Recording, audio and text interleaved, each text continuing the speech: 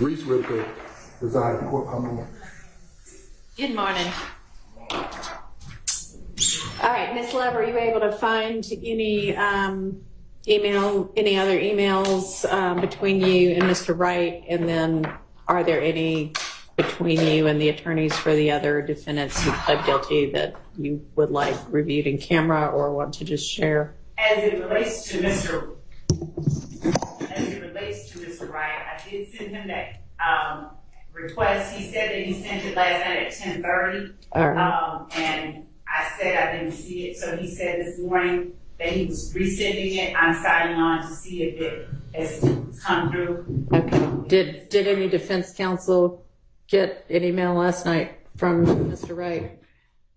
No, Judge, I don't recall even seeing an email from Ms. Love going to Mr. Wright. It was a text. I sent it to him from my phone, and I copied other people on it to make sure that it was confirmed that I sent it. But what I asked him to do was... Oh, God. I forgot that the court reporter was here. That is my fault. She told me that. Okay, let's start over.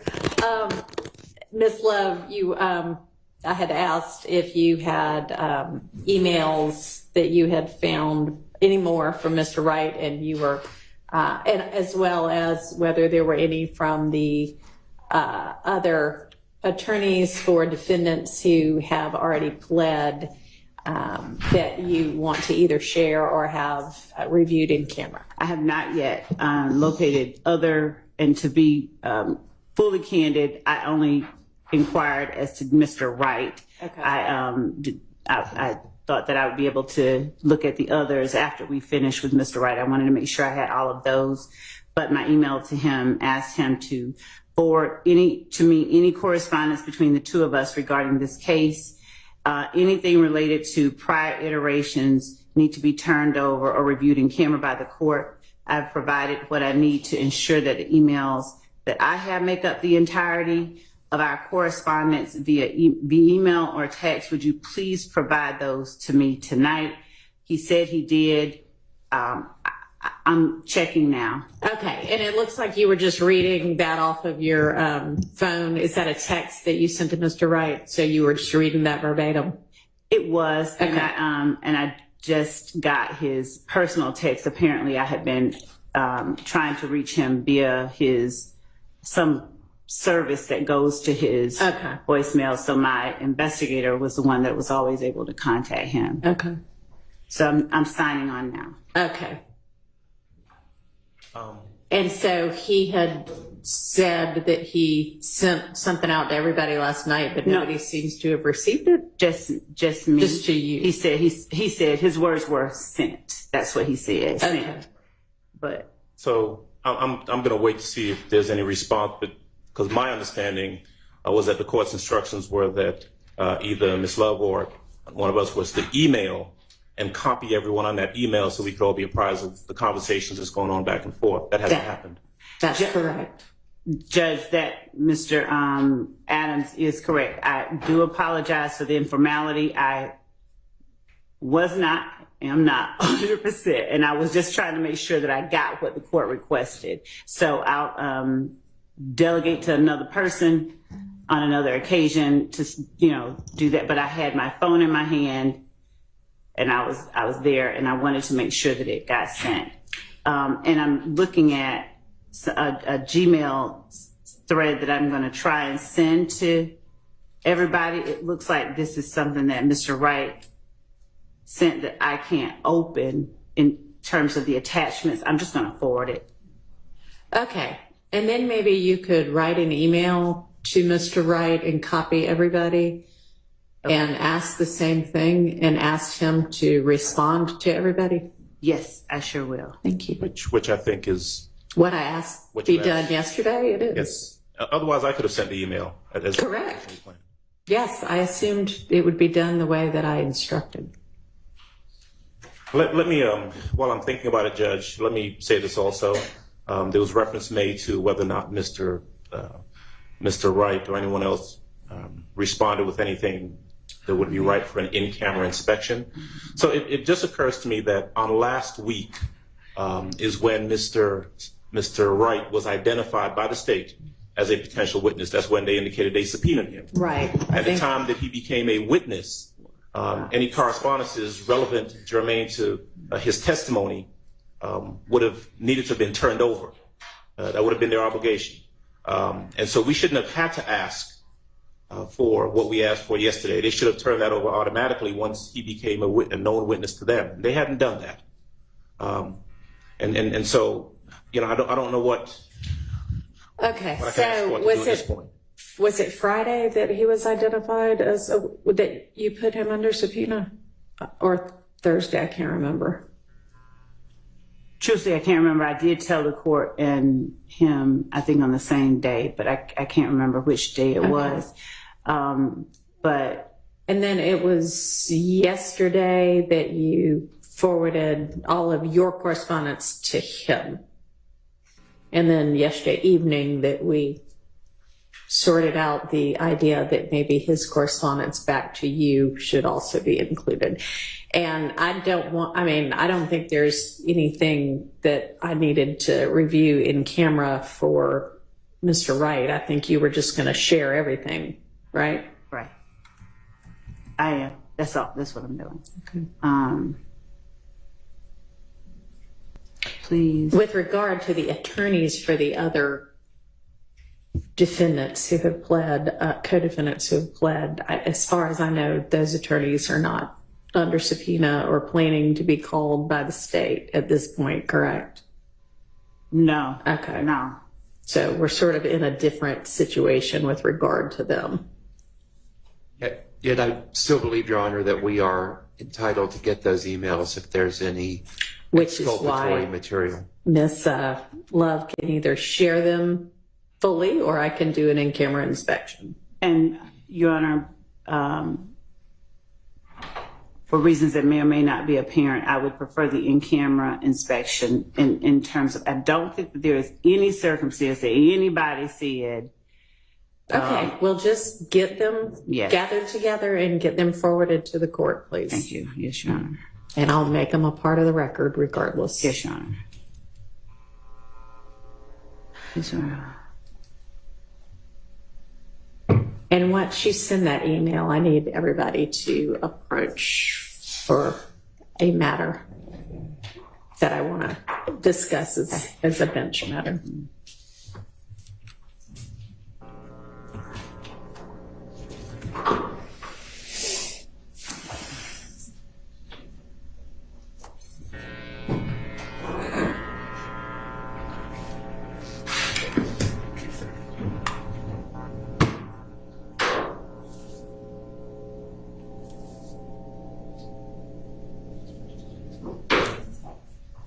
And so I'm looking at, he did send something. I didn't see it on my phone this morning. I see it came at 10:24, so I forwarded just that whole thing.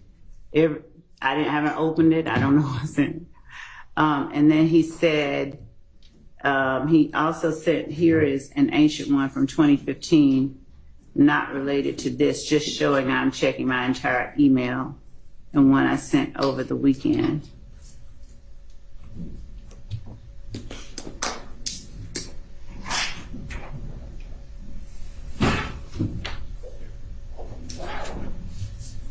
Okay, I will forward this as well. All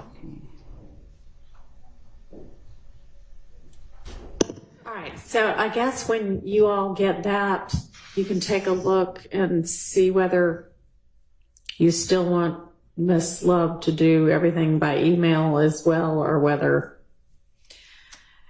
whatever Mr. Wright sent back will suffice. And then next time, I really would like for you to follow the instructions that I give you, please.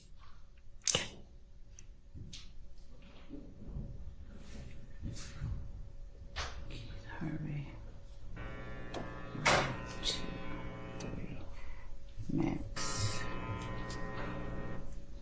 Court.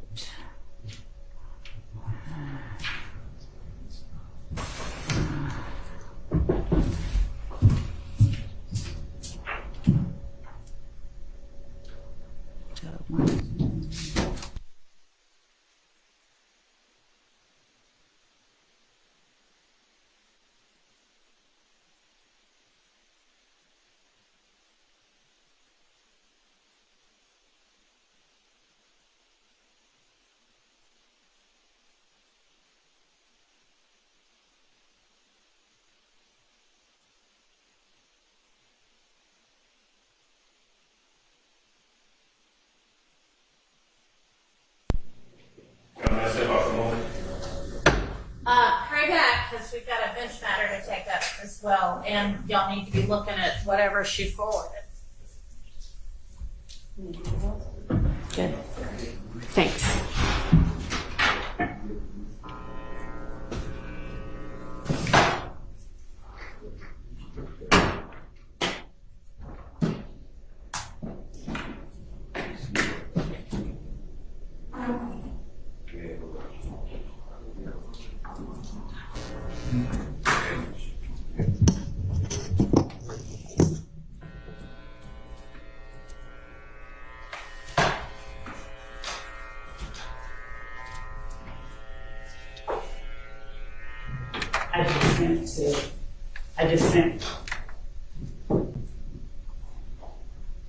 I just sent to everybody Okay. everything that he sent to me. All right. And requested that and I think the first one I failed to include Mr. Wright on, so I included the email that I just sent to everybody in that last one. Okay. And when the court instructs, I will approach. All right. Well, I'll give everybody a few minutes to take a look at what just got forwarded. Yes.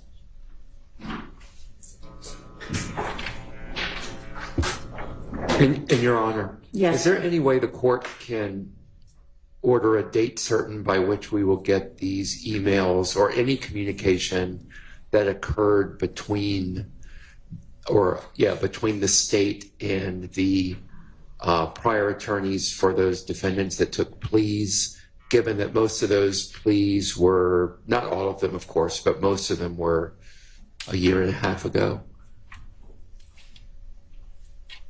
I'm not saying the end of this week, but if we could just get a date, Your Honor.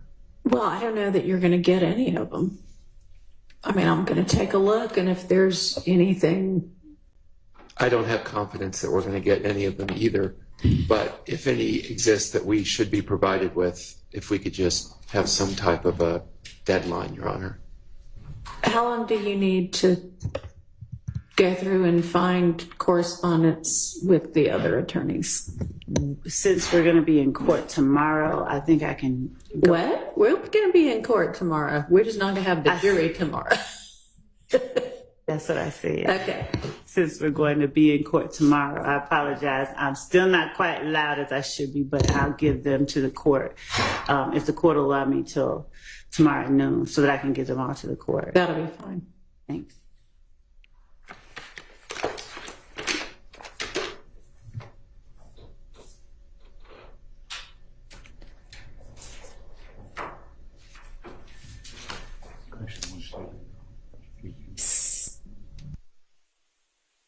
Emails, Ms. Love, that you just forwarded, are the attachments the same on both? Or is this two different sets of attachments? Two different sets of attachments. He sent me Okay. one that pertained only to the negotiations, and then he sent a second email that he said With other things not related to this? one was related to the 2015 case, and then one was related to, I haven't read it in its entirety, but it's some attachments I can't open. He said he sent them Okay. this weekend or something. This weekend? I might have that wrong. I just sent what he sent me. It's just what he sent. Okay.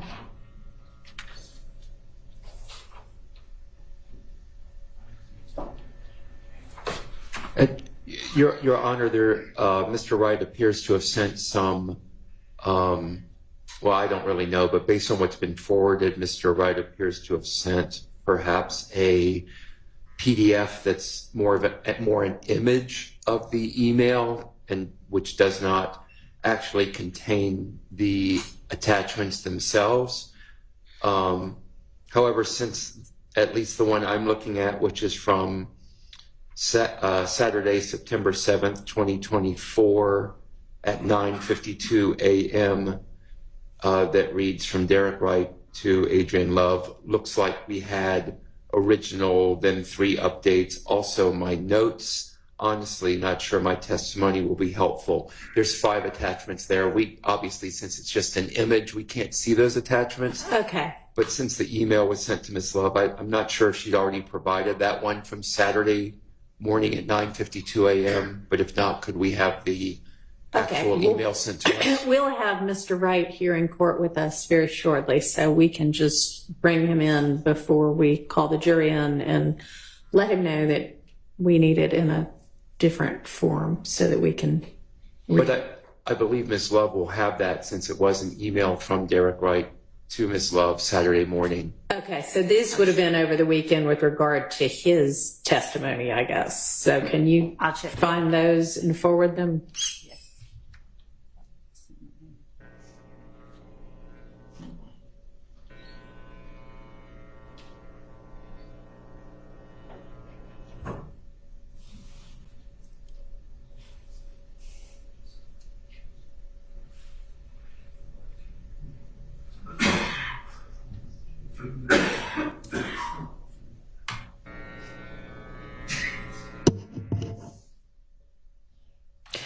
Yeah, so I see the email that you're talking about. It says, looks like we had original, then 3 updates. Also my notes. Honestly, not sure my testimony will be helpful.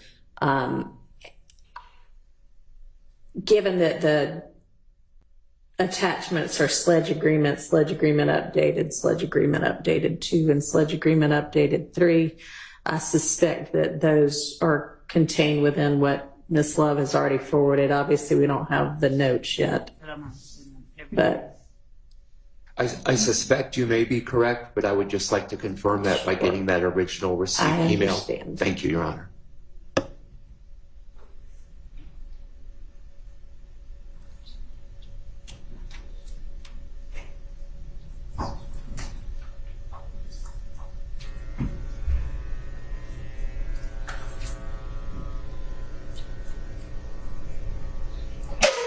Bless you.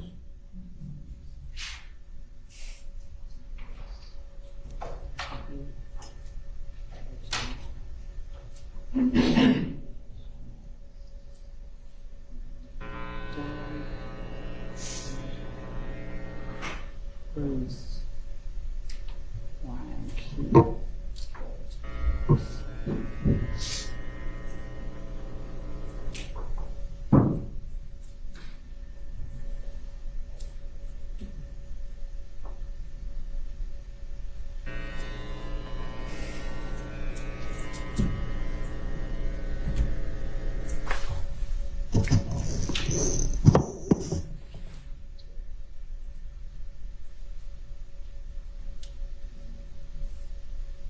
I just forwarded the one that he sent Saturday at some point at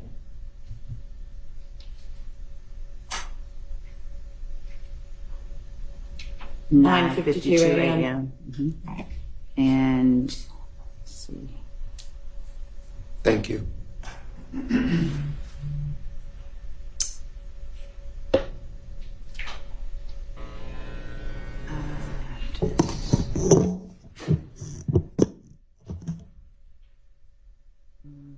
I don't. The court prefers. I may be overthinking it, but information regarding between Mr. You're going to need to speak into the mic. This court wish that I sent all communication, including that includes getting his client here. Everything, or just the stuff that relates to this. Why don't you just send everything? Yes.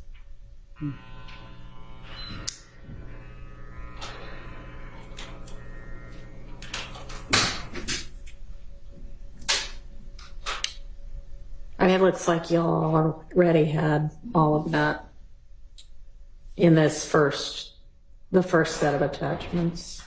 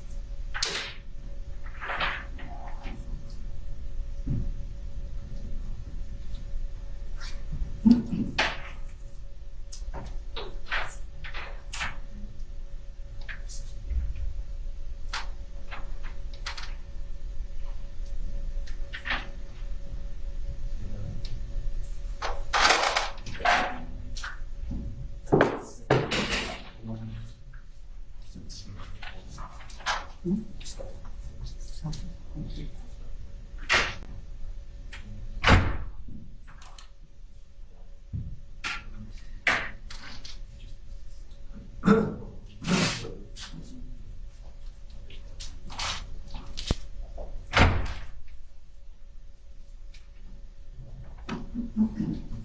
right, does that email that you just sent, that's now everything? And those are basically just two conflict letters that Mr. Wright had forwarded. Will that be everything? I think so. I'm checking. Okay. I'm just checking.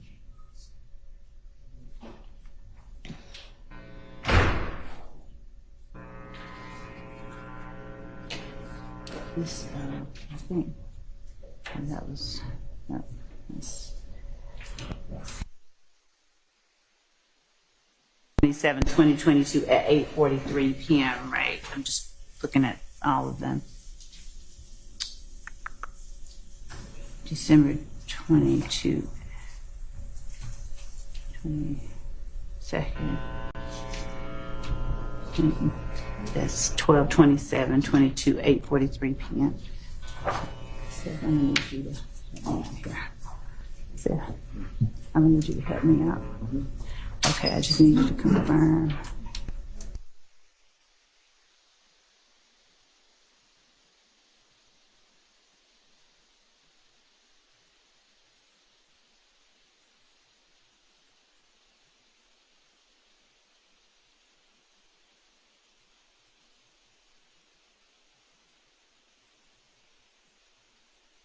Yesterday, I think we only had two from 12:27, 4:57 p.m. and 5:06 p.m.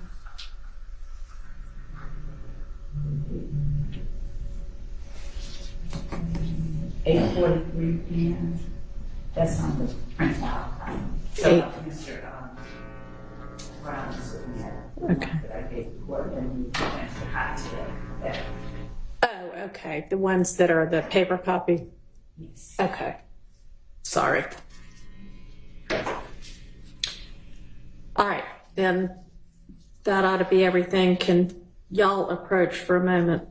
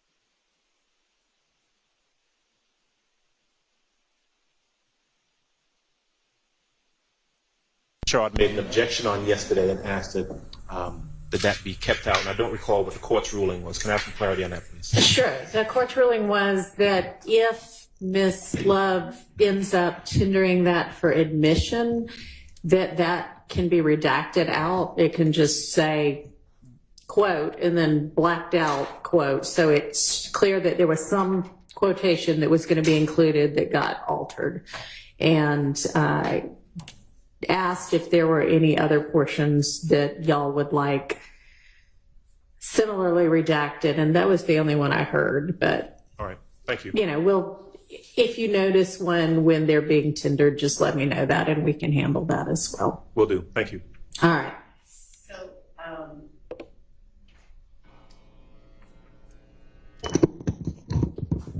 Your Honor, as it relates to the correspondence to and from Mr. Wright and the state, I just want to make sure that there's not the state intends to, for the purposes of proving their existence, to tender them, and of course with the redactions that we told the defense and the court that we would make. But as I'm thinking over it as an evidentiary matter, the existence of the request itself is evidence that we think should be permitted at trial. Okay, and so what is it that you're saying? For instance, I would be tendering the November 30th email and requesting a conversation with Mr. Sledge. Given the cross-examination, did the state ever try to sit down and talk with you? Did they ever request to talk with you about Jeffrey Williams? All of those kind of questions prior to making the December 28, 2022 plea. So the existence of the request itself is evidence that we would be tendering, not just making the inquiry of Mr. Wright. Okay. Well, they'll have a witness on the stand. Yes. That they can ask whether or not that request was made, and that witness can testify yes or no. If, depending on what that witness's response is, there may or may not be a need to impeach that witness. And so I can't think of any legal reason that the document itself would be necessary unless for some legal exception, for example, impeachment. The existence of the request itself is not an attempt to impeach Mr. Wright. It's me tendering a request that was sent to Mr. Wright. Through Mr. Wright. Well, the document. Don't interrupt, please. Excuse me. Remember, we had decided that we weren't going to be interrupting each other. Understood. I thought she was done. In terms of hearsay, if that's what the objection is, there's nothing hearsay about it. The document itself, it does not constitute hearsay. We're not offering it for the truth of the matter that. It's actually just a request. And the document, the existence of the document is evidence in itself. May I respond? My position is that it is a statement from the DA's office, from the author of that correspondence. It is an out-of-court statement. It would be hearsay, but more importantly, it would not be necessary. The evidence that they're seeking to introduce is the fact that there was a request made or not for a meeting with the defendant. And if the witness can testify to that fact and it testifies affirmatively, then there is no need for the introduction of the actual document itself. Okay, but there's no evidentiary rule that says that if you can get the information in through the witness, you can't also offer a document that shows the same thing. But then what would be the purpose of them offering the document if they have the testimony? Further proof. All right, let's get the witness in.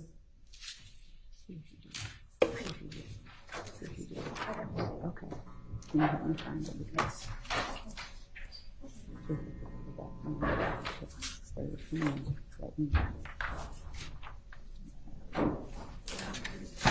Over here. Jasmine. Over here. Check these.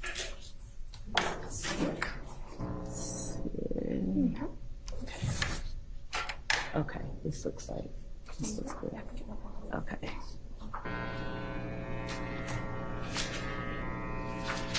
This is her. Okay, so we'll call. Okay. What is it? Oh. Your Honor, Miss Lieutenant Wright, Lancico is showing me correspondence from Mr. Wright that was received today at 7:53 a.m. Good morning. Is he still a few blocks away? Good morning. Traffic has been terrible. I am a few blocks away from the courthouse, but depending on how long it takes to navigate these blocks, park, and get into the courthouse, I might be just a little late. I'll ask her to call him because we reached out at 7:53. So I'm going to ask her to call him. Okay, so is he not outside right now? I'll get her to call him right now. Hope it doesn't take an hour to navigate a few blocks around the courthouse. All right, so we'll be in recess until we have the witness. My apologies. You're welcome.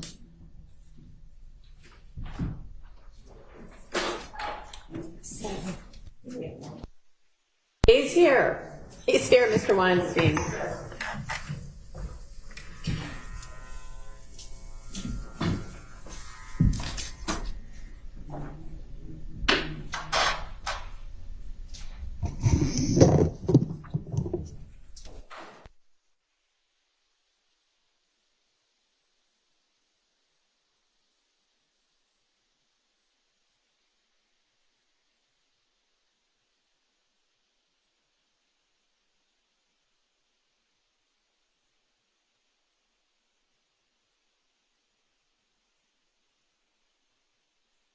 We're ready for the jury.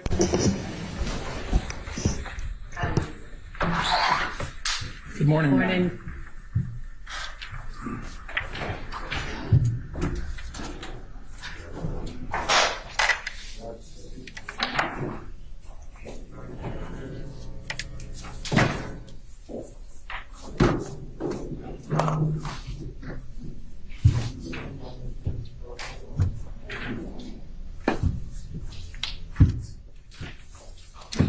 I apologize for being a little late. We just now got ready anyway. Thank you.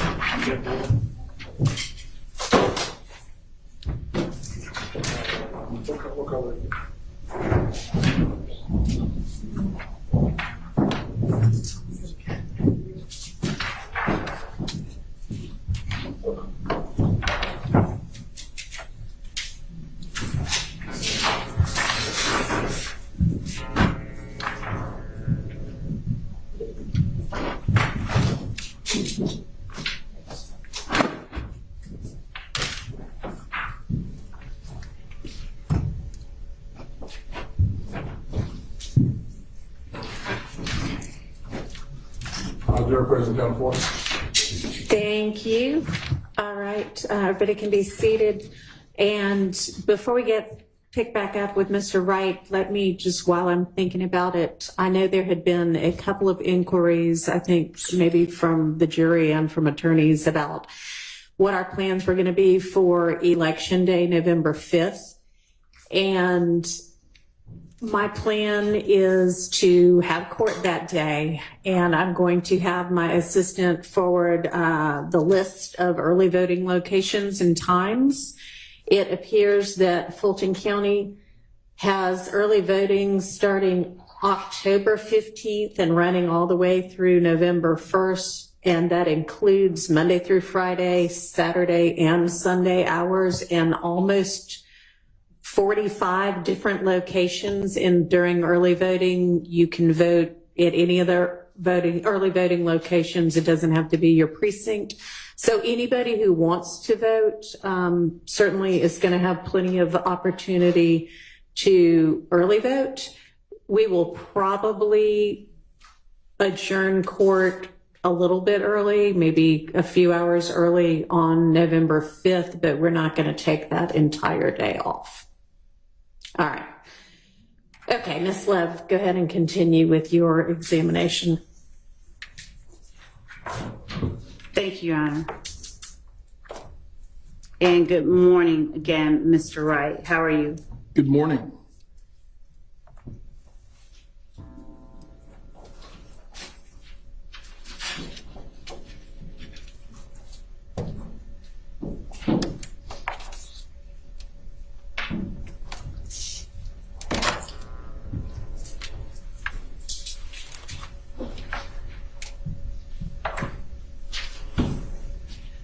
Judge, with the court's permission, I'm going to just use this microphone. Yeah, that's fine.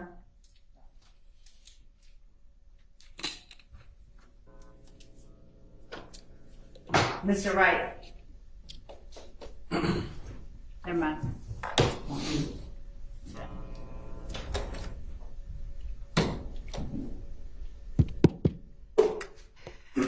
Mr. Wright, yesterday we were discussing representation of clients that you've had and your responsibilities as it relates to them.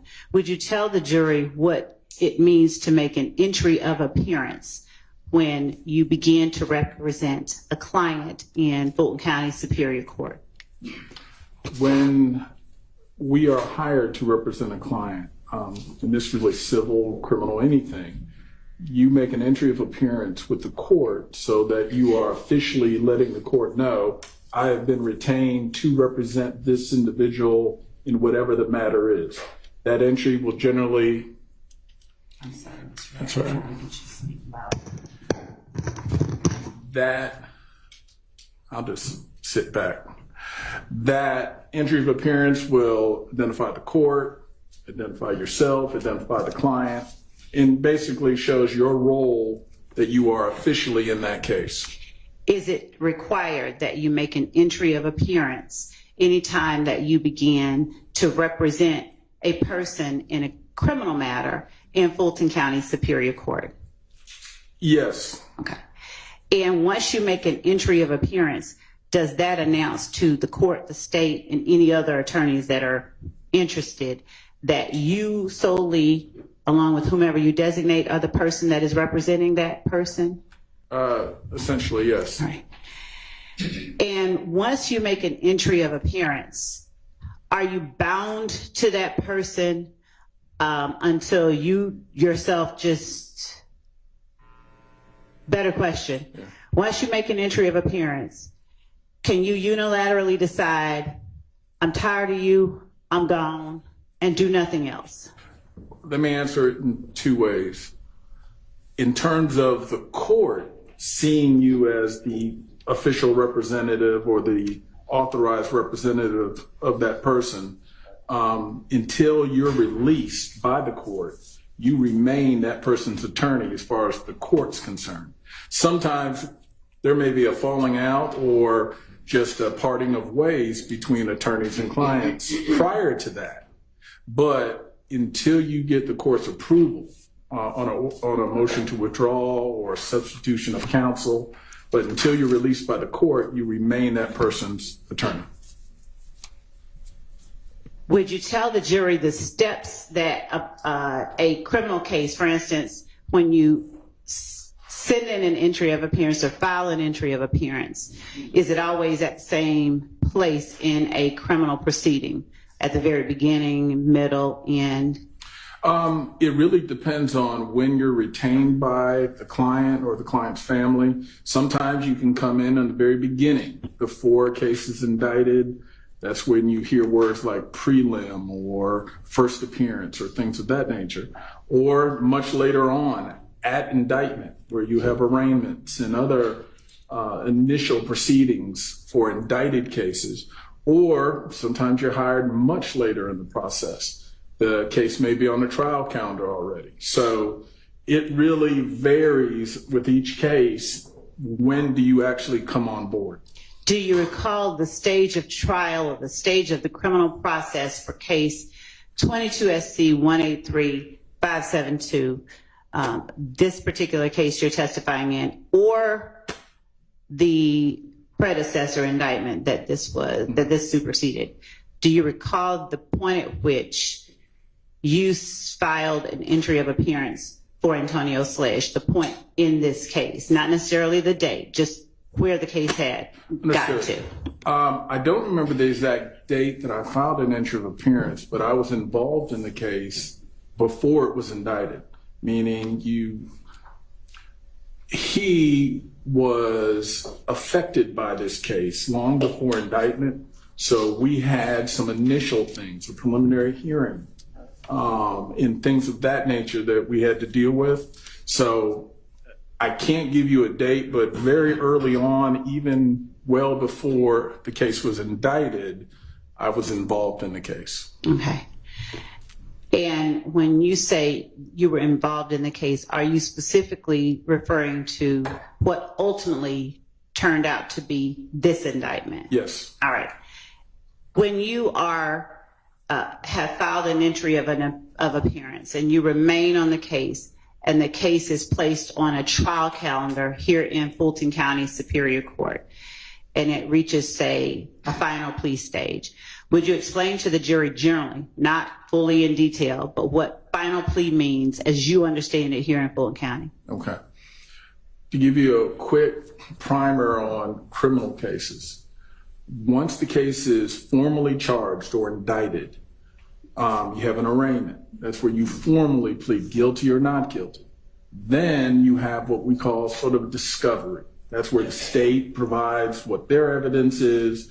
The defense, we file motions to suppress, motions for more discovery, motions for experts. I mean, a variety of stuff, but we're sort of developing the case to make sure we're getting everything out and sort of on the table. Then after that process has sufficiently occurred, where discovery is exchanged, certain motions may be filed, may be heard, eventually the court puts it on a final plea, which says, hey, all this stuff has been done. Have you come to a decision on what you're going to do? Do you want to proceed with trial, or do you want to resolve the case? And a final plea date is significant because there's generally two kinds of pleas. There's non-negotiated and negotiated. Before we get into that part, are you able to encapsulate, without going further down the line into non-negotiated and negotiated and all of that, are you able to just encapsulate what that date is? In terms of what a final plea date? Yes. Well, a final plea is your Fisher cut bait date. All right. Okay. And on that Fisher cut bait date, are your only options to enter a plea, go to trial, or do you also have the opportunity or ability to request something different than either going to trial or entering a plea? I would add a third. Take a plea, go to trial, or beg for a continuance. So sometimes you can kick the can down a little bit and say, hey, we need more time. So one of those three, and it still brings you back to final plea date as either at a later time, though. Yeah, at possibly a later time. Are you going to take a plea, or do you want to go to trial? All right. And are there any particular reasons that might guarantee you a continuance? Any particular of any sort? If there's a major issue with discovery, something that either hasn't been disclosed, sometimes a medical condition of the attorney, the client, something extraordinary generally. Some courts are a little stricter on holding that final plea date and holding our feet to the fire, and other courts are a little more flexible. Were you to tell a court that you simply are not ready, you cannot be effective, are you generally given a continuance if you request one? Generally, yes, and I would caveat depending on the judge, depending on the court. Some courts, again, are much more firm and strict because, again, they're trying to keep cases on track. Right. Will you know what the court is going to do without asking? Generally, if you've been around long enough, you've gotten to know the tendencies or the requirements of the different courts, yes. Let me ask a better question. Can you state with certain whether you're going to get a continuance if you don't ask for a continuance? Your Honor, I'm going to object for relevance. Sustained. All right. So, are you able to tell the jury if you were Mr. Sledge's attorney even before this case was indicted? Mm-hmm. Did you appear with Mr. Sledge at a plea and arraignment? Was there a plea and arraignment for him that you were a part of or someone on your behalf? I'm not sure.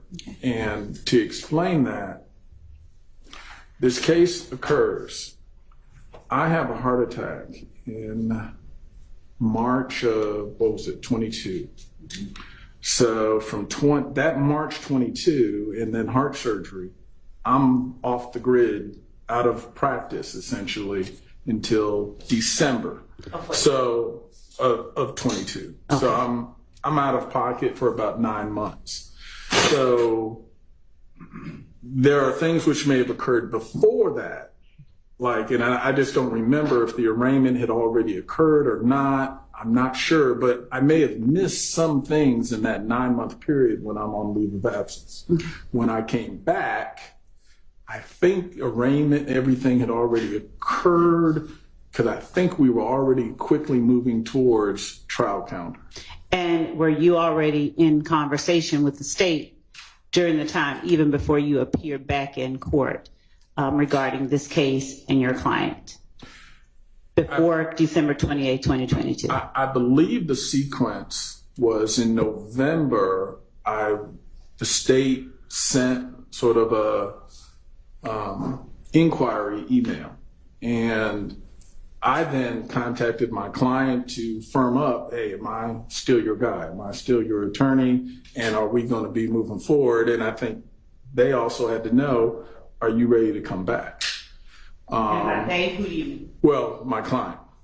And I also had to make sure that, hey, I've passed all the tests, I've done everything necessary to be able to resume my practice.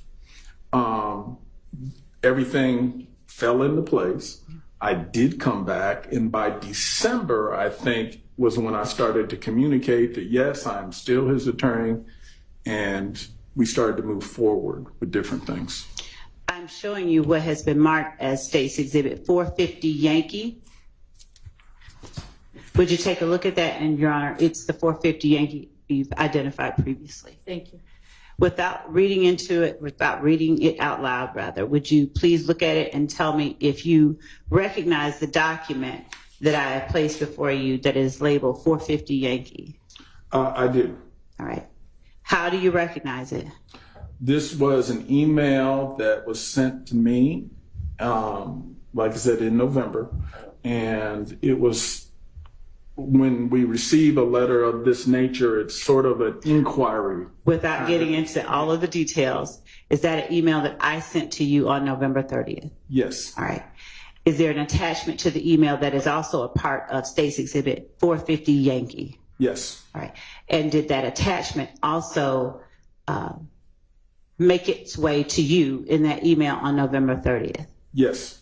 Is that a fair and accurate copy of both the email and the attachment that you received from the state on November 30th, 2022. Yes. Your Honor, the state tender states 450 Yankee as evidence. It's admitted. Mr. Wright, would you please read the body of the email itself? And by the body, I'm talking about, yes. Okay. Good afternoon, Attorney Wright. It's always good speaking with you. In the event that your client wishes to speak with the state in this case, I have attached a standard proffer letter for your consideration. Please let me know if you can provide any further assistance. Adrian. Now, looking at the proffer letter that is attached, all right.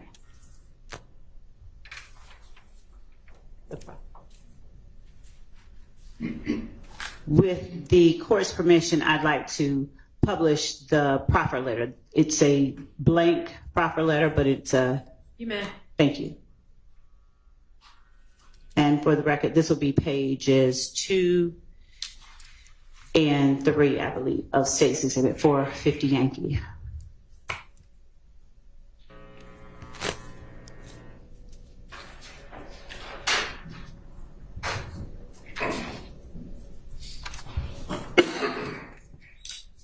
Are we signed into Zoom?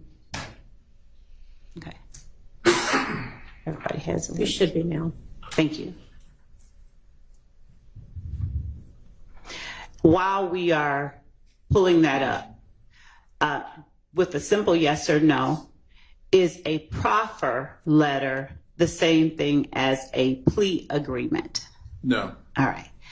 And is that distinction made within the proffer letter that you received? The general language distinguishes between, Scroll up to the first or one. at least makes it clear that this is not in itself a plea agreement. This is really just an agreement to start having conversation between the state and the client.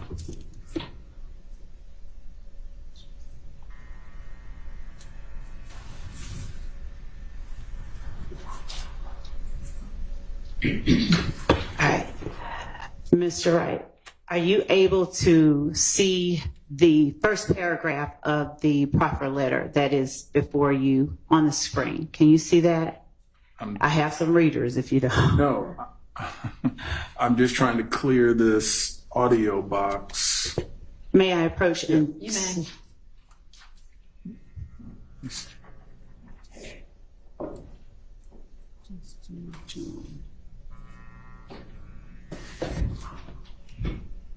Okay. Is that better? Yeah, Okay. Are you now able to see it? I am. All right. I don't want you to read the entire document that's in evidence, but would you please read into the record just that first paragraph, starting with Dear Mr. Sledge? Okay. If I just read off the letter itself. That is fine. Okay.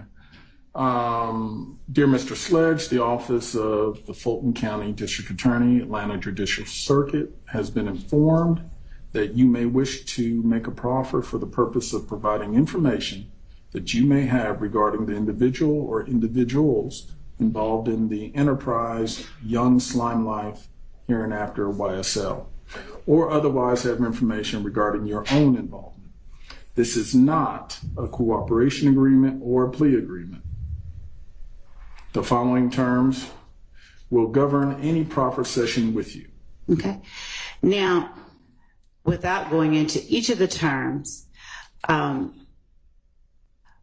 was a requirement of the proffer agreement, and starting with this particular one, that Mr. Sledge actually sit down and have a conversation with you present, along with an investigator with the district attorney's office and a prosecutor from the district attorney's office.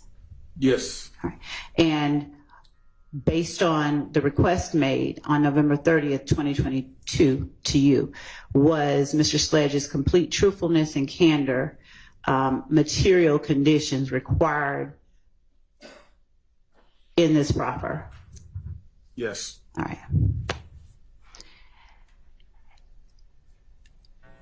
Did the proffer letter inform Mr. Sledge that if he knowingly withheld material information or willfully made false or misleading statements during the proffer, any statement made or other information provided during the proffer could be used against him in a subsequent proceeding against him for perjury, obstruction of justice, or making false statements to law enforcement. The letter does give that notice. Okay.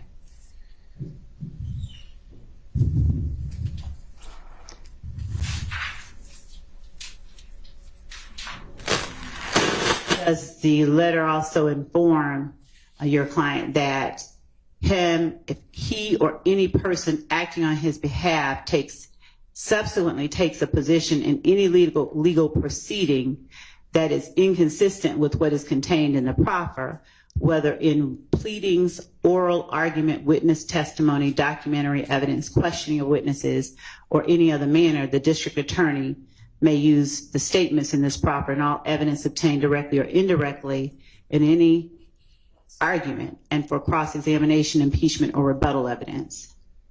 It does say that. All right. Barring those circumstances, was it your understanding that the proffer would be used against your client? Generally, when we do a proffer, it's sort of a, whatever you say, it's sort of a, what a queen for a day. You get to say it. Explain queen for a day to the jury. You get to basically say whatever you're going to say and it not come smack you in the face, meaning it's not going to be used against you and hit you over the head with whatever you tell them. It's a way that the state evaluates the information that you have without you being in a position where, well, now that we've had this conversation, you're using it against me. Well, I never should have said anything to you. So that is, the proffer is designed to sort of both sides be able to feel where the other side's coming from without anyone lessening their legal position. And have you just described what your understanding of this proffer agreement or proffer request was? Correct. Any proffer on state, federal, I sort of hold that general opinion. Okay. It's a case-by-case basis, whether it's good or bad. So let's talk specifically about the language in this proffer. Does paragraph 2 of this proffer read, the office of the Fulton County District Attorney herein after referred to the district attorney requires complete truthful statements from you. Any statements made by you at this proffer cannot and will not be used against you in any grand jury proceedings or at trial against you in the district attorney's case in chief. No statement made by you during this proffer will be used against you to increase any future recommendation by the district attorney as to an appropriate sentence for you should you be charged in this matter. However, this agreement does not apply to any previous statements you made to law enforcement officers. Your Honor, Yes, sir. I'm going to object under relevance and also 403 waste of time. Your Honor, Yes. as it relates to questions on cross-examination about whether or not a request was made to sit down and speak with Mr. Sledge and Mr. Sledge's answer, the contents of a request to sit down and speak with Mr. Sledge and the circumstances or the requirements are relevant for the jury to assess any information they hear from witnesses on the stand. Okay, well, they've heard that occurred, so move on. Thank you. Sustained. Thank you. Did your client agree to sit down with the state before entering into plea agreements with the state? You know, I don't have any memory of us actually doing the proffer. I was going to ask you if you have a signed proffer agreement. That might help refresh my recollection. I remember receiving the proffer, at least the proffer letter. And then later on, we ended up in a plea negotiation, but I don't recall us actually executing the proffer process before that. Do you recall any verbal communications with the state conveying that your client did not wish to give a proffer? Do you recall any? Hang on. Objection, Your Honor, leading and suggesting an answer. I'm not suggesting an answer. It requires a yes or no answer, but it does not suggest one or the other. Overruled. Do you recall any verbal communications with the state? Again, because I don't have any recollection of actually doing the proffer, I do not think that we were in a position that we accepted the invitation for a proffer. I also have a specific recollection that a few weeks later, I then, based on some things which were sort of happening with the case, reached out to you, knowing the proffer had been extended and knowing, okay, like to have some more discussion about maybe resolving this case. Okay. Did any part of that involve your allowing or your client agreeing to sit down with me to have a discussion before he entered into a plea agreement?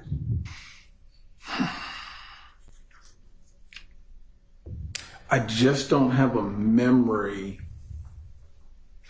of having a conversation with you prior to the plea.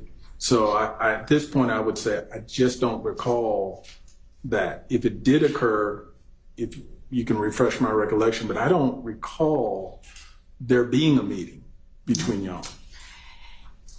If your client wanted to meet with the state, would you have arranged it?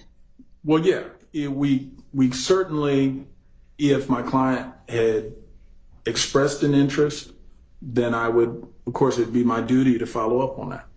And would you have, based on your practice, would you have sent that via email? How would you have conveyed? It may have been a phone call, but more than likely I would have emailed, so I would have had something in writing to confirm it.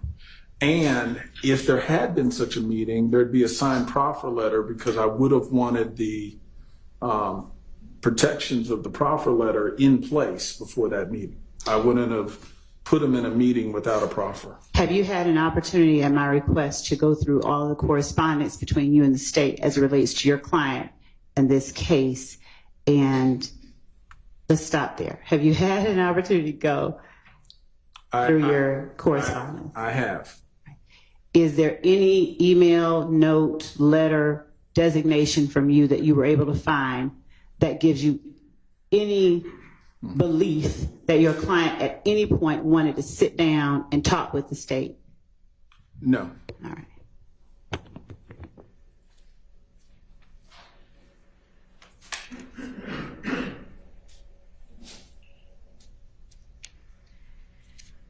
I'm going to show you what, in Your Honor, we will, pursuant to conversations outside the presence of the jury, modify 460 as necessary, but Okay. as I'm going to show defense counsel 460, I would like to approach the witness after they've had an opportunity to look at 460. Okay. Is 460 wide? 460 Yankee. Thank you, Judge.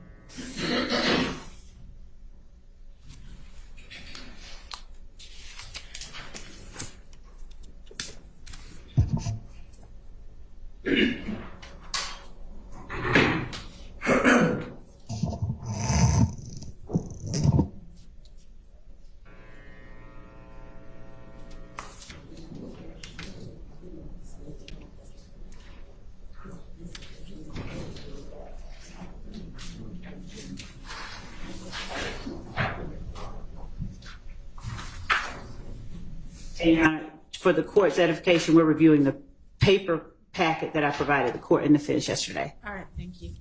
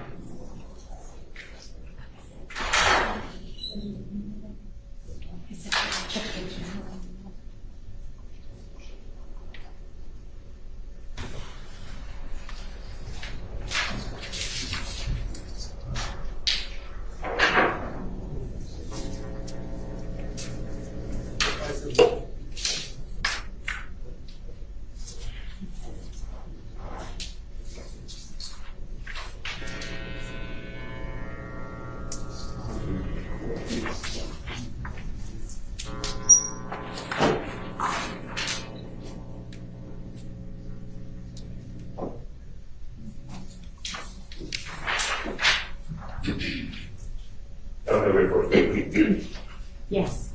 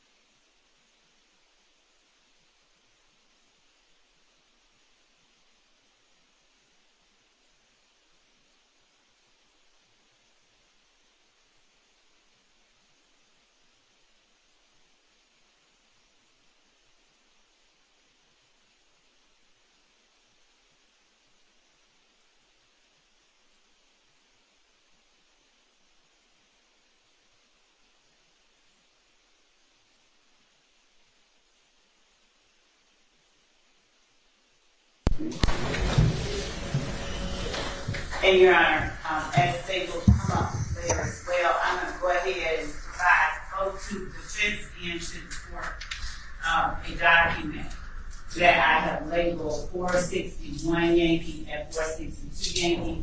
I'll provide 6 copies for the defense, 6 copies of each, and then 1 copy for the court. All right, thank you. You're welcome. Thank you, Mr. Chairman.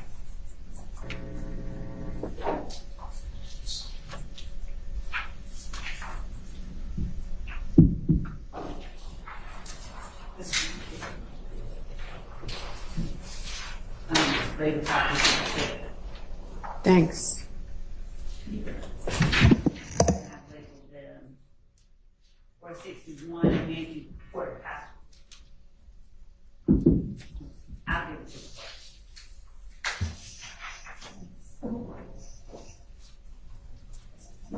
to you. And send them.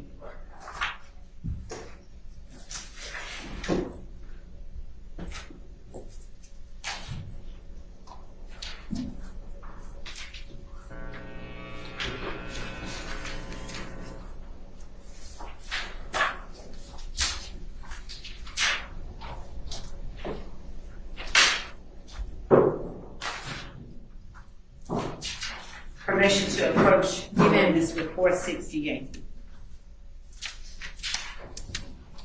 Without reading out loud anything that's on 460 Yankee, do you recognize correspondence from you to the state contained in 460 Yankee?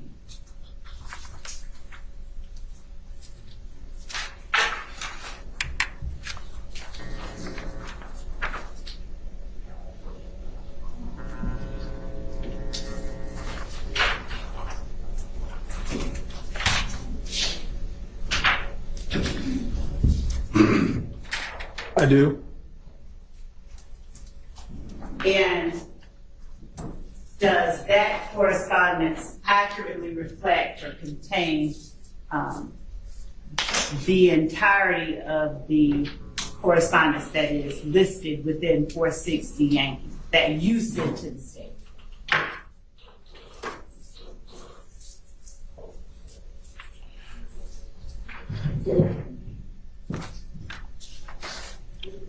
I believe so, yes.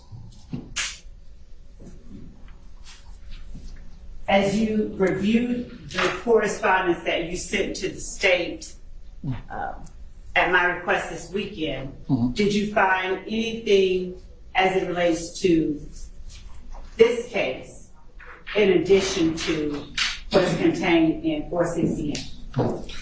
I did. Ultimately, what I was sending to you in that exhibit was some of the stuff I had found to make sure that I guess everyone was on the same page as to what our correspondence was. And showing you 461 Yankee and 462 Yankee without talking about what they are those additional emails that you sent to the state in response to the state's request that you provide all the correspondence that you sent to the state regarding this case and your client.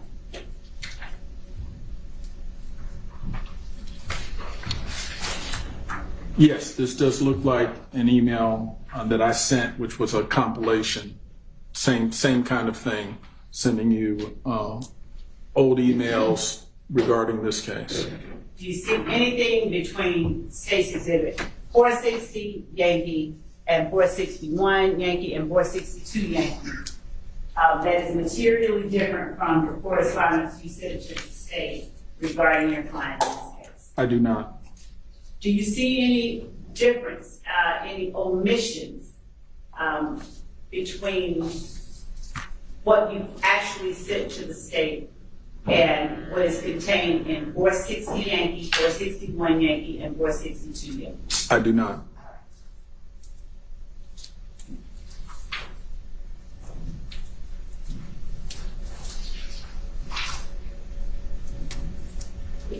Your Honor, I'm placing witness Winfrey 450, which is been admitted.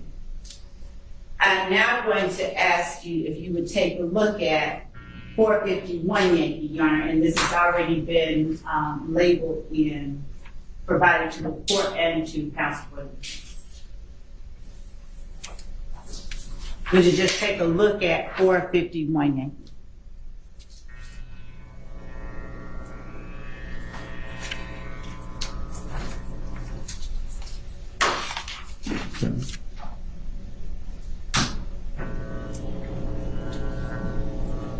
Okay. Does 451 Yankee accurately reflect correspondence sent from the state to you on December 27, 2022 at 4:57 p.m.? Yes. All right. I'll hold that right here, okay? Looking at 452 Yankee. And when you look at it, after you've read it to yourself, would you tell the jury whether 452 Yankee accurately reflects correspondence sent from the state to you on December 27, 2022 at 5:06 p.m.?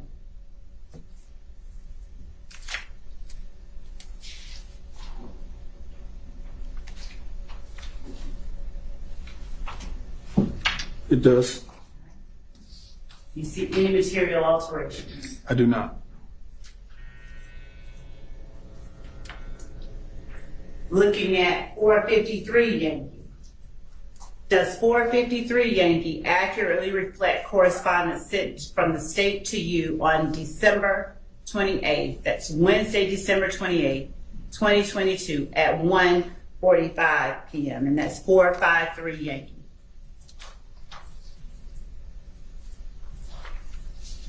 This appears to be an accurate copy.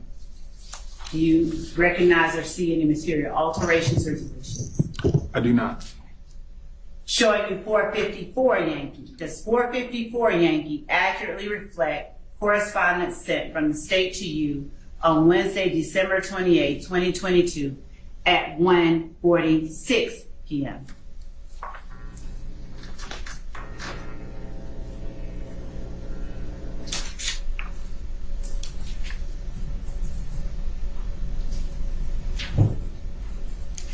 It does. Showing you states 455 Yankee. Does 455 Yankee accurately reflect correspondence sent from the state to you Wednesday, December 28, 2022 at 1:54 p.m.?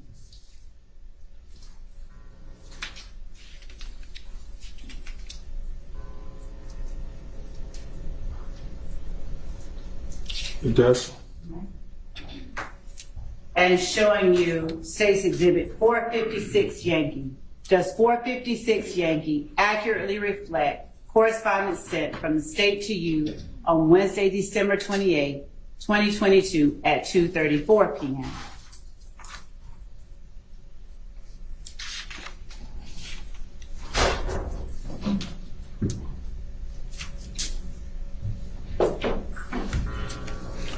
It does.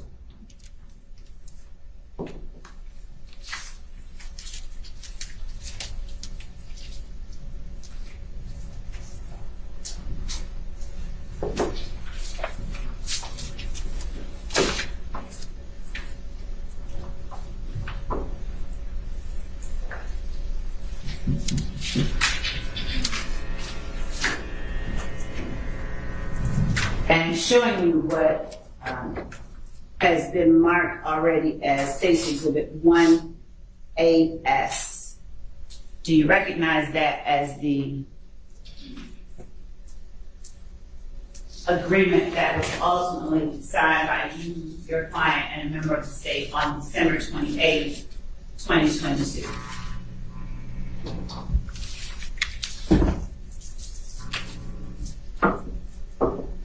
Yes. And looking at State's Exhibit 444 Yankee, is that an identical version of 1AS?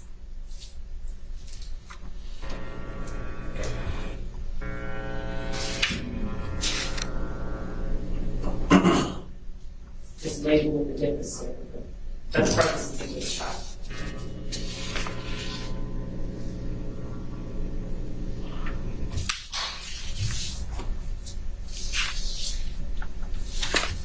It appears so. Do you see any material alterations or deletions? No.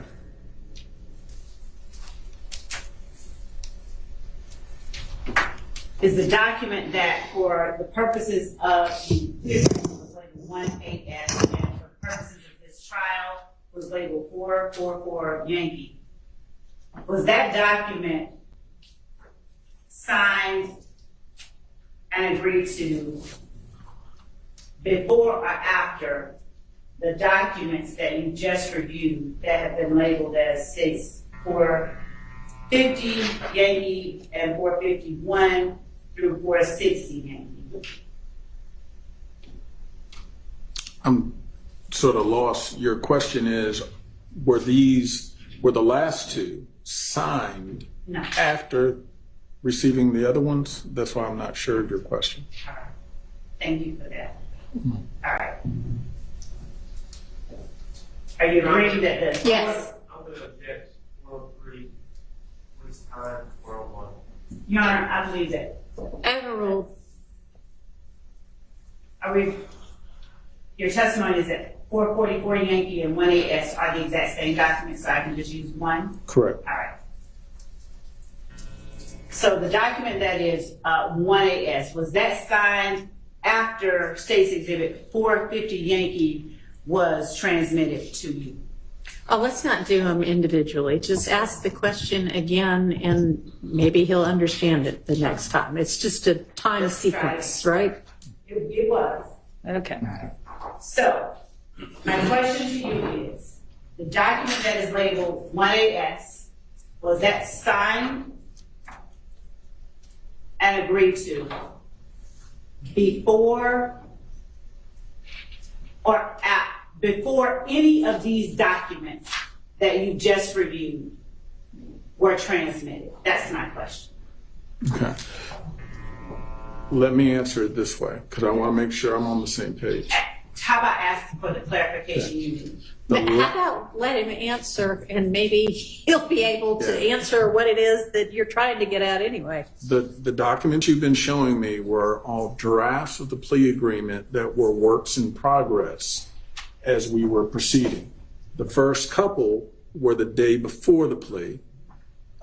That's why they're in the evening. Then when we showed up to court that next day, while I think the format was y'all were in a conference room, I was in the back and shuffling back and forth, but you would email me and that way I would go over the different versions with my client. But what you just showed me were different versions which were evolving as we were getting closer to a plea agreement that we would execute and sign. The signed one, which is this 1AS, was the final version that ultimately got executed, that he signed, and you could see, I guess, with Judge Glanville when we did the plea, that was the one executed. Ultimately, I have some concerns, but I'm acknowledging this is what we signed. This is what we ultimately did for the plea agreement, and the other renditions or iterations were showing the progress going from point A where we had no agreement to expressing what our concerns were to getting an agreement hammered out. So all those were before this one. Thank you. That was the only question. Thank you. Okay.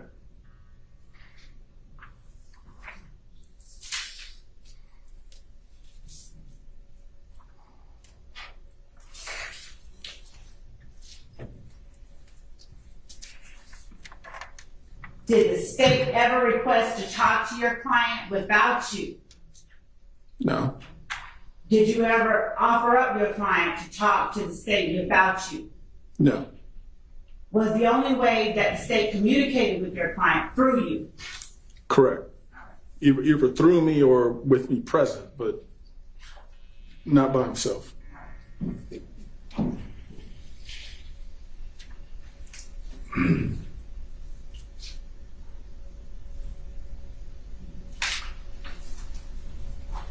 At the point where December 28, 2022, where this case was soon to begin trial, were there options that you had in terms of going to trial, taking a plea, or asking for a continuance?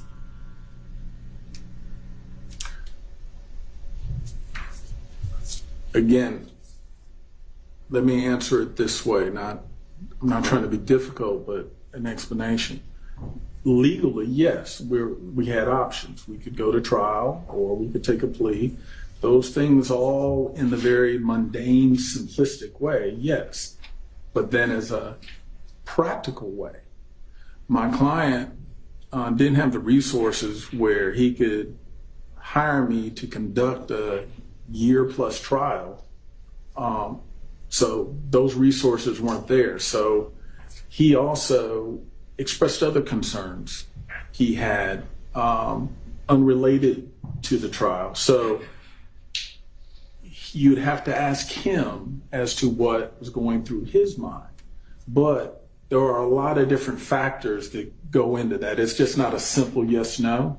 But yes, did we have different legal options he could choose? Yes. But why he made the choices he made, that's something you'd have to ask Mr. Sledge. All right. And is it safe to say in here during the time that questions of those sorts were put upon Mr. Sledge? Yes. All right. And when you spoke about your client not having the resources to conduct a year-plus trial, did you ask to withdraw from the case at that point? I did not. Ultimately, whether or not I would ask to withdraw and remove myself so he could either try to get appointed counsel or get new counsel, that would come after he makes a decision of what choice does he make among his different choices. Because he chose to go forward with the plea, then we never reach the issue of that. And did you ask for a continuance at that point? We did not.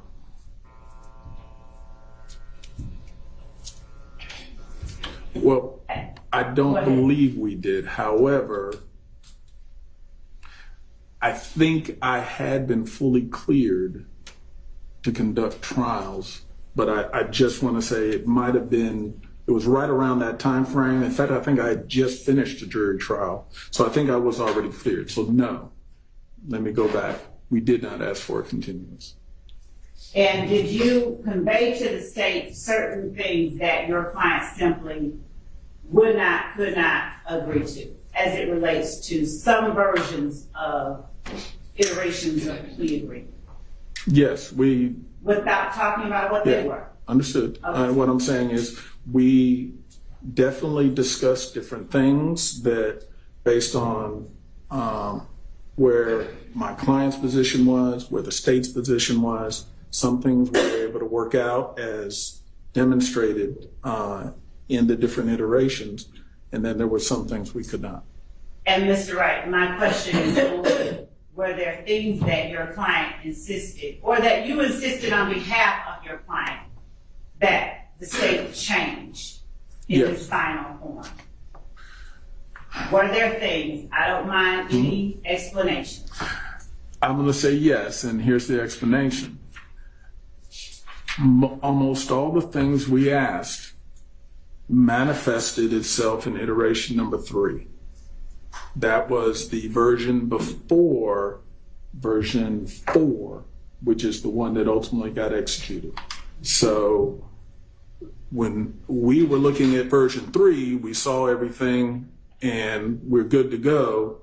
Version 4 introduced, I item number 8, which was not what he wanted. And is version number 3 the one that is marked States Exhibit 456 Yankee?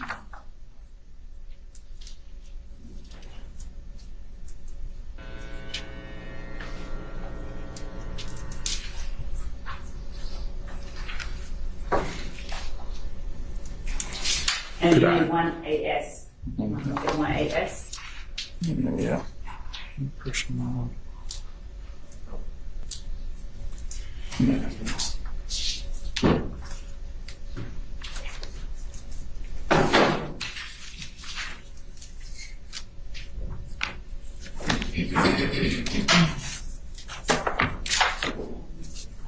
No, this is not.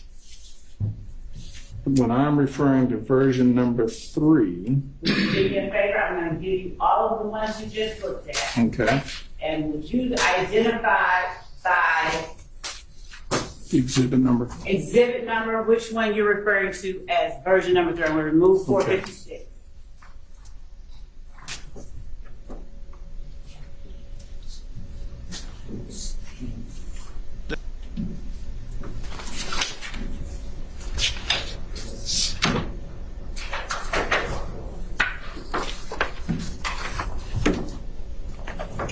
Your Honor, excuse me. Before the witness answers that question, do you mind if Mr. Shard and I step up and take a look at the exhibits? We're just not sure that we have. Sure, that's fine. Which one would the court like for me to give to, give those to all? Your Honor, may I please remove them from Mr. Wright's possession? Let them confirm that these are the ones that they were given yesterday? Yes, and then give them back, yes. Thank you. And if they have the ones. I think it's more which one is which. Okay. I did name them on the. I know, but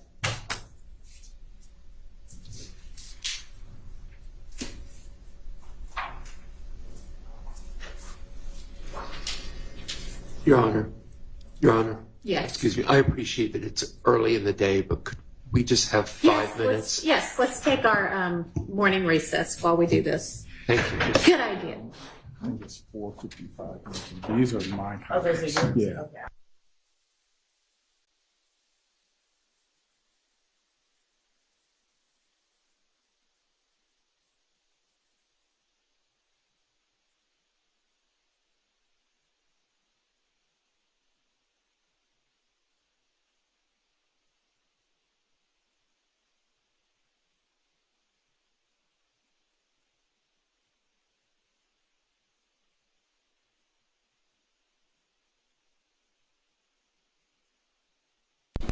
Hey, Your Honor, just so that the records are clear, if anyone from counsel from the defense could just bring the ones that they had up from yesterday, they could compare it, because I gave the numbers.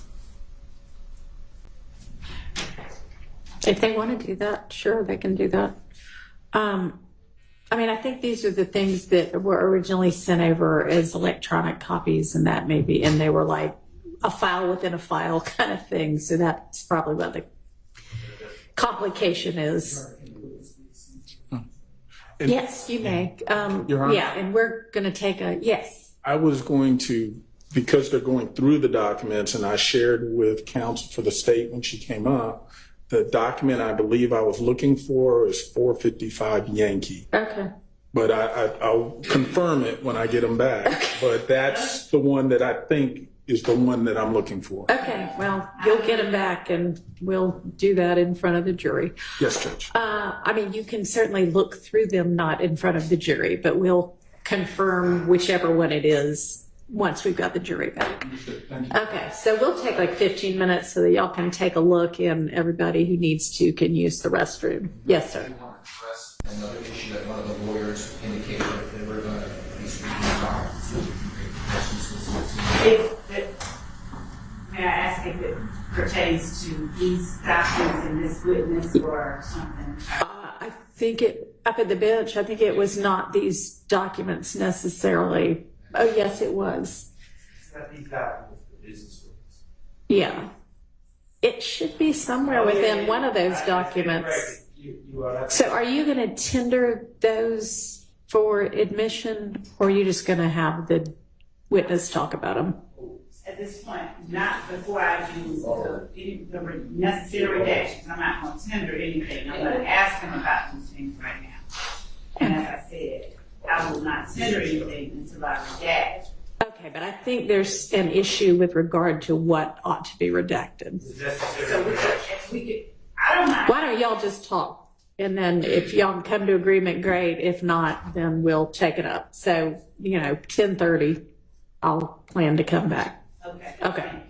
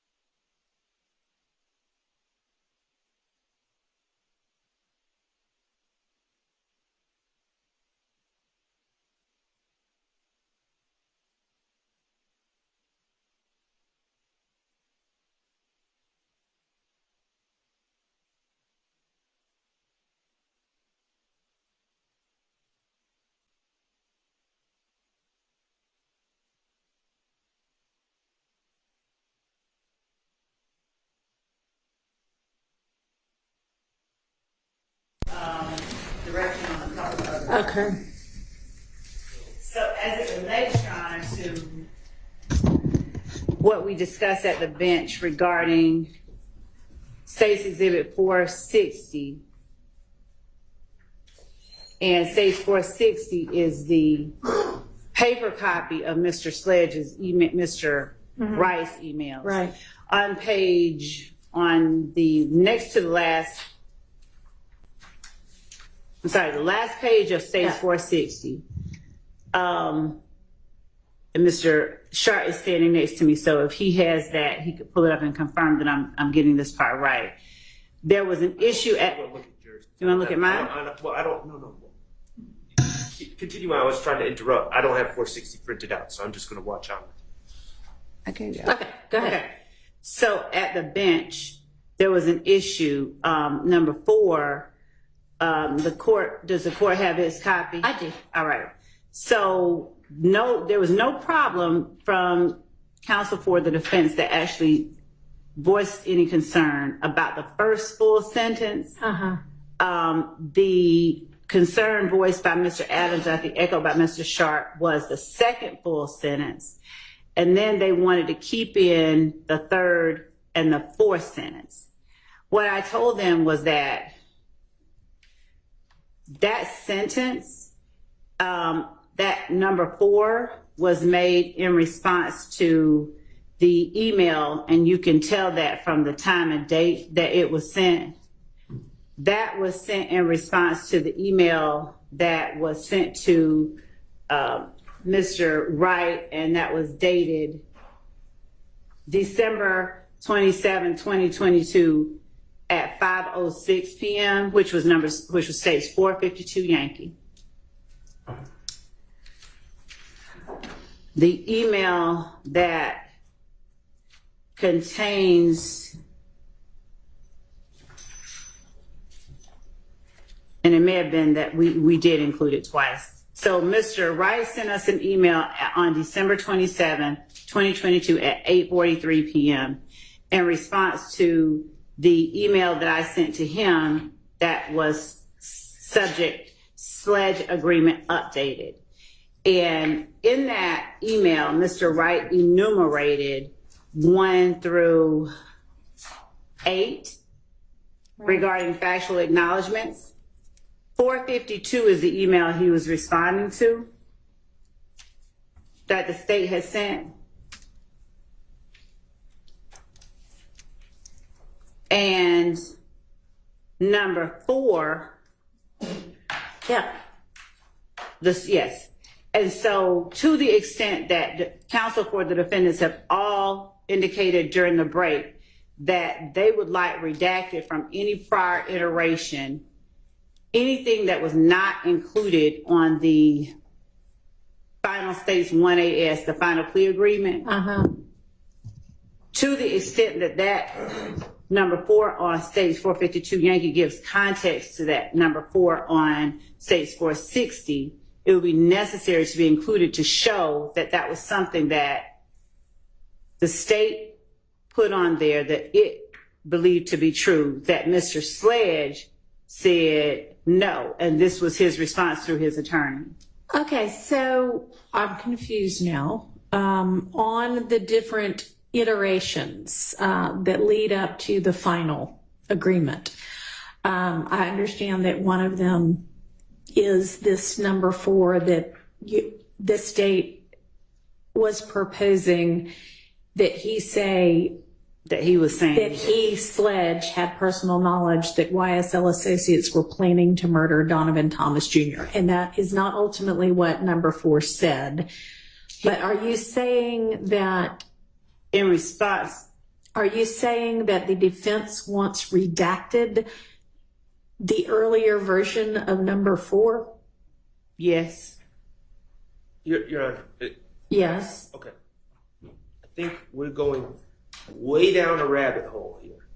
The state seems to me, we don't need anything redacted if it's not being admitted into evidence. Well, I think it is going to be admitted, or at least tendered for admission into evidence. And the reason that it is at issue is because Mr. Sledge said there were things that I absolutely wanted changed that didn't get changed. And this establishes that there were very material things that would have been beneficial to the state that got changed because Mr. Wright and Mr. Sledge requested that they be changed. So I understand why that is relevant.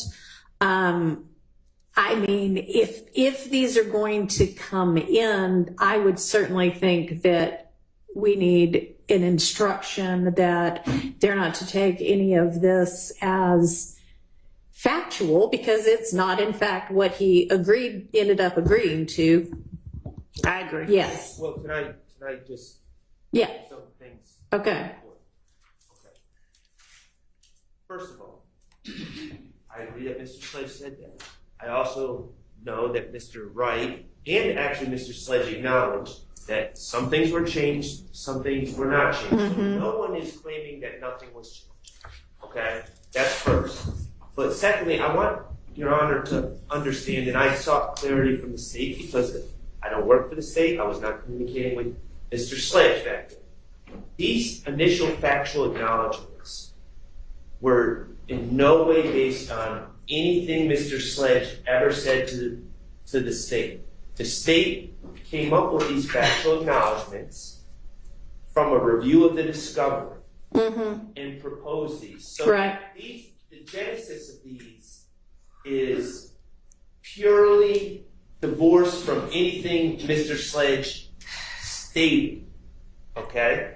It's not, there's nothing that Mr. Sledge said, okay, this is my story, and then the state came up with these factual acknowledgments, and then Mr. Sledge was like, oh, well, you don't have that quite right.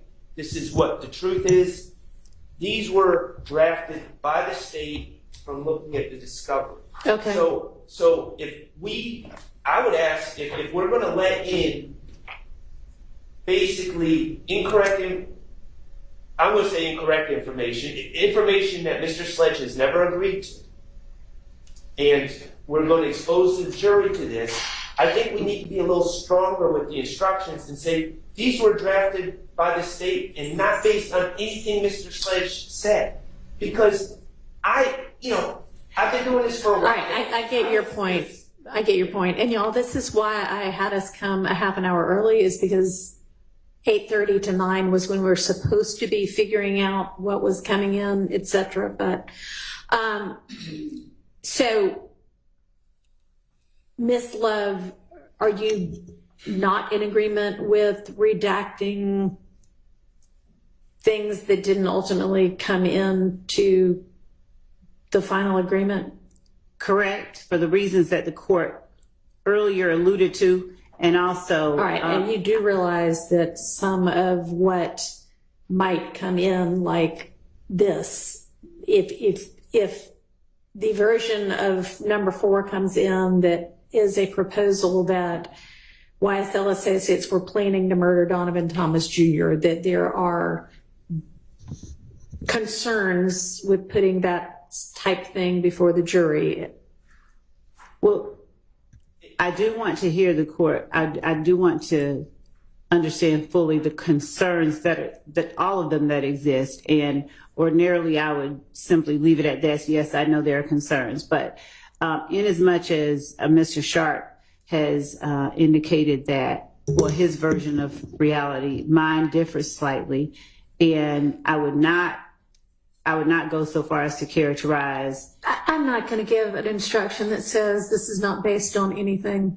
Okay. Well, can I just respond to that though? But if you're not going to give an instruction, Judge, I am going to give an instruction I understand, but if this even comes in. this is the problem. If this comes in, I think the jury would want to know, well, where did the starting point come from? And the only way we could bring it to the jury, because I didn't really know until this morning, to be honest, where the starting point was. It's always been a question of mine, how did these even get the first version? Where did it come from? The only way we could really bring that to the jury is to call the drafter of the acknowledgments to the stand, who I assume is Miss Love, and ask, well, these acknowledgments that you drafted, When did you draft them? Was it based on anything Mr. Sledge said, or was it based on the discovery? Because, and I'm being forthright here as an officer of the court, Your Honor. I've never been a prosecutor, but I was under the assumption that there was something that Mr. Sledge said that led to the first statements, and then it was like an editing process. But the first version was not based on anything Mr. Sledge said, and that's important because the jury has to determine. Okay, did the state just come up with these? Did Mr. Sledge say certain things and he's backing out of them now?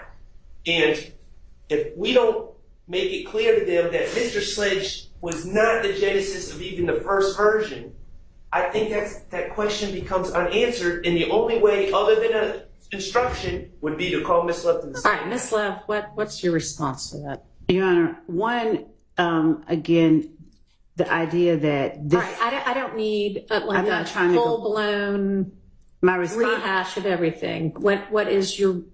Let me re-ask. What do you propose? I propose that the court instruct the jury that it is to take as fact no information contained in any iteration of the plea agreement unless that assertion or that factual acknowledgement is in the final version to which Mr. Sledge. Let me ask you this.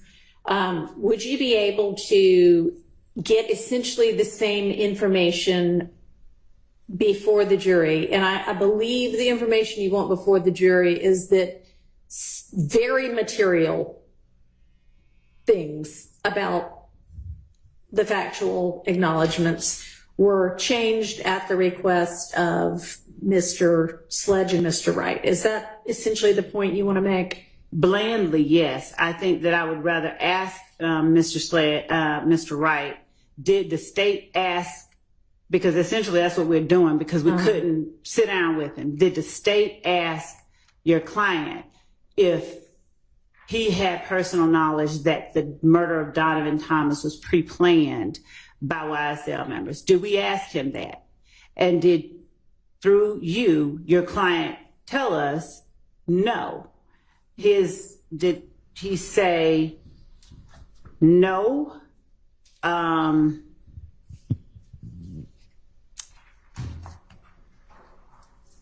He So doesn't what believe that the shooting was he says he did not know. right. He thinks it was not planned, but more impromptu, or at least very short or little planning. Right. So we don't need all of that. What's his basis for knowing that? I mean, that's part of their problem. That it was impromptu with little planning. Well, because he was at the house with. If we're talking state's theory, because Mr. Sledge still has not met with us, but if we're talking what we believe is that everybody was talking about it. They were at the house. We have more than one witness who says at Defendant Williams' condo they met up. And After it was the fact. Yes, after the fact, and they talked about it. They talked about catching. Okay, they could have talked about it and it never come out whether it was planned or not. And based on the conversations, this is what I have gathered, based on the conversations that Mr. Sledge was privy to, his understanding was that it was not pre-planned. And that is the reason when he says what he does, that he says it. So we're not trying to get into what he thinks. We'd be sufficient with, did we ask him that? Did he tell us no? Did we at first have something Okay, to that so I think effect that's a in lot it? safer way to go about it is, did we ask him that and did he say no? And did he And leave it at that and not follow up on, here's what he thought instead. I Okay, completely agree. But okay, the well, part that's that not I what you think said a is minute ago.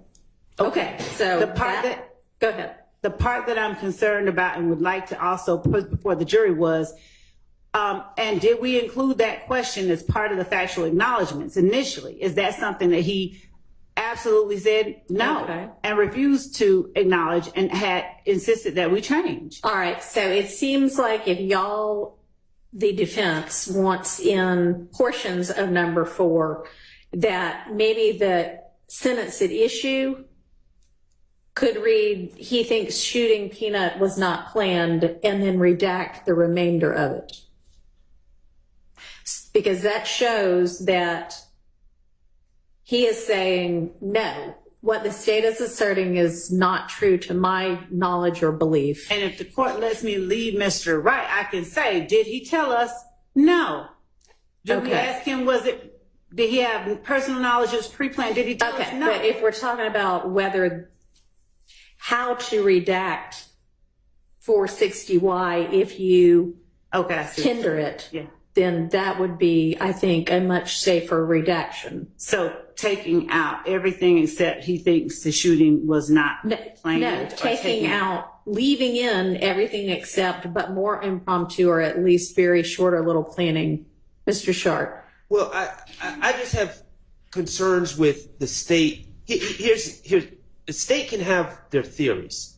Mr. Sledge on the stand has said no one talked about the murder. Okay, they talked Right. about At the Mr. coffee Thomas. shop. Yeah, at the. Oh. They talked about Mr. Thomas had passed, but no one was saying this is what happened. There was no Right. discussion. So when you ask someone, if Mr. Steele asked me, hey, was that murder pre-planned?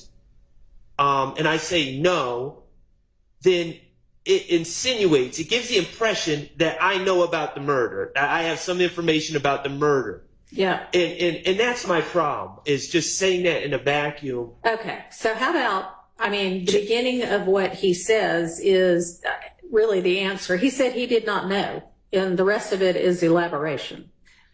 And Judge, the portion that was, let's see. Okay. So based on what Mr. Wright wrote back to me, we included a line that was not initially included in the previous iteration that I think is 452Y. Okay. And I think that line is number 8.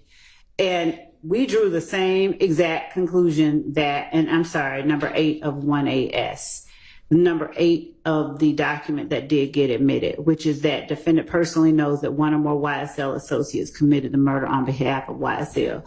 So based on the response that we got from Mr. Wright, from Mr. Sledge, that was what we concluded too. And that is why we put in here number 8, which is different, and it may not be in the prior iterations. But as we went back and forth, Okay. So,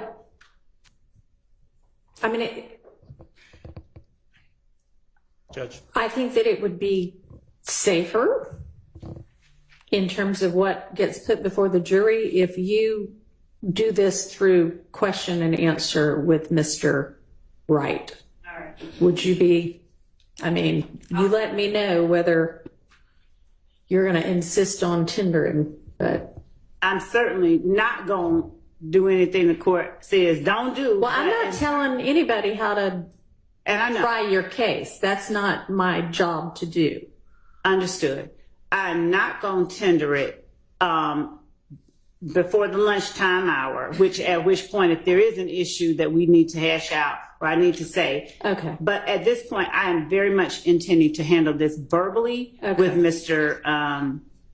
Wright on the stand, because All right, I and think is it's something that I can do clean. All right. Is that going to be true with regard to also not tendering the different versions, just talking about them? Right now, yes. Okay. Yes, sir. Let me just point out that in regard, and just very briefly, because I don't want to, go back over everything we just discussed, but number 8, that's referenced by. You're going to have to give me some number 8 on which. 1AS, the final iteration. All right. I don't even have that in front of me, but I know it is. I just, there's a lot of evidence in this case. It is. And I only have 2 screens. So Is give the me one, a second to but I get can it. orient the court if it helps. If you'll just give me a second. Okay, that works too. It's 4:44. All right. Go ahead. So 1AS, section 8 is, Yes. is the portion that Ms. Love just referred to, where she says that we made changes to the document based on what Mr. Wright said back to us, and so we came up with 8. Right. The defendant personally knows. Well, if the court recalls, that is what they asked Mr. Sledge about when he was on the stand, and he specifically disavowed it. He said, no, that's not accurate. That's not true. And so if we go back to what we talked about earlier this morning at the bench, my simple request was just that, and I think we may have reached there. I kind of got lost a second ago. Is that in regards to them sending this iteration and Mr. Wright sending back the response that shows up in number 4, right? Number 4, where he says he said he did not know. That's the answer to the question. And I think that's where the court ended up. That's the only. No, where the court ended up, and we talked about that yesterday, was the he said he did not know was to the version that the state had proposed that said this was planned beforehand. And the answer was he doesn't know that. Right, but what we discussed at the bench earlier, and the reason we asked for this portion, for that sentence, the sentences reads, he thinks shooting Peanut was not planned but more impromptu or at least very short or little planning, is because that is speculation. That's his opinion. The fact, and you agreed earlier that. Yes, with regard to whether it was planned or not, that's a separate issue from whether he knows personally that it was done by a member of YSL. But maybe I'm just not understanding, because I took the court's previous ruling and I thought that they were going to redact. As a matter of fact, they agreed that they were going to redact that particular sentence. That's the only thing that we objected to, because that our position was simply opinion. It was speculation. The fact that it came from Mr. Wright doesn't make it any less speculation as to him trying to explain why his client thinks that. But we asked that be kept out. The court agreed, and we thought that that part was not going to be read to the jury or presented to the jury. I don't think that part has changed. It was the email, but that's what we discussed, because we were discussing whether or not these correspondences, including the emails, were going to be presented as evidence.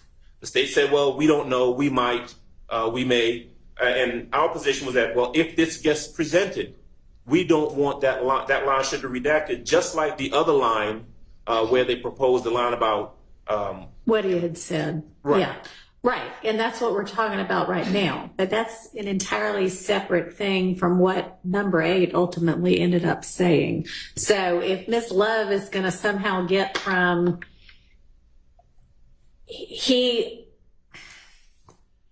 whatever it was he said, hang on. Number 4, Ms. Wright's email.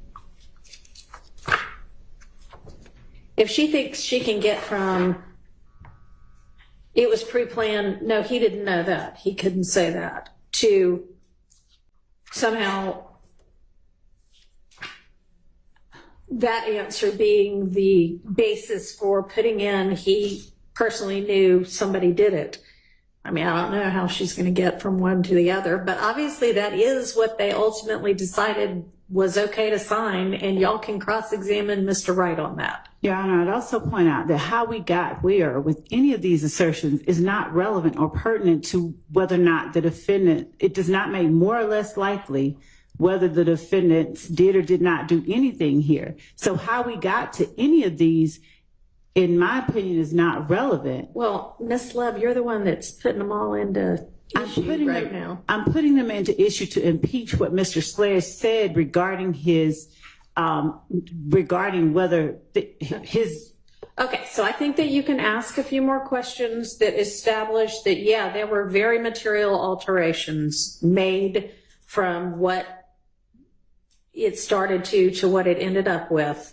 And they were made at the request of Mr. Sledge. But frankly, you even have Mr. Wright on the stand saying, but there were other things that the state wouldn't change. So how you deal with that is up to you. But since I want him to put in front of the jury everything that he recalls as being true, I don't care about the truth getting in front of the jury. I am talking about this idea that the state. Well, the easiest way to do that is, so what was it that you wanted changed that didn't get changed? Right. And then why is it that well, that would be speculative, and I just said I wasn't going to tell y'all how to try your case, but okay. So we are not at this point going to be admitting any of these. We're not just going to be tendering them to- discussing them with him. At this point, correct. All right. Yes, sir, Mr. Steele.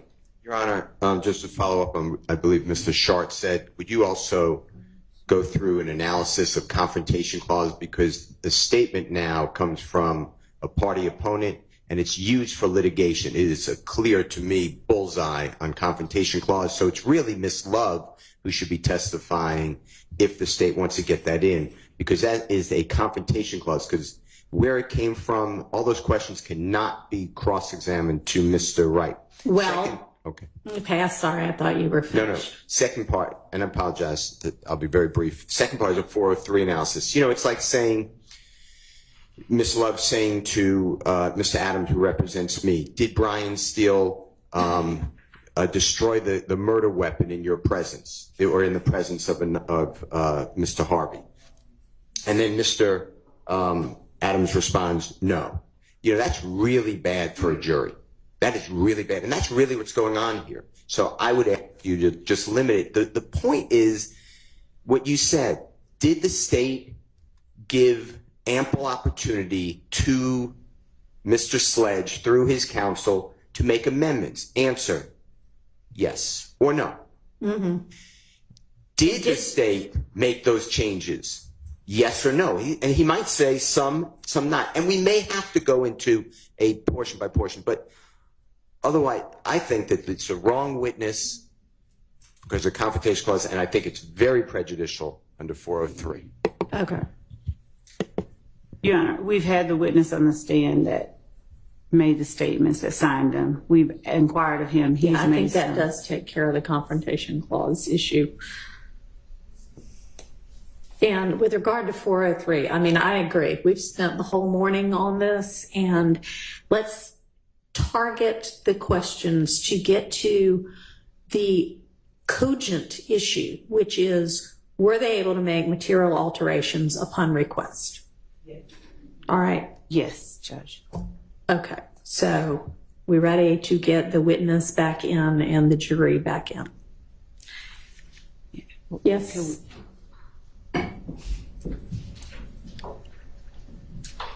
I'm going to give this back to you so that I don't. Thanks.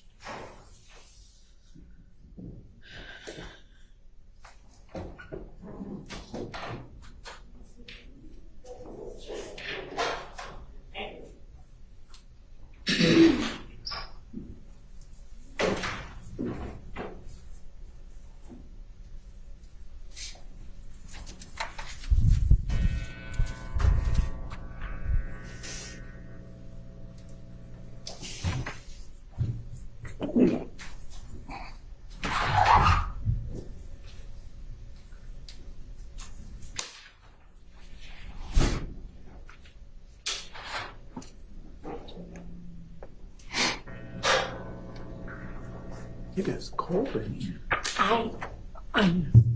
I'm sorry. I mean, Mainly. I have a heater that he can use if he's cold, oh no, I mean, so we don't turn it down. I'll soldier through it. I'm just, I can get my heater. I was just wondering, is it me? Or No, it's cold to almost good. everybody except for the judge and the deputies. And Ms. And a couple of the jurors who are fanning themselves because they're too hot. And, she's fine. but yes, it's not an ideal temperature for everybody. No, I'm good. Thank you, though. Okay.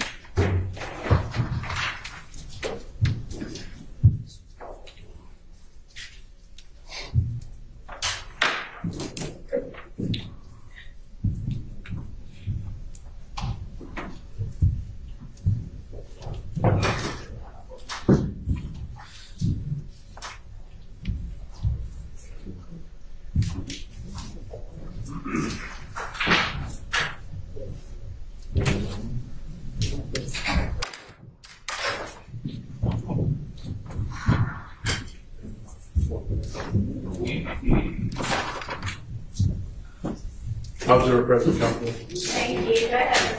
Thank you, Judge.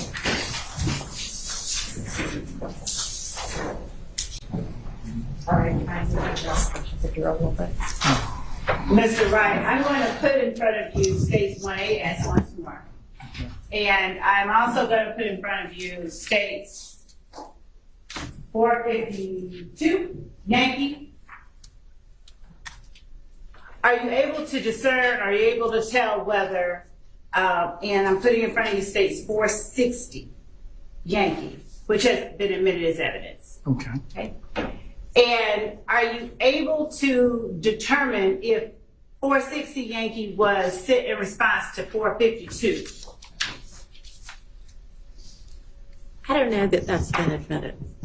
450 was 452 admitted. hasn't. I haven't. No, I don't, did you say 460 was admitted? I believe, yes, 460 was. And it hasn't. It hasn't? Only 450. Okay. Your Honor, the state.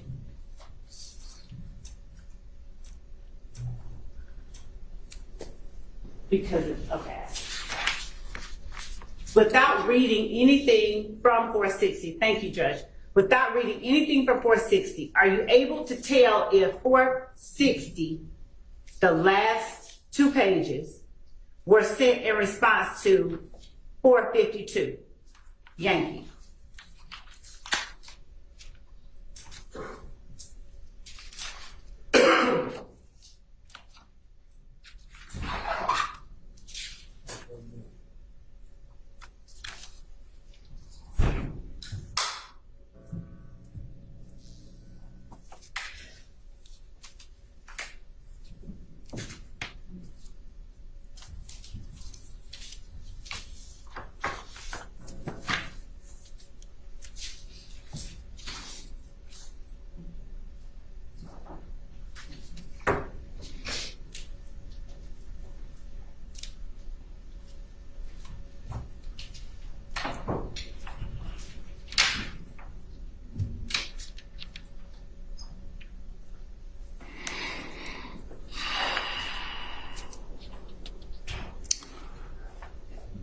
I do not believe so.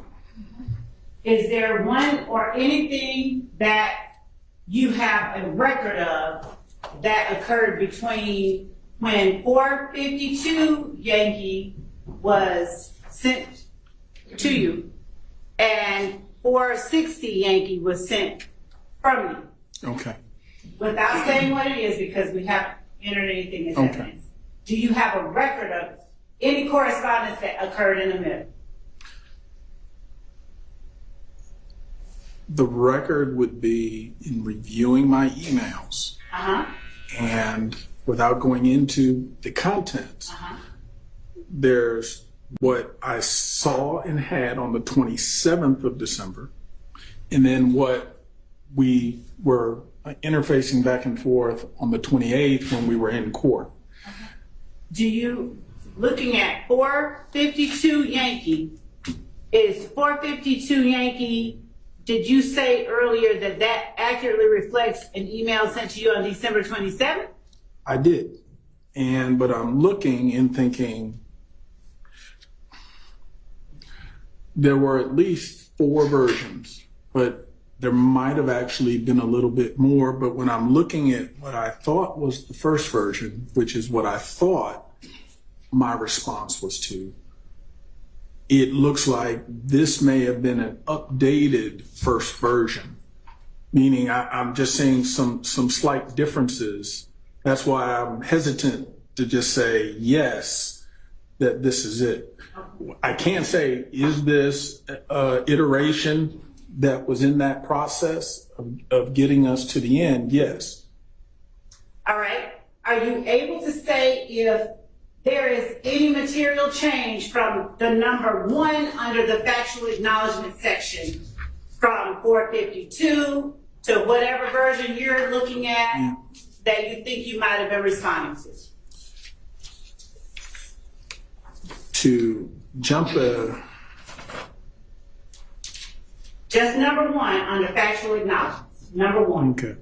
Number ones are Don't one say is what it is. one is the same. Okay. My only question relates to number 1. Okay.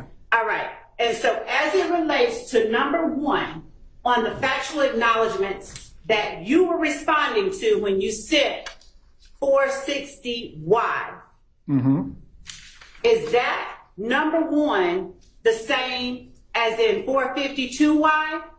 Yes. Is that the same in the document that has been admitted as 1AS in a prior hearing?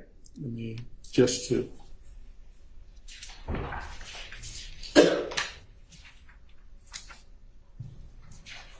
Yes. And is that the same as number 1 on State's Exhibit 444Y? All right, we already established that 1AS and 444Y are the same document, so we don't need to ask that question for all of them. All right.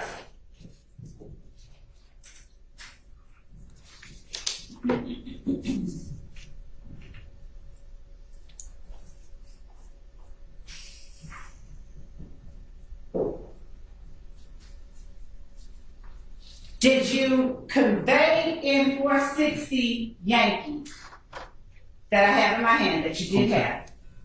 Did you convey in an email to the state on December 27, 2022 at 8:43 p.m. that is a part of 460 Yankee? Did you convey changes that needed to be made to the plea agreement in the form that you were looking at, whichever one it is? Yes. All right. Were those changes reflected in the document that is 1AS? And I don't need you to read it. No, I was going to say all except all the changes were ultimately incorporated. The only issue with the document 1AS is number 8. Okay. So are there any changes that you saw need to request that you do not see reflected in 1AS?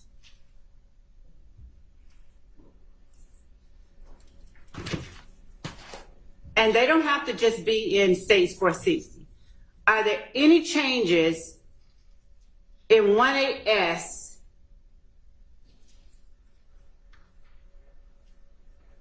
Are there any changes that you asked to be made that aren't made in 1AS?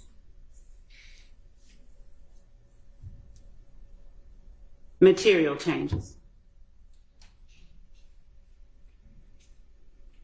What I'll do is Number by number on.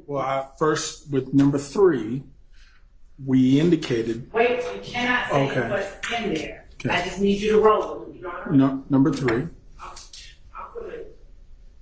I don't know of any ruling that the court has made that says he can't indicate what the change that he requested being made. Yeah. And that's what I understand that he was about to explain. It's going to get into. So the question was, are there any changes that were requested to 1AS that were not made? So he's entitled to answer that question. Okay. And if you want a full answer, we don't know what he's going to say. So Yes, is it's the final document that got question- signed. Right. So given all of our discussions, Ms. Love was trying to be careful about careful. So if you're objecting to, I'll withdraw my case. okay. So, Mr. Wright, would you just follow along with me and let's do this exercise using only the numbers under the factual acknowledgement section in document 1AS. May we do that? Yes. All right. So, Can I make a suggestion? 1AS is, or a version of it, 444Y is in evidence. Would it be beneficial to display it? Your Honor, my understanding is it's not in evidence. 444Y is, and 1AS is the same document. so I don't Is it not? believe it is. And I Can we take a look? Please do. And Your Honor, if we can approach, I can explain. We already discussed this at the bench. Okay. No, you're right. I remember. Okay, never mind. Just saying numbers. Right. If we could just use the numbers, I would say, and I'm going to address them one. Is that okay? sure. All right. So, was there a material change as it relates to number 1 of 1AS that you requested that was not reflected in number 1 of 1AS? No, Is there a material change to number 2 of 1AS under factual acknowledgments? No. That you requested that was not made? no, Is there a material change to number 3 of states 1AS under factual acknowledgments that you requested but was not made? 3, yes. So we'll put that down. And we'll come back to it. Was there a material change to number 4 in states 1AS that you requested that was not made? No, All right.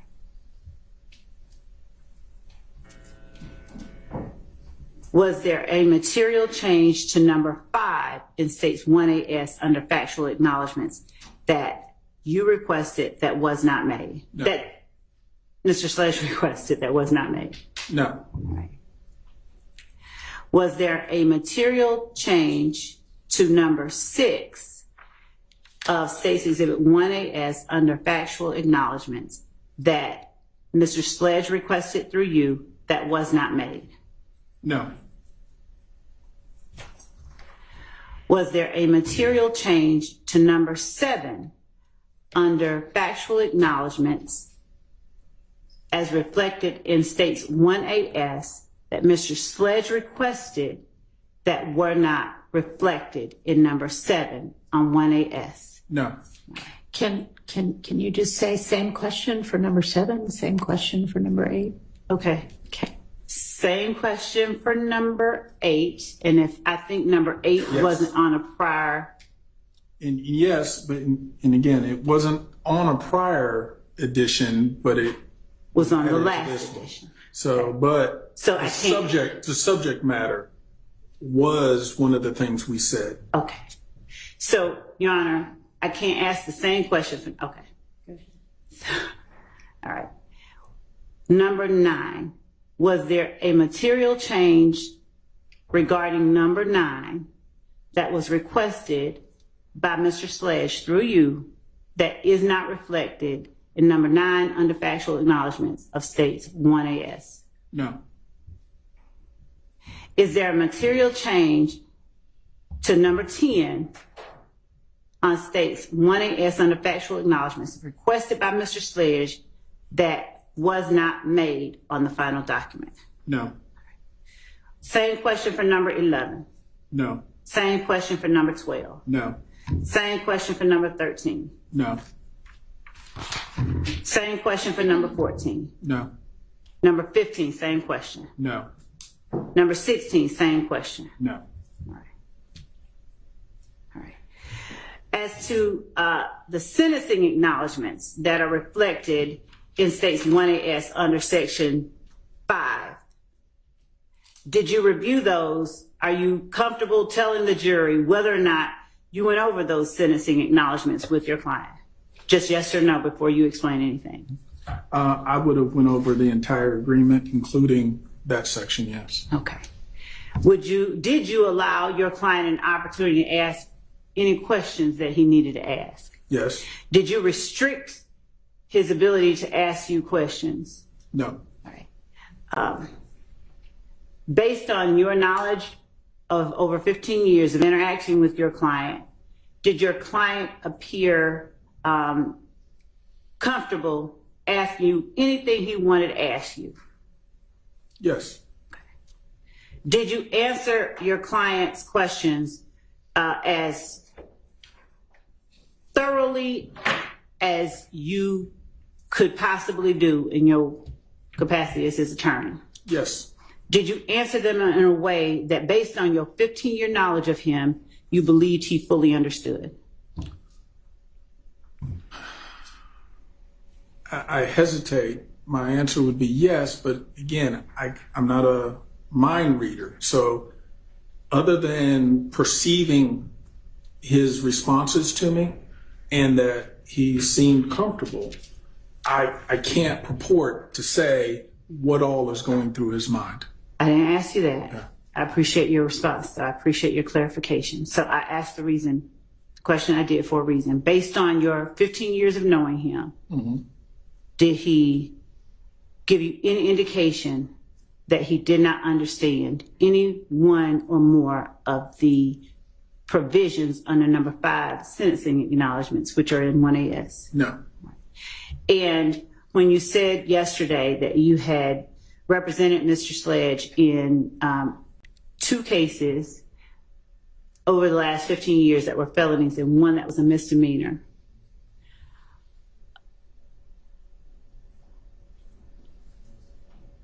would you explain like what it is, how you're able to determine when he doesn't understand something as it relates to a plea, and how you're able to determine when he does understand something? What does he do when he doesn't understand something? Well, Your Honor, I'm going. Same objection. Sustained. How do you decide that something needs more clarification when you're interacting with Mr. Sledge? With Mr. Sledge or any other client, I just need Mr. Sledge. Well, the point is I'm going to state what's, I guess, in front of us in terms of what any particular paper is going to say, make sure that it appears to me that he understands it, give him an opportunity to ask any questions if he doesn't understand it, and then in a document such as this where he's going to initial, that's just another way of him indicating that he has seen it, he's had an opportunity to discuss it with me, and he doesn't have any questions that we need to address to the court or follow up. Okay. And do you pay attention to body language when you're asking him if he understands something? Yes. Right. Do you pay attention to pauses or hesitations when he responds in order to determine if he just doesn't want to say it or if he really understands it? I don't speculate. Didn't go that far. Yes. I'm trying to get a direct response so that I know how to proceed. But I understand your question, but I'm saying I generally am not going to try to surmise based on just body language. If there's something that creates a red flag for me, then I'm going to follow up with a question. Your Honor, I'm going to ask a question that's going to harken back to something yesterday. It's going to sound not relevant. I ask the court's indulgence for a moment for me to ask this question. You remember yesterday when you were telling the jury that a particular question sounded like a hot topic, and I asked you, what did you see from me that made you think it was a hot topic? Understood. Okay? So when you're talking to your client, what do you look for to see or make you feel like he does understand something? I'm listening. Object. I believe that question has actually been asked and answered. Sustained. Are there nonverbal cues that you look for to see whether or not your client understands something? I would say yes. I mean, I'm looking at their facial expression. Do they seem to be very clear on what we're discussing, what the topic is, what their response is, and obviously, if the client is very emotional, that's the more obvious. But I'm just trying to make sure: have you heard it? Do you understand it? And what is your answer? And then ultimately, we go from there. Have there been instances during this plea or any other with Mr. Sledge where he's asked you the meaning of certain words that he did not understand? I don't have a specific recollection of him asking about the definition of a word. However, anytime he had a question about the content of a statement or what that means, he did not hesitate to ask me. Okay. Did you take care to explain what you would consider legalese or legal terms to Mr. Sledge that you thought he may have a problem understanding? Anything that is of a legal effect, legal character, I'm going to make sure he understands in very plain terms, him or any client, what that means. Did you go over each one of the 6 sentencing acknowledgments, both before and at the time that Mr. Sledge signed or initialed the 6 sentencing acknowledgments in States 1AS? Yes. And what about the last paragraph underneath that 6th sentencing acknowledgement? Did you go over that with him before and at the time that Mr. Sledge signed the document that is labeled 1AS? Yes. All right. Is there anything you haven't talked about that you now can think of that makes you feel in any way there was something he didn't understand? Objection calls for speculation. Sustained. All right, let's go past that. Thank you, Judge. When you signed States 1AS, was it at the same time that Mr. Sledge put his signature above yours? It would have been immediately after, yes. All right. And on the same date that it was signed by the DA? By the assistant district attorney that is indicated? Usually he'll sign it, I'll sign it, then I'll present it to you and then get your signature. Okay. Was there any material addition that you asked to be included in State's Exhibit 1AS that the state refused to include? There was no addition, no. Okay. Or rather, let me say it this way, no addition that we asked Okay. that was not included. Okay.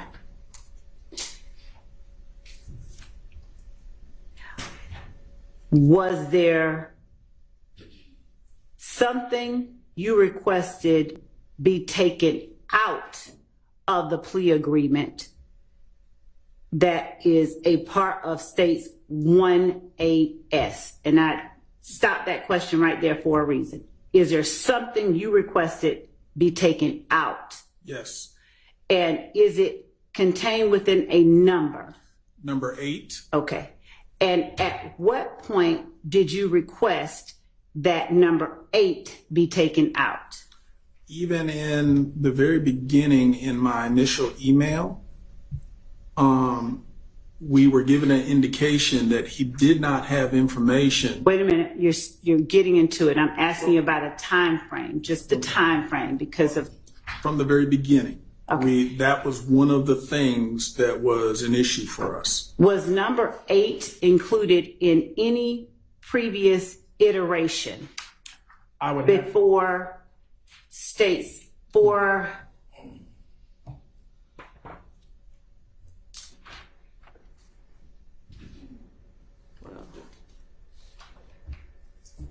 Based on your notes, what iteration did the date and time that number 8 first appeared in? well, Based on your notes, and without saying what number 8 is. understand. And let me work my way backwards. I'm going to look through the earlier iterations, but I can tell you the one before this exhibit, which for my records was iteration number 3. It was not in there. So the subject matter of number 8 had been removed from earlier versions, was not present in iteration number 3, such that it appeared again in iteration 4. And so would you tell me, or the jury rather, what iteration between states 450 and states 456. Let me put 452. And including states 452. What iteration of that agreement did number 8 first appear in? Just by date Okay. and time and exhibit number.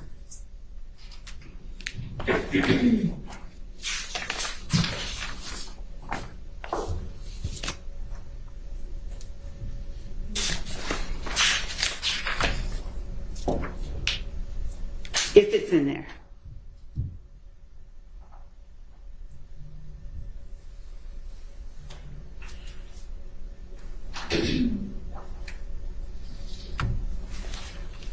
Okay. It was not in 451Y. Do you understand the question? Well, no, I am. I'm sorry. I'm answering in a way where So, iteration by iteration, I'll be able to say if it appears at all. I do not believe it appeared in any prior iteration in that form, but I'm looking to just make sure the subject matter, if it did, I can answer your question and say it appeared in this. if you find it, then point it out. But otherwise, just reach yourself. Okay.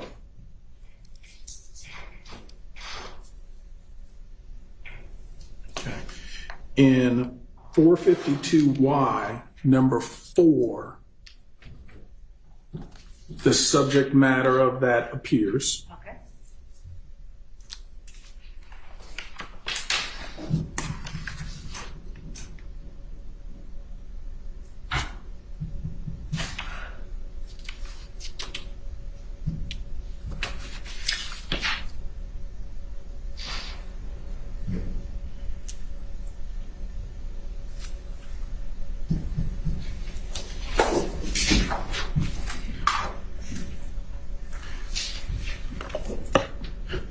It does not appear in 454Y. Just if you see it.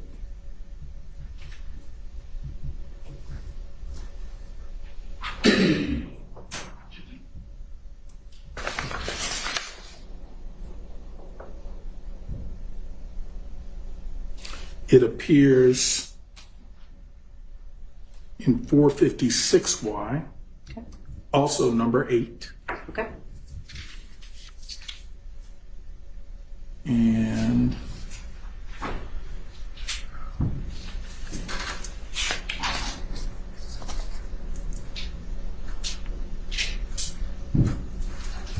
And I had skipped over 455Y, but it does not appear in 455Y.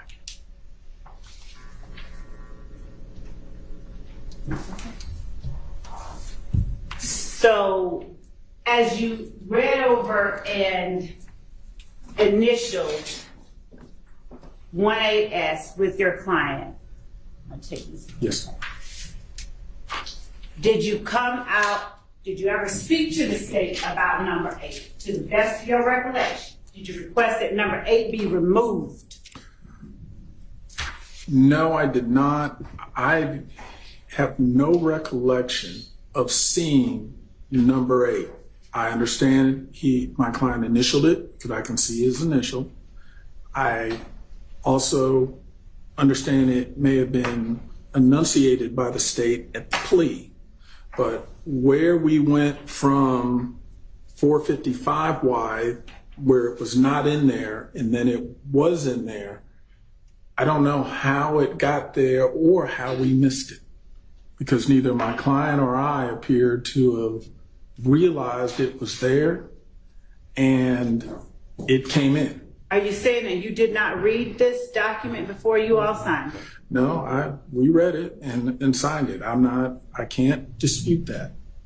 But how that number, when that was something from the very beginning we were contesting, I can only say we missed it and it's in there.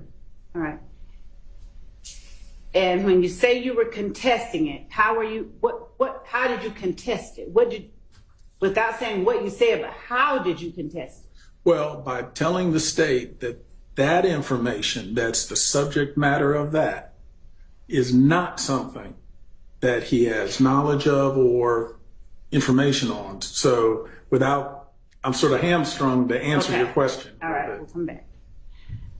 And so at the time that this document was being read into the record, were you paying attention? I was paying attention, but I missed it. So apparently not good enough. Just as when I went over it with my client, which I did. I'm not saying I didn't, but that is something that it sort of was a surprise of this trial for me, was that was in there. And how did we miss it? And when you speak of that was a subject matter, beyond it being something you referenced in, you said you saw it in referenced in 452 Yankee number 4, and you saw it in 456 Yankee as number 8, the final iteration. Is that fair? Did I get Correct. that right? Okay. Do you have notes, or do you have an email or a text message or anything that reflects, hey, 456 or number 8 on this document, not the final, but number 8, take it out? To answer your question, going back to when this was happening, when we saw 455, it was not in there and everything seemed consistent with what we had asked. When we were handed 456, I think we must have assumed, and I don't want to speak for Mr. Sledge, Don't assume. well, that 455 was what was being handed to us to execute. And we did not notice because, again, it's an addition. It's a completely different sort of addition, and it's in there. And again, I'm not disputing it is in there, but I can't explain to you how we missed what we thought we were signing, or what I thought we were signing, was 455, not 456, with that additional number 8 embedded in the factual allegations. And I don't have an acceptable explanation as to how we missed it. Okay, so looking at 455, and Your Honor, this is one of the last 3 questions I have. Looking at 455, is 455 Yankee number 8 what you're referring to when you said that you thought 455 Yankee was the last iteration? Correct. And I'm not going to go into it, but the subject matter of number 8 in this is different than what number 8 in 456 is. And so is 455 Yankee number 8 what you were trying to agree to? Yes. Okay. All right. And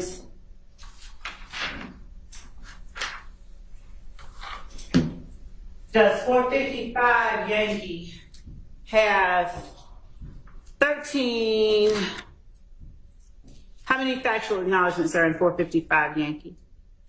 15. And are there 16 in State's Exhibit 1AS? Here you go.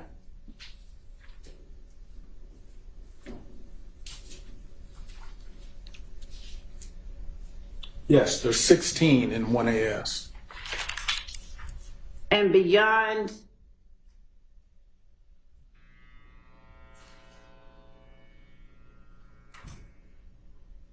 was there anything in particular about number 8 on 1AS that you brought to the state's attention at any time before now? In the very beginning when, without going into the subject matter, You can give me just date and time if there's an email you're referring to. on December 27th, the email at 8:43, item 4 Okay. was related to the subject matter of item 8. Did you respond specifically to item number 4? I mean, did you respond specifically to item number 8 when you wrote item number 4? Hold on one second.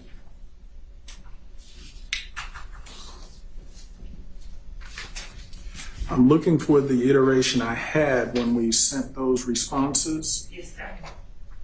It may be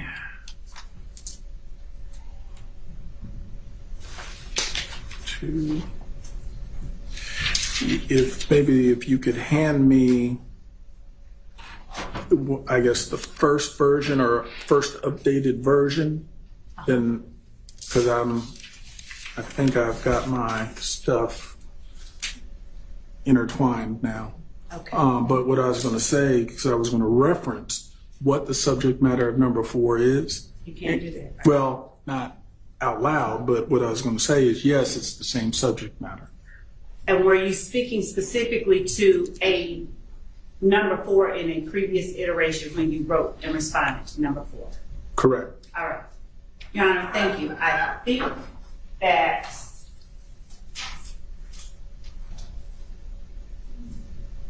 that's all that I have for the witness right now. All right, cross-examination. Your Honor, for the record, I'm just putting 1AS back with Ms. All right, Winfrey, and I'm taking back the ones that were not admitted. thank you. You're welcome. This is not. This is, I think that's it.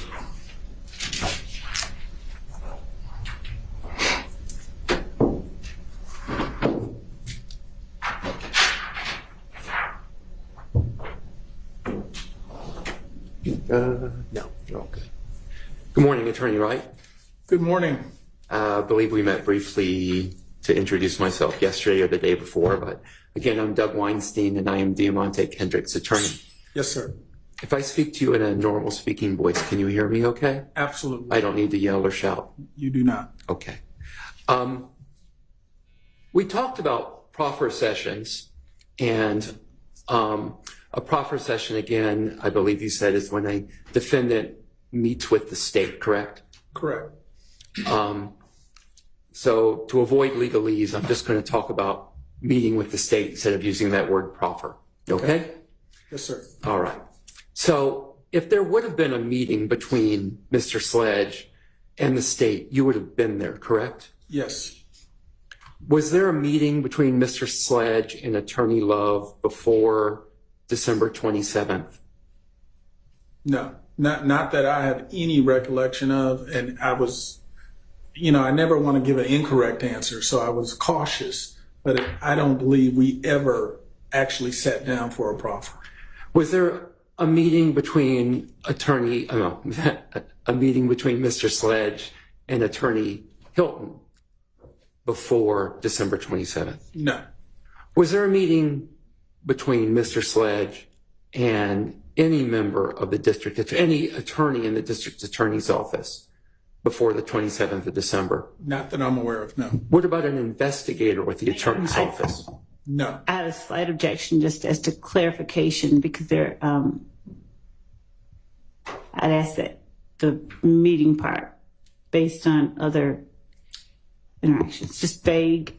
Was there any The meeting? objection is vague. Okay, let me clarify. When I've used the word meeting, what I mean is a proffer session. So to all of those questions, if I had used the word proffer session, were there proffer sessions? I'm not aware of any proffer session that was ever conducted or even a more informal interview with anyone from the DA's office or law enforcement as it relates to this case. So there being no proffer sessions, I believe you received the first proposed plea agreement on December the 27th with a series of factual acknowledgments, correct? Yes. So how in the world, to your knowledge, did the state come up with those factual acknowledgments for your client to agree to without having met with your client? Your Honor, I'm going to object based on relevance and speculation as it pertains to how the state did something or came up with something. Overruled. I believe the state was trying to surmise through its overall Well, investigation. now, he asked your personal knowledge, so if you could answer that, please. I don't have any personal knowledge how the state came up with these factual problems. So you don't know how the state put those words in your client's mouth? As to the characterization of Sustained. Okay. How many plea negotiations have you conducted in your career? Definitely over 1,000, maybe 1 to 2 or 1 to 3,000 over 30 years. Okay. And these plea negotiations are like any other negotiation that takes place between parties, correct? Absolutely.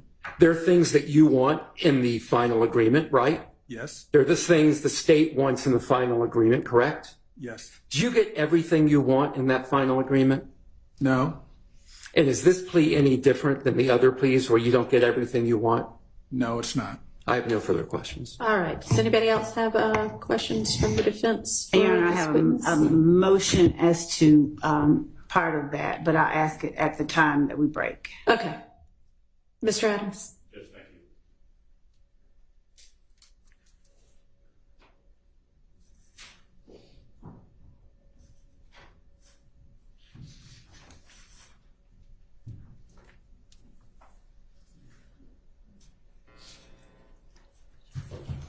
Attorney Wright, good morning, sir. Good morning, sir.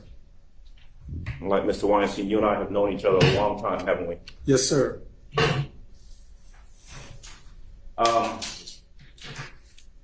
All right. Got a number of questions for you, and I want to break them down into separate parts, okay? Okay. And same ground rules. If you can't hear me, you don't understand the question, just ask me to repeat myself, clarify, whatever you need, and I'll be happy to do that. Understood. All right. Let me kind of start where Mr. Weinstein left off. Proffer session. It's been a reference, which is a meeting between your side, you and your client, and the district attorney's office. Never happened. True? Correct. Sustained. All right. You did receive, as we've seen previously, that email with the proffer agreement attached. Is that right? Objection asked and answered. I did. Sustained. You have never seen, never received, and there is no signed proffer agreement Objection asked and anywhere. answered. Is there? Sustained. And your interest in representing Mr. Sledge would have been to try and gain whatever the best situation was for him. Isn't that true? Objection vague and relevance. Overruled. Absolutely. In anything, the best interest of my client, that is tantamount. That is the absolute goal. I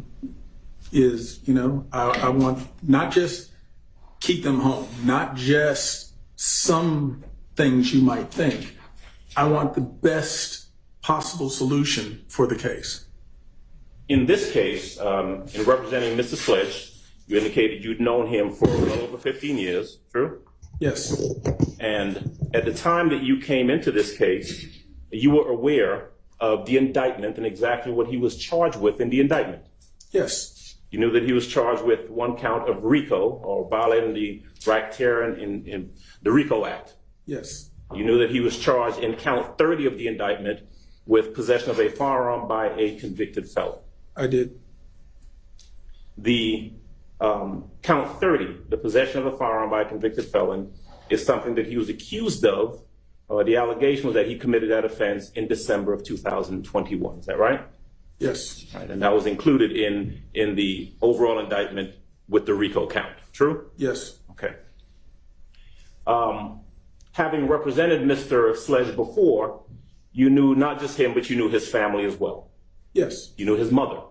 Yes. And so when you were in court over the course of the last number of days, and you heard testimony and questions about him wanting to get home to his sick mother, is it in fact true that his mother was ill? Yes.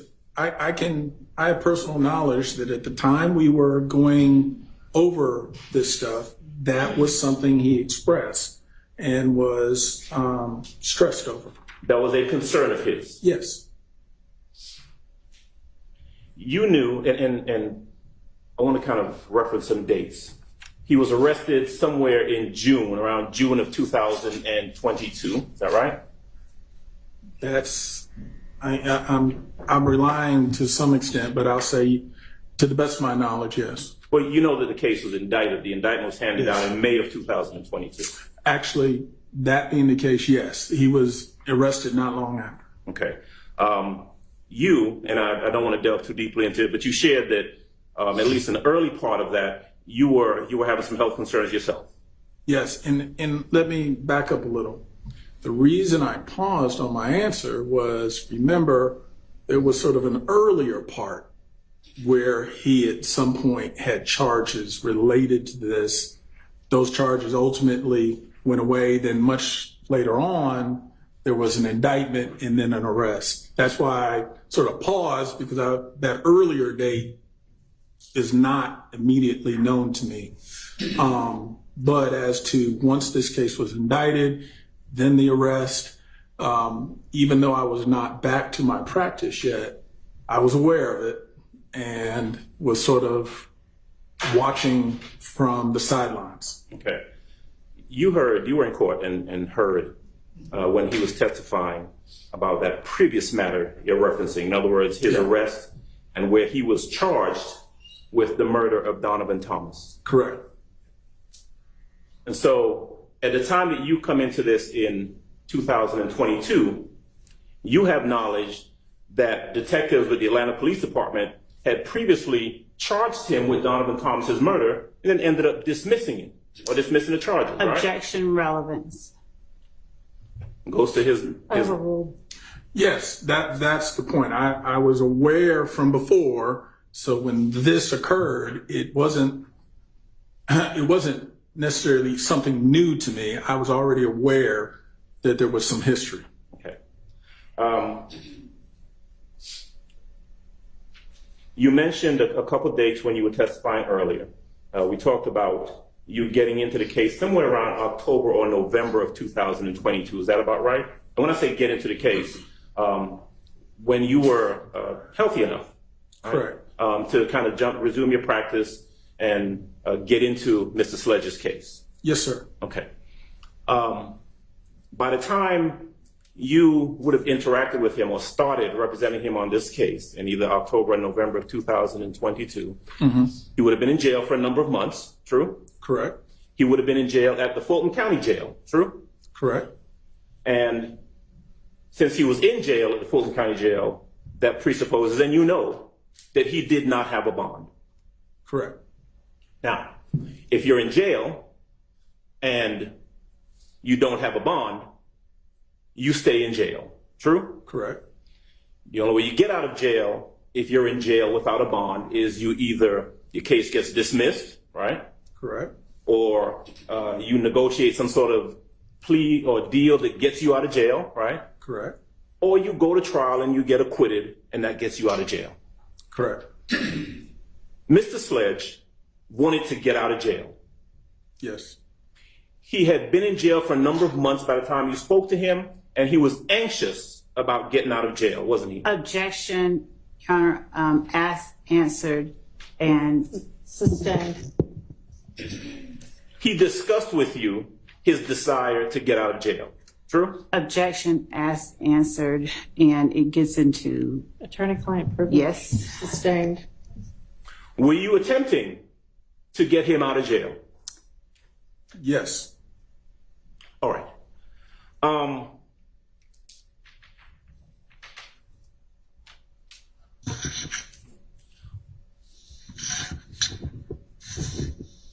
Now, Mr.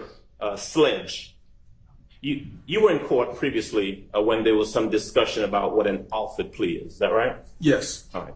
Now, and one of the ways that a defendant, Mr. Sledge, could resolve a criminal case is with what's called an offered plea, right? Yes. Now, an offered plea, as you would have discussed with Mr. Sledge in one of his previous cases, revolves around someone saying, I'm not guilty of the charge, but I'm going to plead guilty because it's in my best interest. Is that right? Correct. Right. And you would agree with me that entering a plea of guilty, whether it's under offered or just a straight guilty plea, can sometimes be in a person's best interest, right? Oh, absolutely. And that may sometimes be regardless of whether they consider themselves to be guilty of the offense or not. Objection, True? Your Honor, relevance. Correct. Overruled. Correct. Because as you've testified previously, people enter pleas for different reasons. Isn't that right? Correct.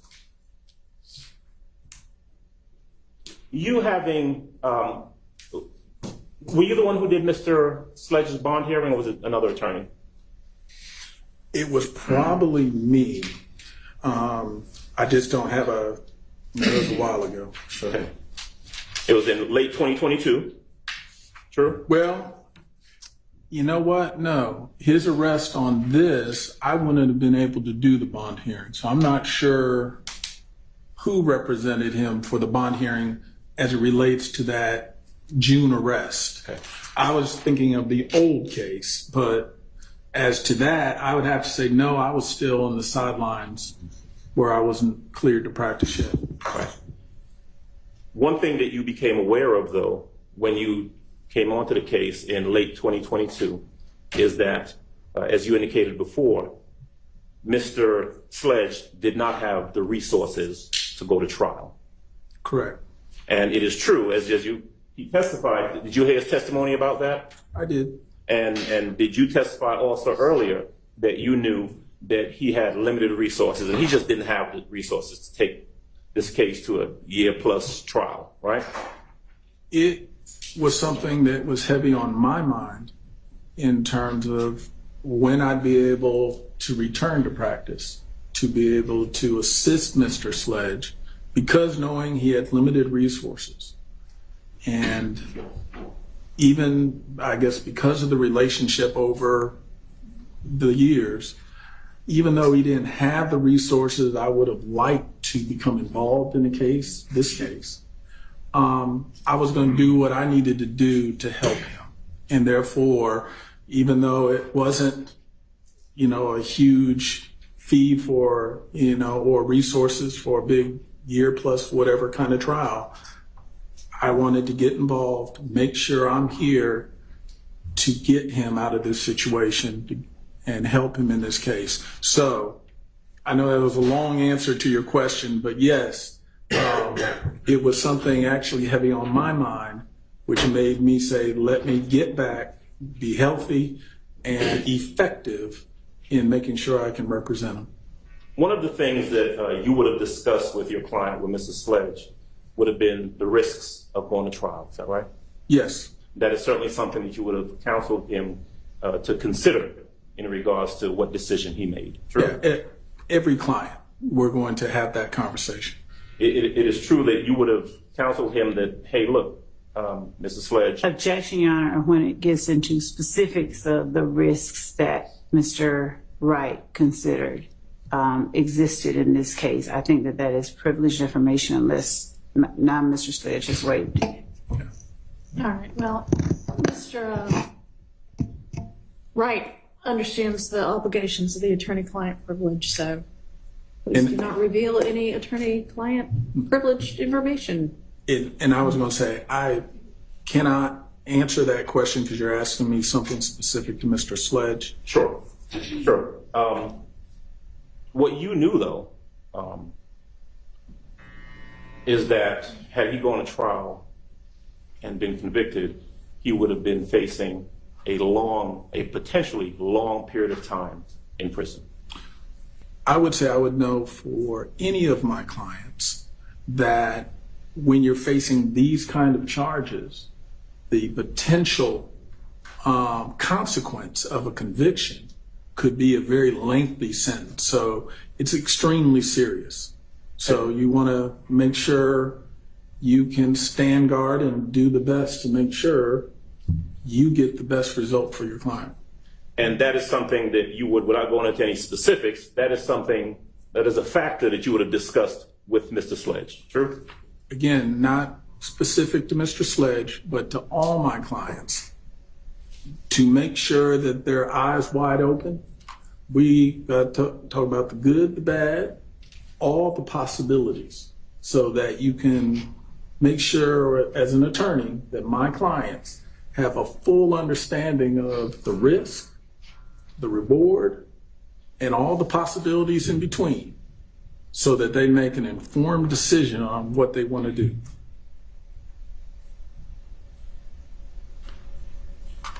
You were aware, were you not, that the state, the district attorney's office, was interested in whether or not your client would testify, would take a plea and testify?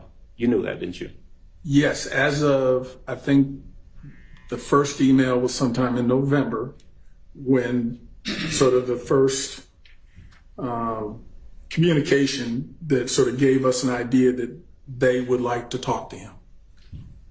Were you ever present in court where any representations were made by an assistant DA that we're looking to make deals?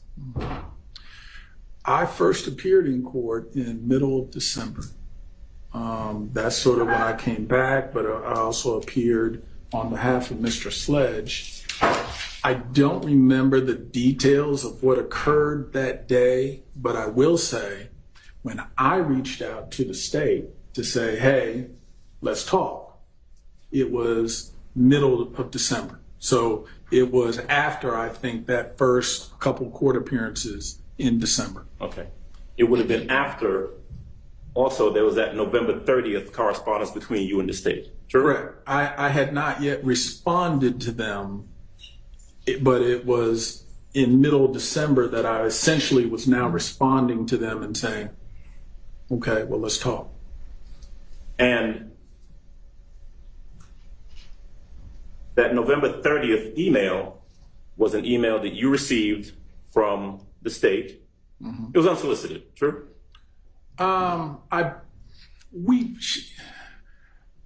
It's easy when you have emails to say, I remember this. It may have been a phone call where it is customary that even though you may see us in court, everyone seems to be one side or the other arguing. Professionals, we call each other, we talk, we communicate about different cases we may have going on. So it was not unusual for Ms. Love or someone from her office to just reach out, call me, as sort of that first step. And I think there might have been a phone call followed by that email. But again, I just don't have a recollection of a phone call or what the conversation is, but it wouldn't have been unusual. I've known Ms. Love probably 10, 12, also maybe 15 years. Okay. So as one professional to another, it would not be unusual for her to reach out to me to basically see, is my client interested in something? Now, during that period of time, from November 30th to whatever it was you reached out to the DA's office, or had some conversations with them, you would have been talking to your client about what he wanted to do in regards to resolving the case, true? With all Can you my move back towards the mic, if you don't mind? Yeah, with all my clients, I'm going to communicate to them, hey, here are communications or statements or developments, anything about their case. So again, not talking specific with Mr. Sledge conversations, it is my norm and usual that if the state reached out to me, I would have made sure to reach out to him. And more often than not, I don't like jail phones. So I don't want to be listened to. So I will try to go see my clients Sure. and have that conversation At the jail. at the jail. I want to backtrack a little bit and ask you, you testified just a moment ago that you weren't sure as to whether or not you represented Mr. Sledge at the bond hearing in regards to this case. Is that true? Yeah, I just don't have a memory. I may have, but I may not have. I just don't want to misstate something. Would it help to refresh your recollection about whether or not you represented him at the bond hearing if I were to show you a document? Absolutely. Can I first witness, Your Honor? Yeah. Yes, please. I'm going to show you for purposes of the record what I've marked as defendants Williams Exhibit 257A and 257B respectively.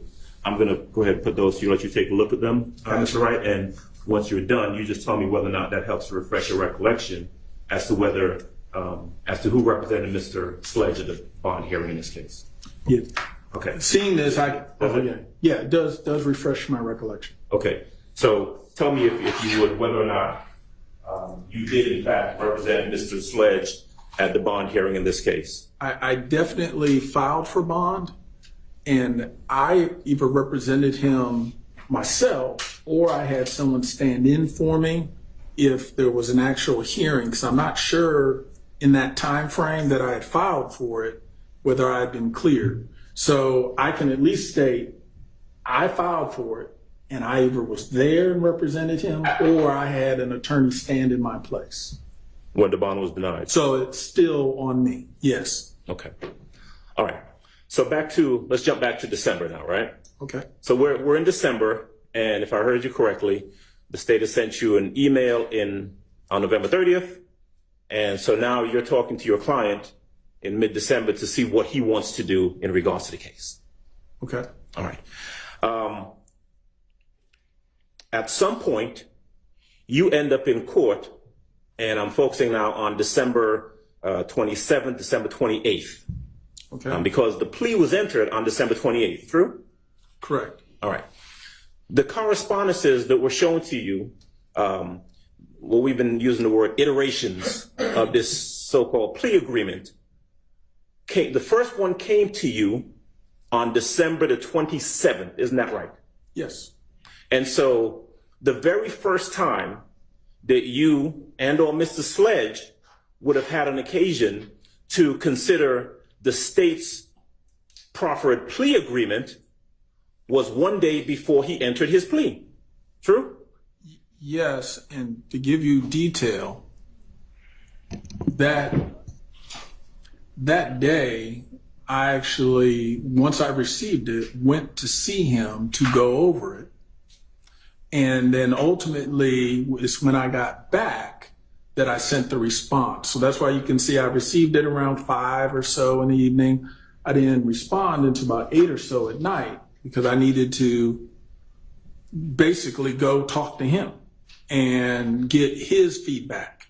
And So- ultimately, I then sent feedback back to the state. All right. So we're talking now about maybe 4 or 5 o'clock p.m. on the evening of the 27th is when you first received from the state this plea agreement that they had drafted up, right? Correct. That the first one, yeah. Right. And again, this plea agreement that they sent to you with the different paragraphs and provisions was something created by them, not by Objection, Mr. Your Honor, Sledge. asked True? and answered. Sustained. And when you went to the jail to meet with Mr. Sledge on the 27th, this would have been the first time that he had any opportunity to look at anything called a plea agreement. True? Correct. You would have discussed this plea agreement with him. True? Well, again, not specific communications Sure. with Mr. Sledge, but with all my clients, I'm going to take the plea agreement and go over it with them. So any meeting where a plea is ultimately in the air and being discussed, that yes, I'm going to go get my client's feedback. So by the time you see him on the evening of December the 27th, 2022, you've got a plea agreement with you, and you're going to have a conversation with him about whether he wants to take this plea, right? Correct. Okay. There's still, of course, the option of him going to trial. True? That remains an option unless and until he takes the plea. But hanging in the air at that time, with the plea agreement on one side and potential trial on the other side, was his concern about getting out of jail to see about his sick mother. True? Objection Yes. asked, answered. Sustained. Also hanging in the air was the possibility of him not having the resources to go to trial. Objection Right? asked, answered.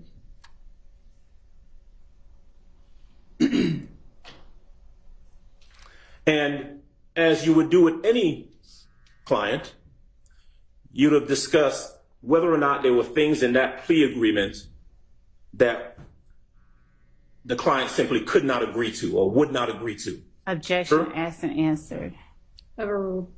I would say again, not specific to Mr. Sledge, but when a client reviews a plea agreement, if there are factual allegations, because there's not always factual allegations in the plea agreement, but if there are, we're going to go over those. And if we go over those and there's some disagreement or there's some need for clarification, that's something that I will go to the state and indicate, hey, there's some issues here. We need clarification or changes or what have you so that we can make sure these are accurate. And in this case, you actually did that, didn't you? I did send an email to the state indicating that there are some clarifications that we would like. Okay. So there's some negotiations now going on, or some correspondences, communications going on back and forth between you and the state, you on behalf of Mrs. Sledge and the state, Yes. from the 27th of December, carrying into the 28th of December, the next day. Yes. True? The next day, he's actually in court. Yes. He's brought into court, and you have an opportunity to talk to him in a holding cell, a holding area outside. Yes. Okay. He's in a holding area. And it's typical a lot of times that client will be one place, the state may be in here or in a conference room, and I'm sort of the messenger of sort going back and forth to help facilitate a negotiation. You had the opportunity to discuss with the state that there was a factual allegation in their plea agreement that you did not want or you wanted changed. Remember that? Correct. You talked about number 3. Correct. Now, the subject matter of that number 3 revolved around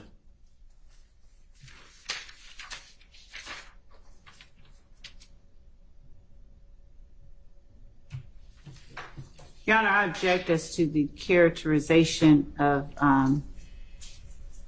the number 3, and I'd object based on vagueness. Are we talking number 3 in 1AS or number 3 on one of the other exhibits? Sustained.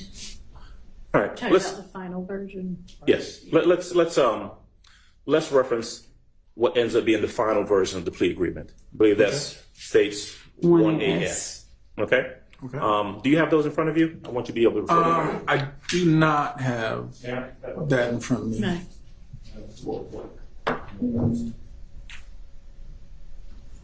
Okay. Now go through this. You may. All right. Mr. Wright, I'm going to give you what's been marked as states 1AS. And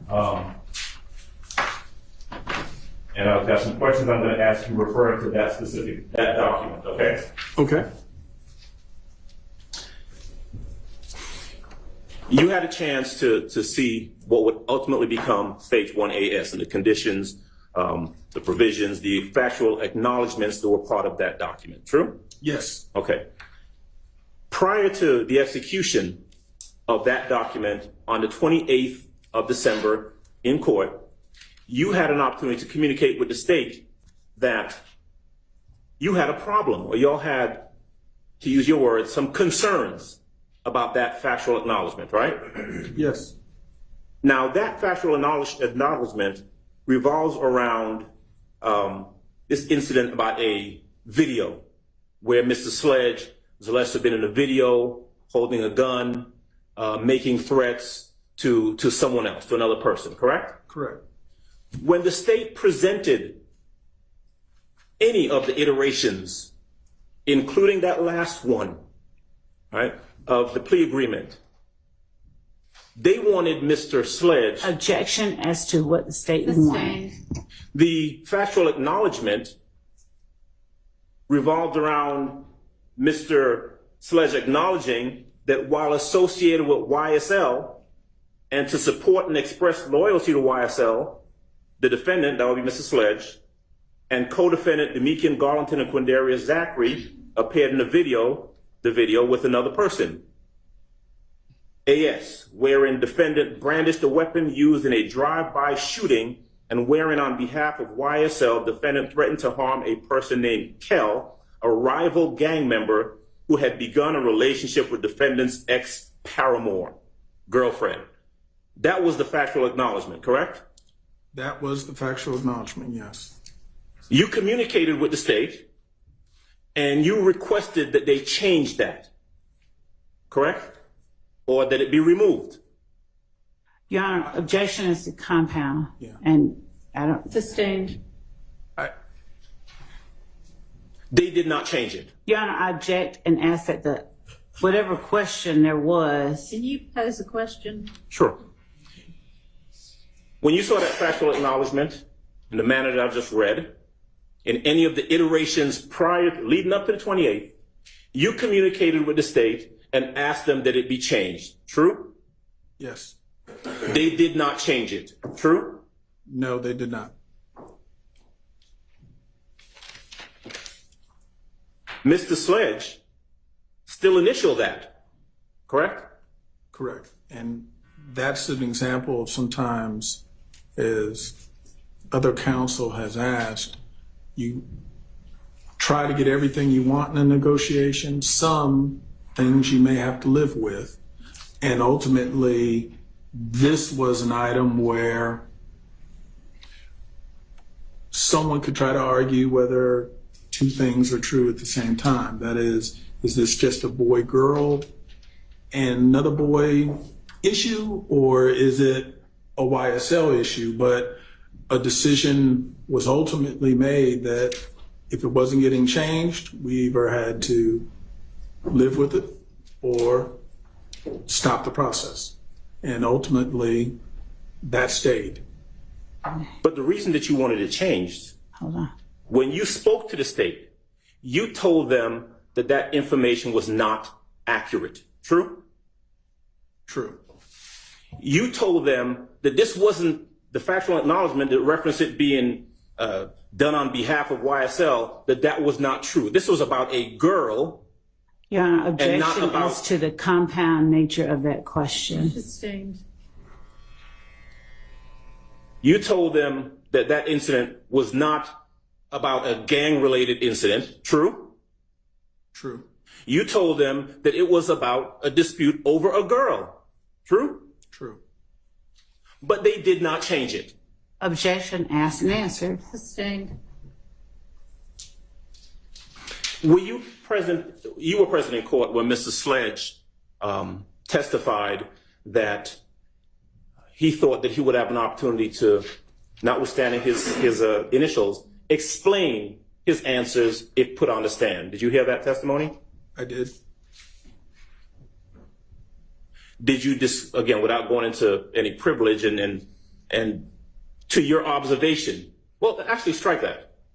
Did you have a conversation with the state about whether or not Mr. Sledge would be able to explain anything that he had some disputes with in the factual acknowledgments?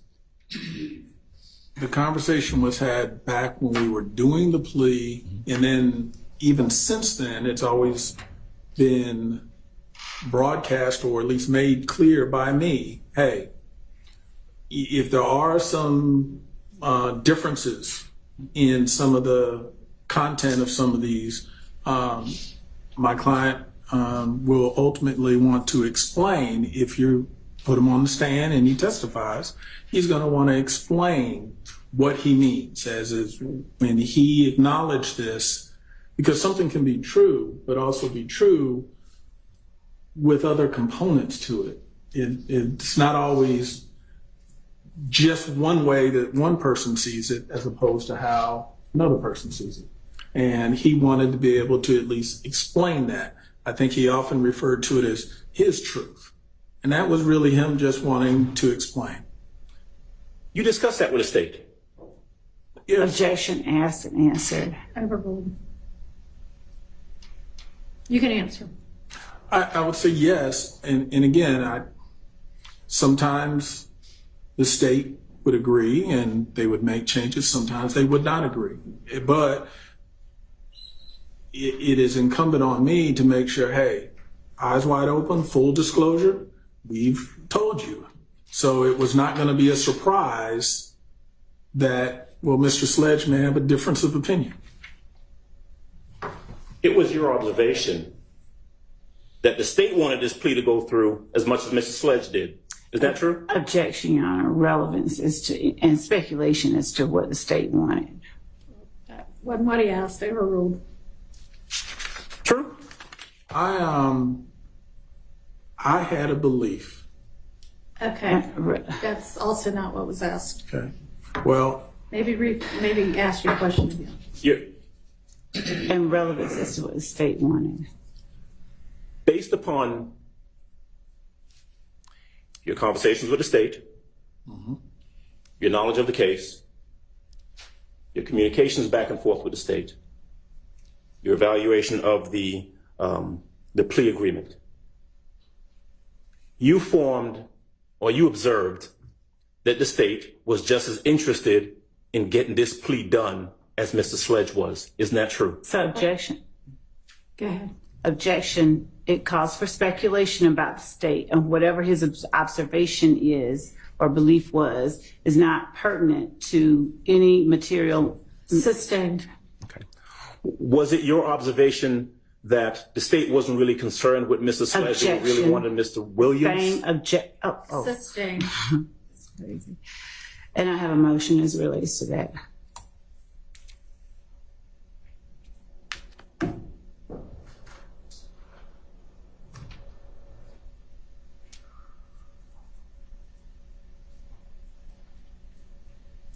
Sustained. Ask your next question. Okay, I thought you were waiting on the emotion. All right. Before Mr. Sledge was brought out into court on that video that we saw and entered the plea,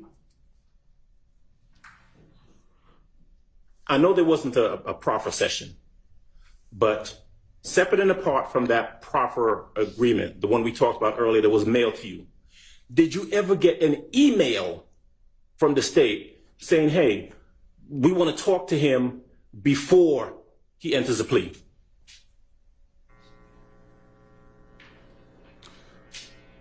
I'm not sure if they asked, but on the same token, my client never expressed an interest in talking to him. So I can't necessarily say it was the state or the defense that kept that conversation from happening. Ultimately, the conversations really were just the negotiations back and forth. Okay. I got a question I want to jump ahead and ask you about first and then come back to the plea. So the plea is entered on December 28th, 2022, right? Yes. You had that meeting that was talked about on June the 9th of 2024, Correct. right? At any point between December 28th of 22 and June the 9th of 2024, did the state ask you to bring your client in for an interview? Objection, Your Honor. Relevance. I don't believe so. I know we didn't meet with the state until we ultimately did in June of this year. But we always just sort of figured we were standing by, and it was always our hope we weren't going to have to testify. So we were hoping, hey, we're on the sidelines and we're no longer relevant in this. And then ultimately, it was this year that they said, we need to sit down with you, and yes, you will be testifying In 2024, in 2024. in the middle of the trial. Objection, asking. Sustained. Okay. How about this? Did the state ever send you any questions that they might want to ask your client? Objections, Your Honor. that's- Relevance as to whether or not the state ever sent any questions. All right, so move on to your next question. You knew when the plea was entered in December of 2028 that Mr. Sledge was a potential witness to be called to trial. Is that right? Correct. Okay.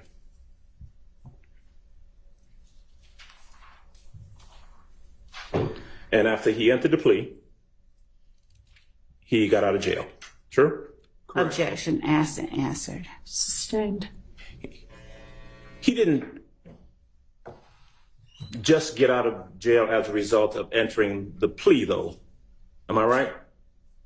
There was a bond component of that also, wasn't there? There was, but In fact, Your Honor, There I were ask two- that the witness be allowed to finish his response. Yes. I'm sorry. I thought you were done. Go ahead, sir. well, I was going to say, I think the bond, we worked that out as part of the plea as well, so that was not going to be an impediment to him getting released. So, in other words, it really sort of was all connected. His plea was on count one, the RICO plea, the RICO charge, right? He also pled guilty on count 30, the possession of a firearm by a convicted felon charge, right? Correct. He was sentenced on count one. Correct. His sentence on count 30 was left open until after this trial concluded, correct? Correct.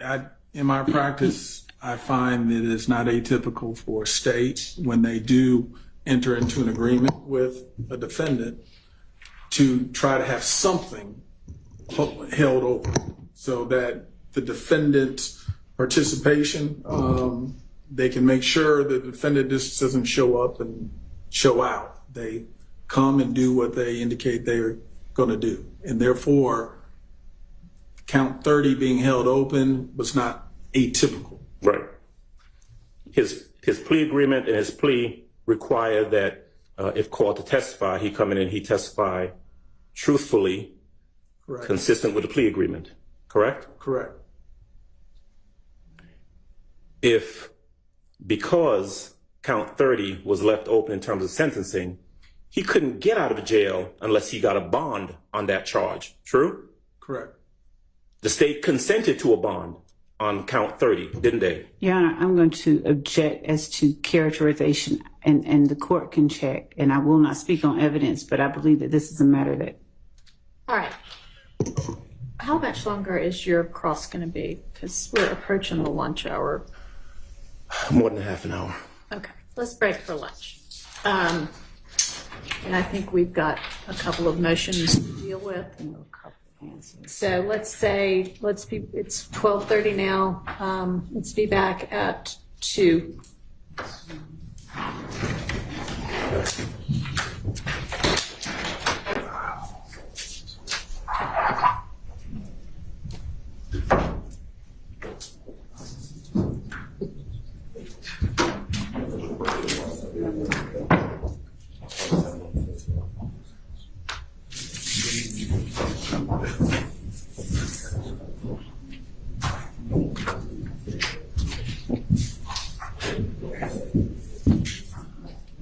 Thank you.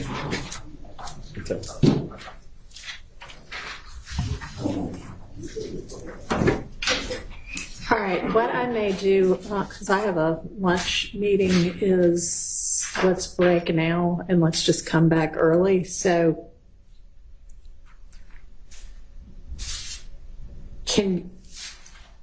I don't know how long 2 motions and whatever else we have to deal with is going to take. Can we all be back at 1:15? Yes, Your Honor. Safety report. All right. I'll see y'all then. Thank you, Judge.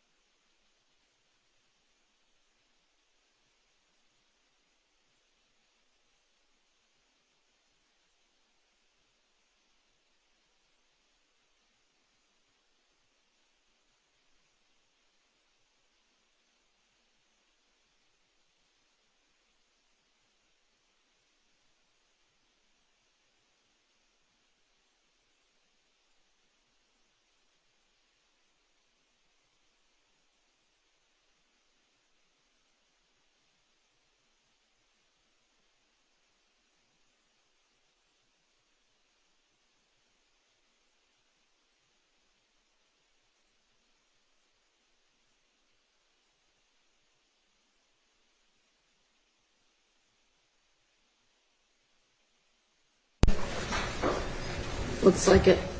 All right, Ms. Love, you had two different motions. I do, Your Honor. And one of them relates to the comments by Mr. Weinstein during his cross-examination of Mr. Wright, specifically the comment was maybe about an hour and 19 minutes and 32 seconds from when we stopped.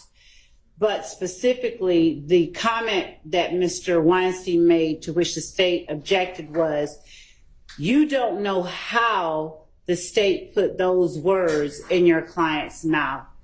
And my objection that the court sustained, obviously, is that it was an improper comment, improper statement put before the jury.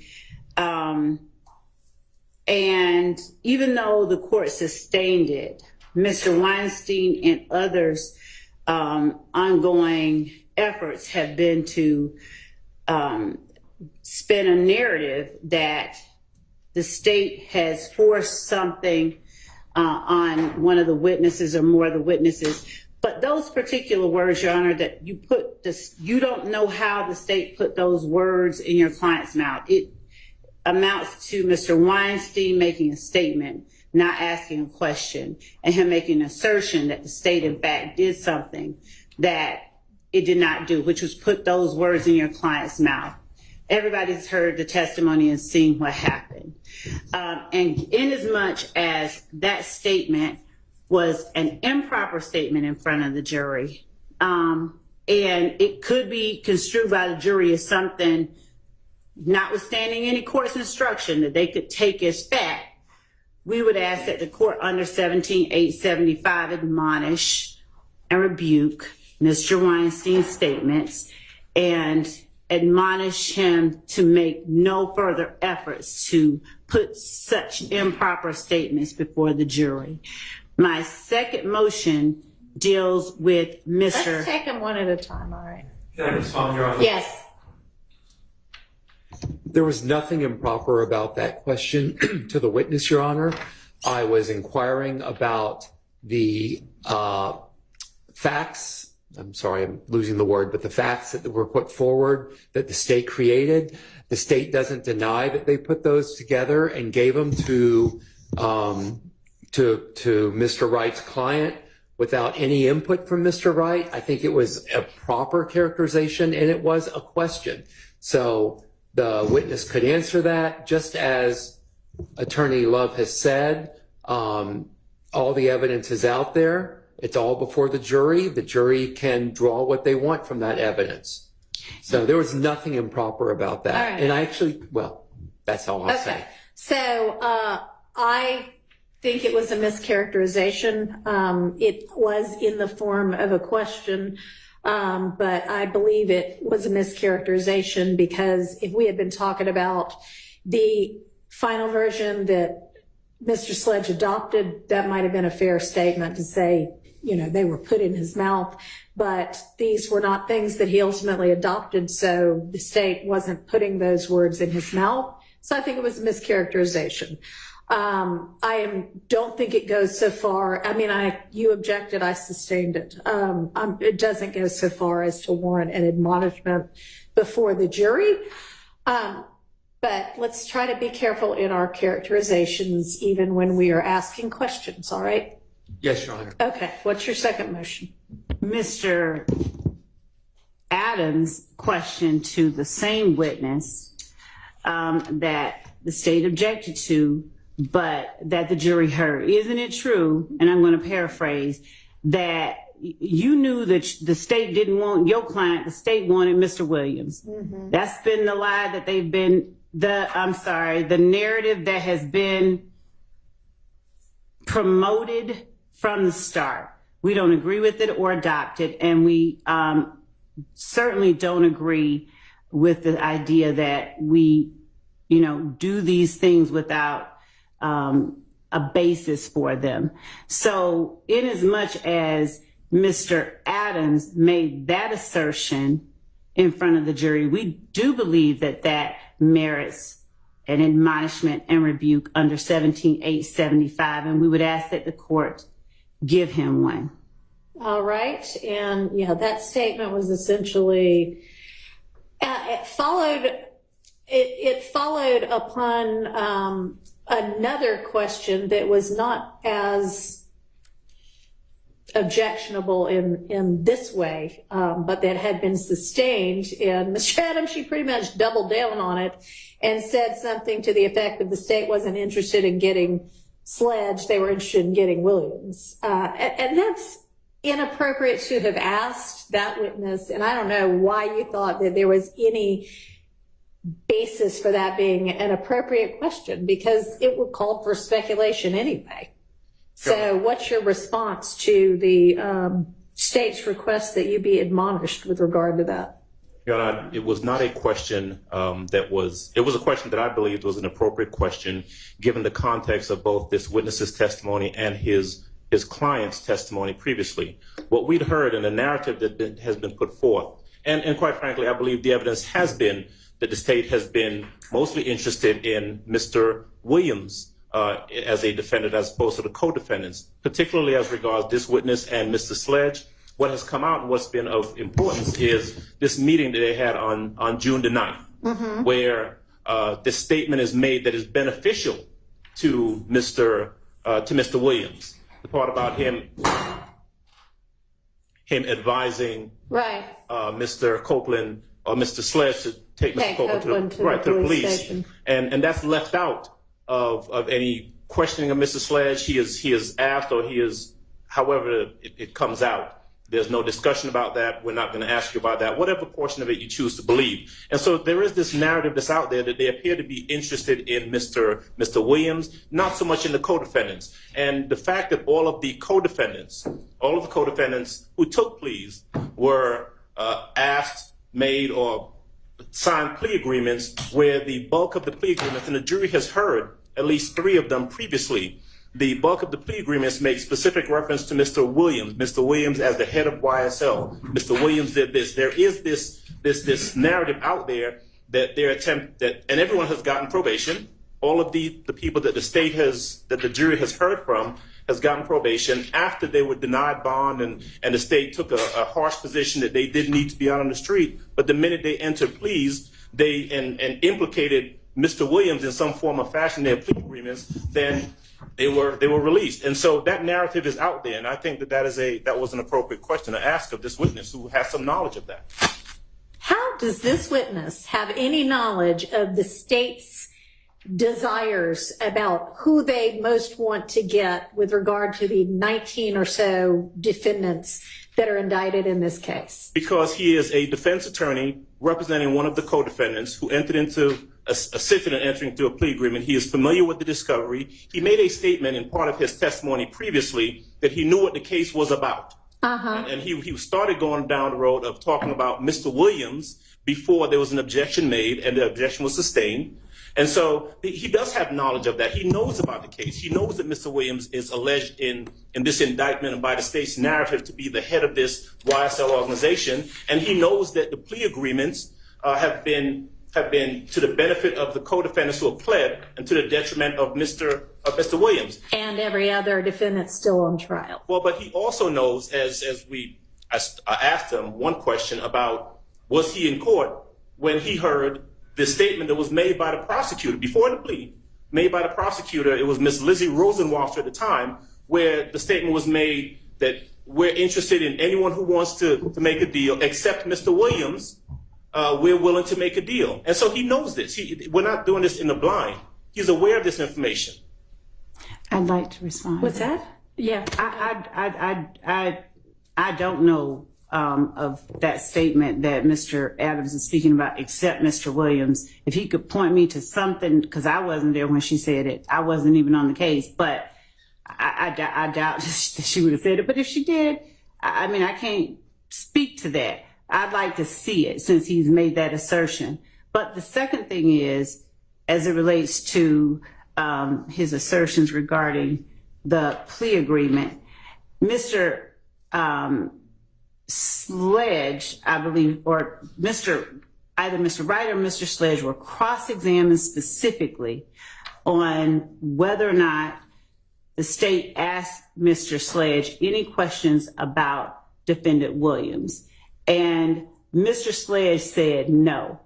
And the idea that we're pushing the narrative when the state itself, as the record will reflect, elicited the testimony about Mr. Williams encouraging Mr. Sledge to take Kenneth Copeland to the police station belies this argument that the evidence that has been brought out by the plea agreements and by the state's actions somehow or another support this, in my mind, baseless assertion by Mr.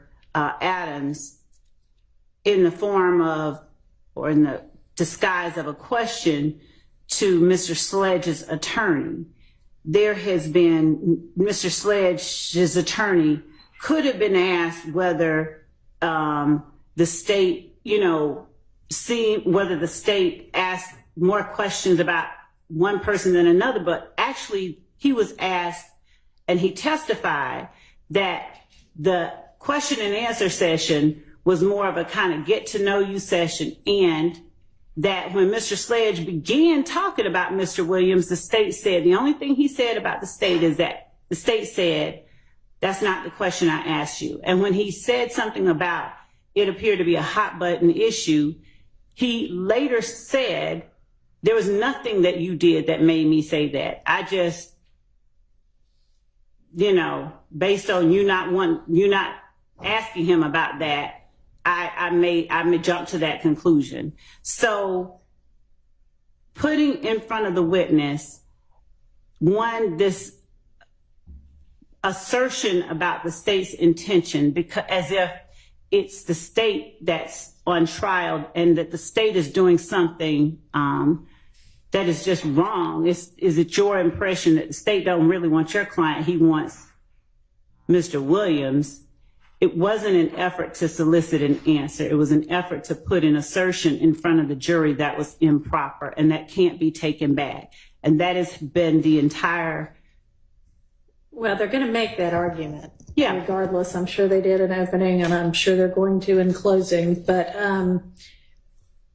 I don't believe, Mr. Adams, that there was any kind of a good faith basis to ask that question and to think that was a proper question for this witness to be able to answer. But Ms. Lev, with regard to what you propose is any kind of curative or admonishment, I mean, I don't know what that would be. I would ask that the court admonish Mr. Adams in front of the jury that the statement he made regarding the intentions of the state as they relate to Mr. Sledge and Mr. Williams were improper statements by counsel, that in those types of statements, the jury is to remember they are not evidence, but that Mr. Adams should not have made that statement in front of the jury. Okay. So they weren't statements. It was a question. It was just an improper question. And 17.875 talks about statements of prejudicial matters not in evidence. And Your Honor, it's not, there's nowhere in evidence. It was a statement that was dressed up like a question, but he made an assertion in the form of a leading question. Was it your understanding that the state really didn't want your client? He wanted mine. And the fact that he dressed it up as a question doesn't take, our position is it doesn't take it out of the realm of improper statements put before the jury that fall under 17.875 that merit admonishment at the very least, even if not rebuke, but that Mr. Adams should be admonished about that statement. It was improper and it should not similar statements, even in the form of questions or disguised as questions, should not be made about the state's intention, which one, no one else can testify about, and two, it was just wrong to put before the jury, pretending it was a question to this witness. Your Honor, if I may respond briefly. Go ahead. I have this witness on cross-examination. Yes. And I'm allowed to ask leading questions. I will defer to the court. If the court felt as though the question was an inappropriate question, there was an objection made, and the court sustained that objection. And I abided by the court sustaining that objection. This does not fall under the ambit of 17-875. This is not tit for tat where because Ms. Love was admonished previously, now she's trying to find every opportunity to get somebody else admonished. That's not what this is. Now, I'll abide by the court's ruling, by the court sustaining the objection, but I've stated on the record what my belief was and what my good faith basis was for asking that question in regards to the narrative being put forth in the beginning of this case, and I'll stand by that. I'm trying to look back at what happened right before that.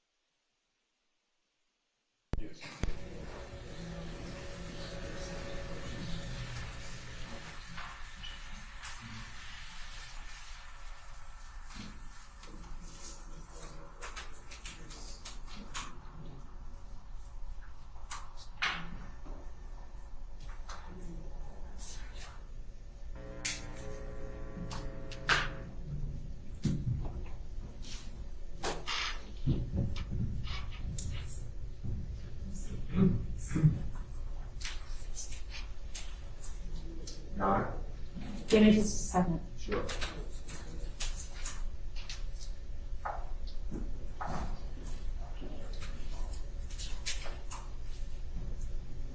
I found it. It's like.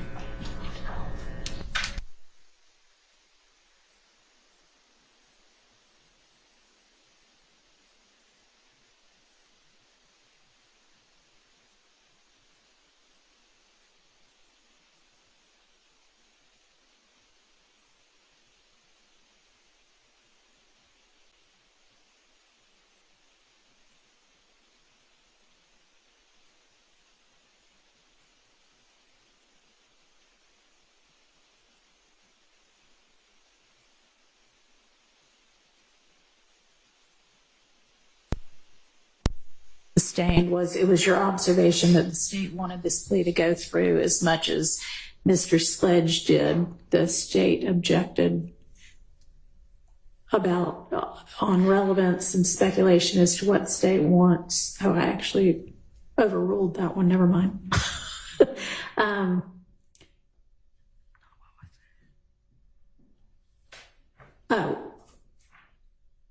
I made it a different kind of ruling, and I said re-ask your question.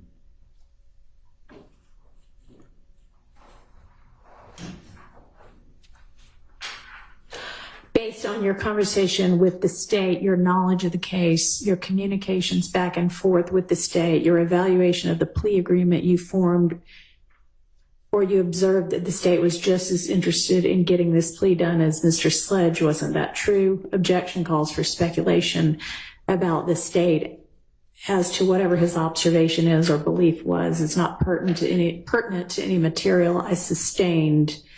And then you followed that up with, was it your observation that the state wasn't really concerned with Mr. Sledge? I think it was with getting Mr. Sledge, but with getting Mr. Williams, which would also have been asking for,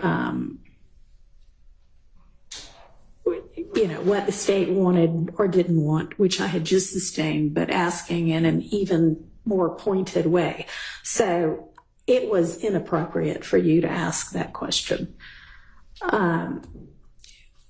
With regard, though, to an admonishment, any instruction I give is just going to highlight it again for the jury. So is that really what you want?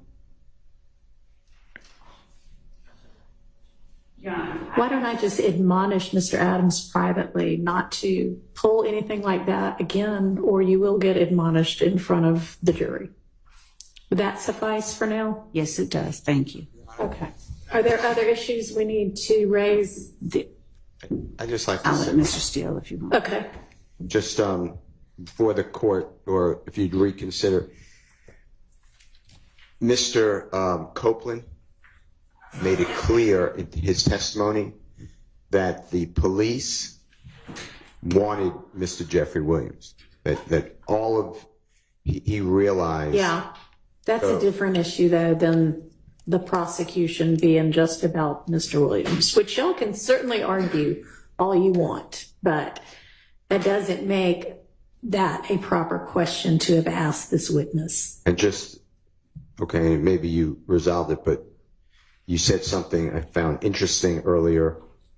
I found a lot of things you say interesting, but thrift, T-H-R-I-F-T versus state, seem to agree with the court's, what I think the court was saying. It's 310 Georgia, 499. It's in Division 7, like 6-7. It's a 2020 case. And it seems to say that a question asked is not contained in 17-8-75, but it says pretermitting. So I don't think they reached that issue, but they clearly didn't reach it, as a statement. I just wanted to. Okay, I appreciate that. And I do think that's correct. And so I'm glad to hear that an appellate court also came to the same conclusion. Thank you. Yes, sir, Mr. Sharp. Thank you, Your Honor. I know Mr. Adams has not finished his cross yet. Right. I also have a short Okay. cross-examination. I wanted, and as you know, Mr. Botts was flying solo this morning, and I want to be clear. I'm seeking guidance from the Okay. court. There's an area of inquiry that I wish to get into, but I don't want to be accused of opening any doors. Okay. Mr. Come on, help me out here. Right. Mr. Attorney Wright, thank you. Attorney Wright has testified that there was one specific, and I'm going to have to go up there to see the number. There's one specific, no, not three. There's one specific provision that he asked to be removed, and the state did in fact remove it. Okay, and I'm not going to dispute anything like that. I do not plan on getting into the contents of number 8, but I do plan on asking Mr. Wright if, to his knowledge from the review of the discovery, his client made any such statement to the police and any such statement to the district attorney. And the reason I'm asking that is, and then I'm going to conclude it, so this is not a situation where Mr. Sledge said one thing at one point and it was now disowning what he previously said. but rather it's just a situation where he's never said that. Okay, And so, that's it, and I'm not going to get into contents of anything, but I just didn't want to be accused of opening the door to the contents. I think the contents of number 8 are already in front of the jury anyway, because it's one of the factual assertions that Mr. Sledge disputed, and so those were read out, weren't they? It's very confusing They because were. one prior version, number 8, It's not the same as is the not the ultimate same. one. So what I believe Mr. Wright what I believe him to have been saying, and perhaps I will confirm by having him point to it when I'm up there, so it won't be read to the jury. I believe he was referring to the part where he said his client heard someone say, "We caught not Oh, add," and then that other number 8 was added in its place. So I'm referring to the original number 8. okay, I don't know if that was a number 8 or not. Well, You'll just whatever have number it to- was. Yeah, you'll have to, because I don't know if he even gave a number. Okay. But yeah, that's fine. But I mean, I think that y'all know from, and that's a legitimate question, but I think y'all already know from maybe our discussions up at the bench that I believe Ms. Love made an argument that his knowledge was based on their post-Nutt's death discussions at the condo. And and I may be misremembering it, but I think that was what Ms. Love at least indicated was her kind of basis for putting that in. So if you ask and no, he never made a statement to police, it's then possible that she gets into that. Although y'all, we are getting, I mean, could we focus on what the issues are in this case, please? Your Honor, when the court permits, there's one more matter that I think I want to bring. Okay, so do you have any issue with if Mr. Shart ends up asking, that line of questioning? You're going to have an issue with that? My response has to do with what Mr. Wright's answer has already been. I actually didn't quite understand what he's asking. If it'll open the door, I'm not sure what he meant. So if he could clarify so that I can respond clearly. So Mr. Wright is being very clear, and I think the jury gets it, that his client disputed a fact and it was taken out by the state. Yeah. Which I appreciate. But I think that, heck, if as an attorney, if I heard that, I would be under the assumption that it ended up in the first place because he must have said that previously and is now disputing it. I'm not going to get into, the state put this in there without ever hearing it out of your client's mouth. I'm not going to get into the dramatics of that. All I'm just going to try to establish is that, to your knowledge, what you asked to be taken out was something that he never said. Not just that he's denying it now, but he never said it. Okay. Now I understand. So what my response is actually going to entail a question as well, similar. But so in states 452, while Mr. Wright was on the stand, I asked him about what we're discussing now, and he brought up himself. I don't know how number 8 got in there. Right. Something to that effect. And he never said, obviously, I told you to check it out. He said it was an oversight on my part. But I asked him whether it preceded, whether number 460, that email that was sent at 8:43 on December 27, whether it was sent in response to states 452, which was sent at 506. He said, well, states 506 did not have number 8 in it, right? Right. And so that part was fine. But then when he gets to, he said the next thing he sees is states 453, which does have, it has a version of 8 in it.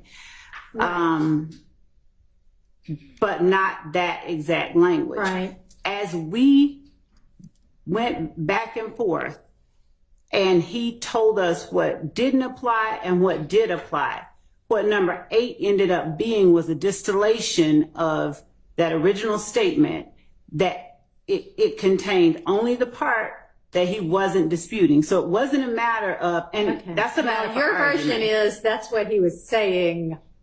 I think that could be interpreted more than one way. But what Mr. Sharp wants to ask is, to your knowledge from your review of the discovery and knowledge of the case, did Mr. Sledge ever say, I personally know that somebody from YSL killed Nutt, right? No. No? Okay. I'm getting everyone. I'm confusing Confused? everyone by Maybe. referring to numbers. Okay. I understood Mr. Wright to say, I asked, and this is what the state wanted out. I asked the state to remove something. Uh-huh. Okay? Forget about the numbers 8 or whatever. What he asked to remove was the statement that someone said, We got him bad or we something. got Nut down Okay. bad. All right. Okay? Regardless of what the number is. Okay. And I'm not going to ask him what he wanted to get removed. I'm not going to get into the contents. I'm just All going to say what you asked to get removed. To your knowledge, your client never said it, and Oh, that. in Okay. the first place, Okay. and when you were representing him, he never told the state that, he never told the state investigators that. Okay. Just so it doesn't appear that it's something that he said at one point and is now. I understand. So then the question then is not going to be whether or not his client ever said that statement that is now factual acknowledgement number 8. Right. It's the quote that got taken out from some much earlier version that is, I don't know where it is because there's so many different versions, but we got that somebody said we got Nut down bad or something to that effect. Right. And of course, I'm not going to say what it says. because Right. that's- Okay. But that's what you want to ask about. But you're, okay. And so if the court could inquire if Mr. Sharp, because we have labeled them all so that they're not confusing. Do you know what exhibit this is going to be on? I mean, I don't know that anybody. Or just the date and time. I don't know. Do you have the exhibits do. available? And I gave them for to Mr. review? Sharp, but All if he'll just Mr. tell Sharp, me. can you review and see what exhibit number that is? Because I don't know if it's on more than one. All right. And so if he asks that, he's going to ask, do you know of anywhere from the discovery that might have come from?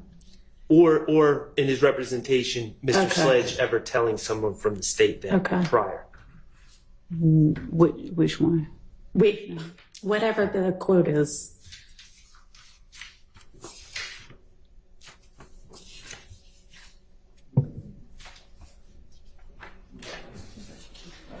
Yes.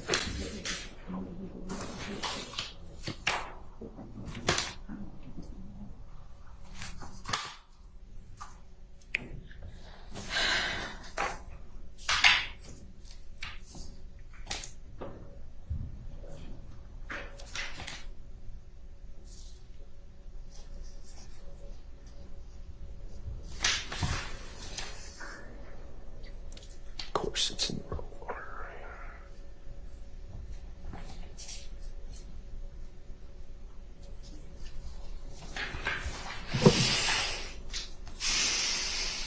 Okay. I know it's in Sledge Agreement Updated 2, sent 1:54 p.m. on Wednesday, December 28th. All right, that's going to be, I think, 455Y. That is correct. 455Y. And under number 8 in 4. Sorry, but that is one, that is 453Y. 455Y was the one that was sent on December 28th at 1:54 p.m. That's Mr. exactly what I just said. I'm sorry, I thought you said 1:45. My apologies. Okay. So it is 455Y. Right. And I'm not saying it's not in other versions. I just know it's I don't in. know whether it is or not. I just but know okay. it's in that one. All right. And what number was that, please, sir? It's number 8. So it's number 8 in 455Y. Okay, Correct. But of course, not number 8 in the final version because it's not in the final. right. Okay. Okay, so you understand what he wants to ask is that, and I don't know what you think that might open the door to or not. I think it might open the door to the fact that Mr. Sledge has testified to the fact that he was at the condo with a number of people, one of which has given a statement that Mr. Kendrick and Mr. Stilwell both indicated that they killed Donovan Thomas using this language. We caught that in Nut Down Bad. And the fact that Mr. Sledge acknowledged being at that condo during that time, if he starts asking, and he being Mr. Sharp, asks, did your review of the discovery reveal that your client made this statement, then it doesn't have any relevance given that, one, it doesn't show up in the final version, but two, if his whole purpose is to find out the basis for the state putting it in here first, then I can inquire further about what his client did say and what his review of discovery did reveal, whether or not that statement was alleged to have been made during a time his client was alleged to have been at the condo with the person alleged to have made it. So if that's his only reason, then that's what I would offer up. It's opening a door into. That's just from hearing what I'm hearing so far. Once again, I'm not getting into the contents, and Your Honor, to answer the question, of course it doesn't open the door, but I was just doing this out of an abundance of caution, and obviously the state is trying to jump through a door. And so is your question going to be to Mr. Wright, from however you phrase it, whether Mr. Sledge ever said he personally heard that?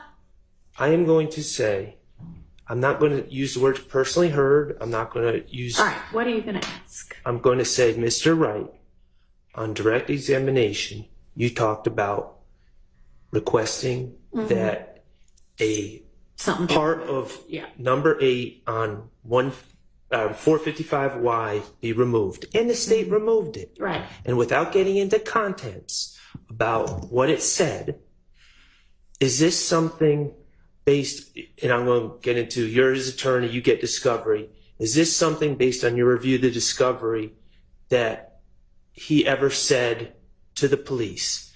And I'm not going to say what it is. I'm just going to say what you asked to be removed. Is it based on anything he ever said to the police? Is it based on anything that he told to the district attorney or any DA investigators? And I was just going to conclude it and say, Mr. Wright, so the thing that you asked to be removed, it's not a situation where Mr. Wright, Mr. Sledge allegedly said something and was now going back on it. It's a situation where Mr. Sledge had never said such a thing.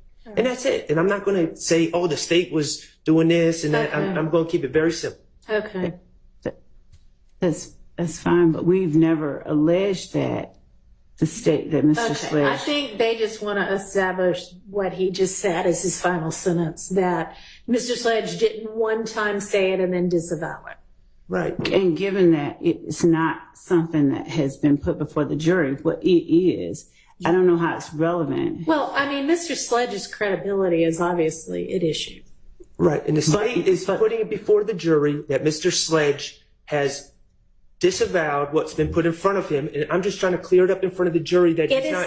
Yeah, I understand. It's fine for you to ask that question. Do not ask it in a way that suggests that the state has no factual basis for having ever suggested maybe that's something he could I'm not going to do agree to, because then I will let her get into here's why we said this. Okay. Completely understand. All right. Everybody understand that?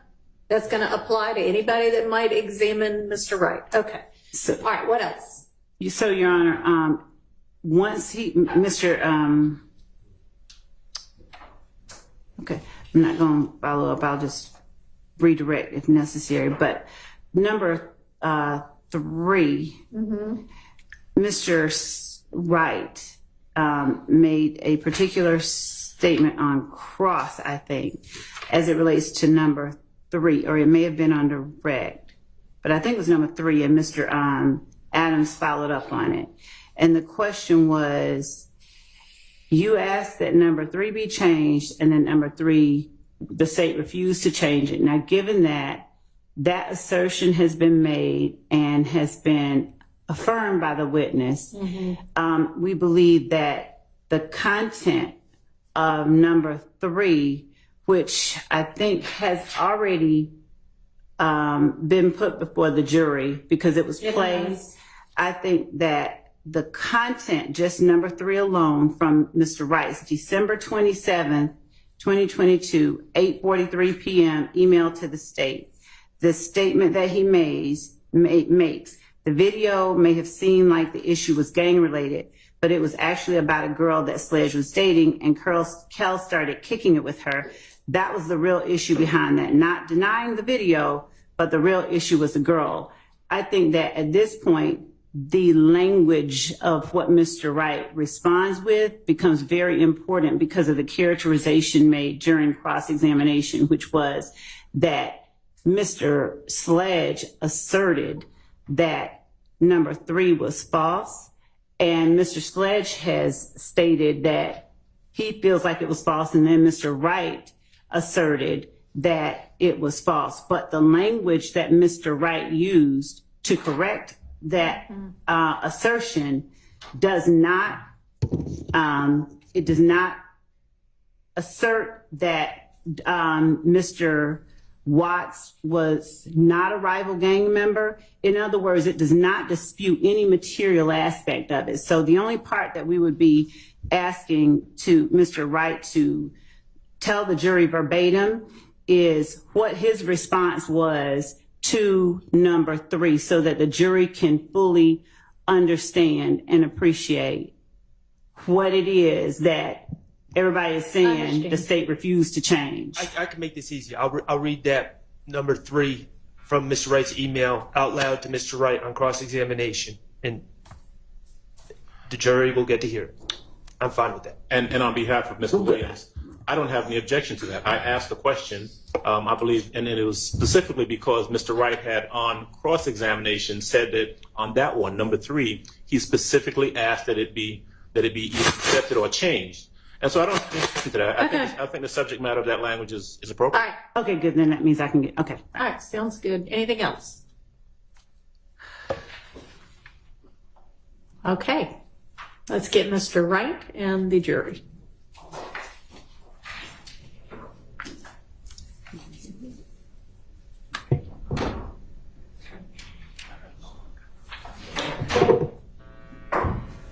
And Mr. Adams, you Jenna, come on up too. Can we approach really quickly regarding a witness? Hang on. Yeah. Hold on the jury. Mr. Wright can come on in.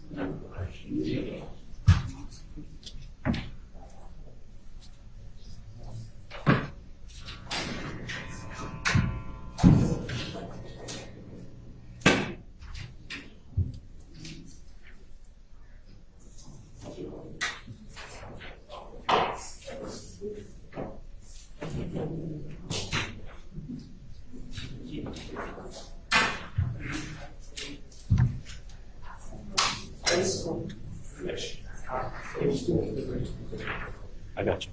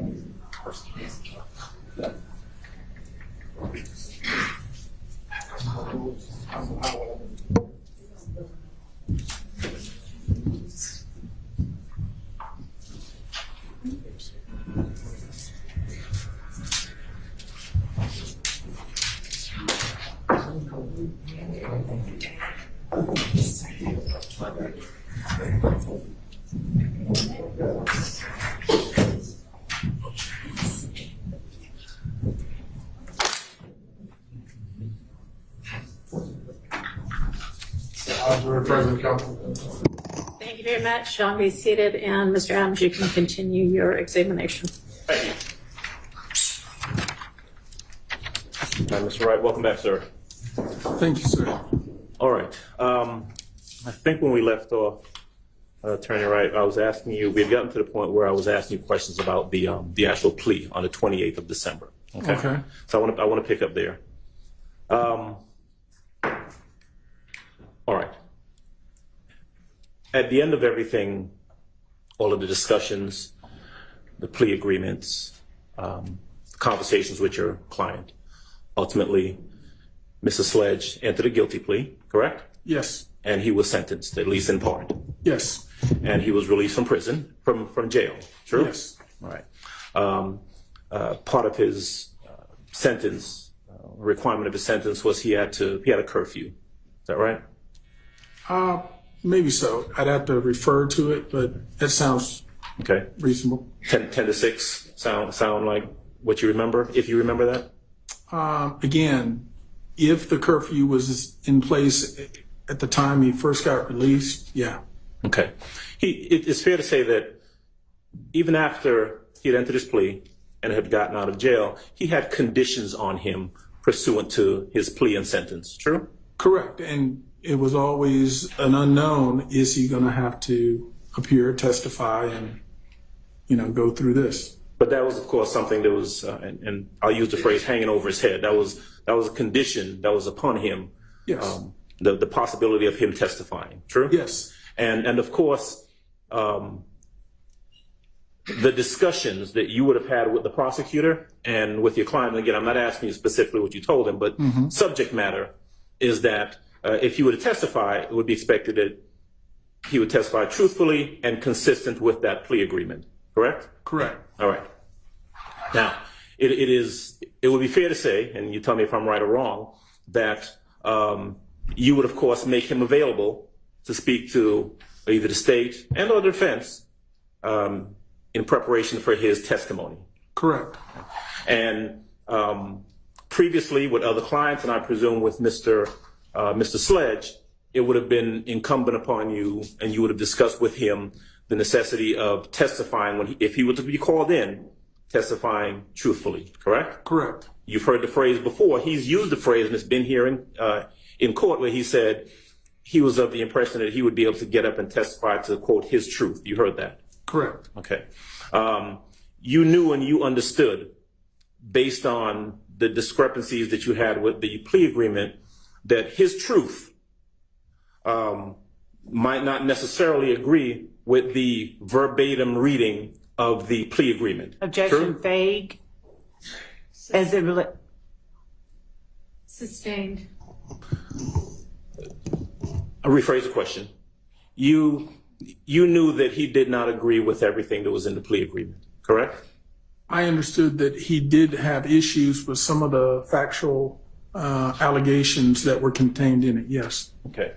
And so moving forward then from that period of time, December of 2022, to when the state made contact with you about speaking to Mr. Sledge in June of 2024, you made him available at that time, true?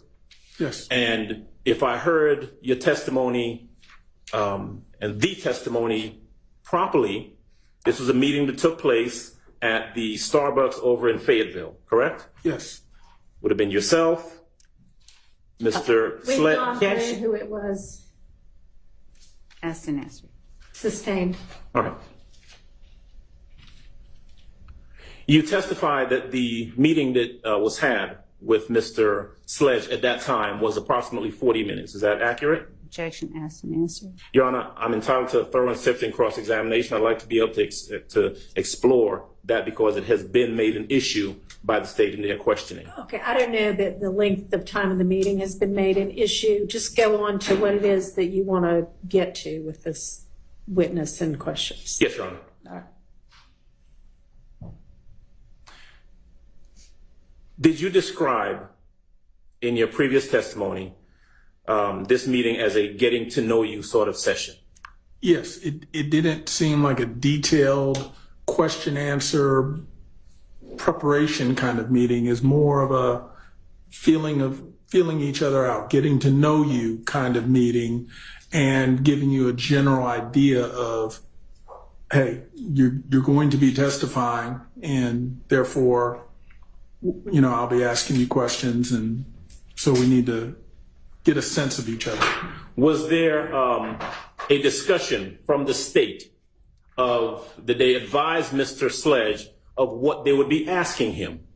No, there were general questions again, but it was not often when you think about prep, witness prep, you think, hey, I'm got 20 questions here. The 20 questions on be. It wasn't anything like that. It was really more of a introduction to each other, get to know you kind of meeting. It did not appear to you to be what you would consider a witness prep session. Correct.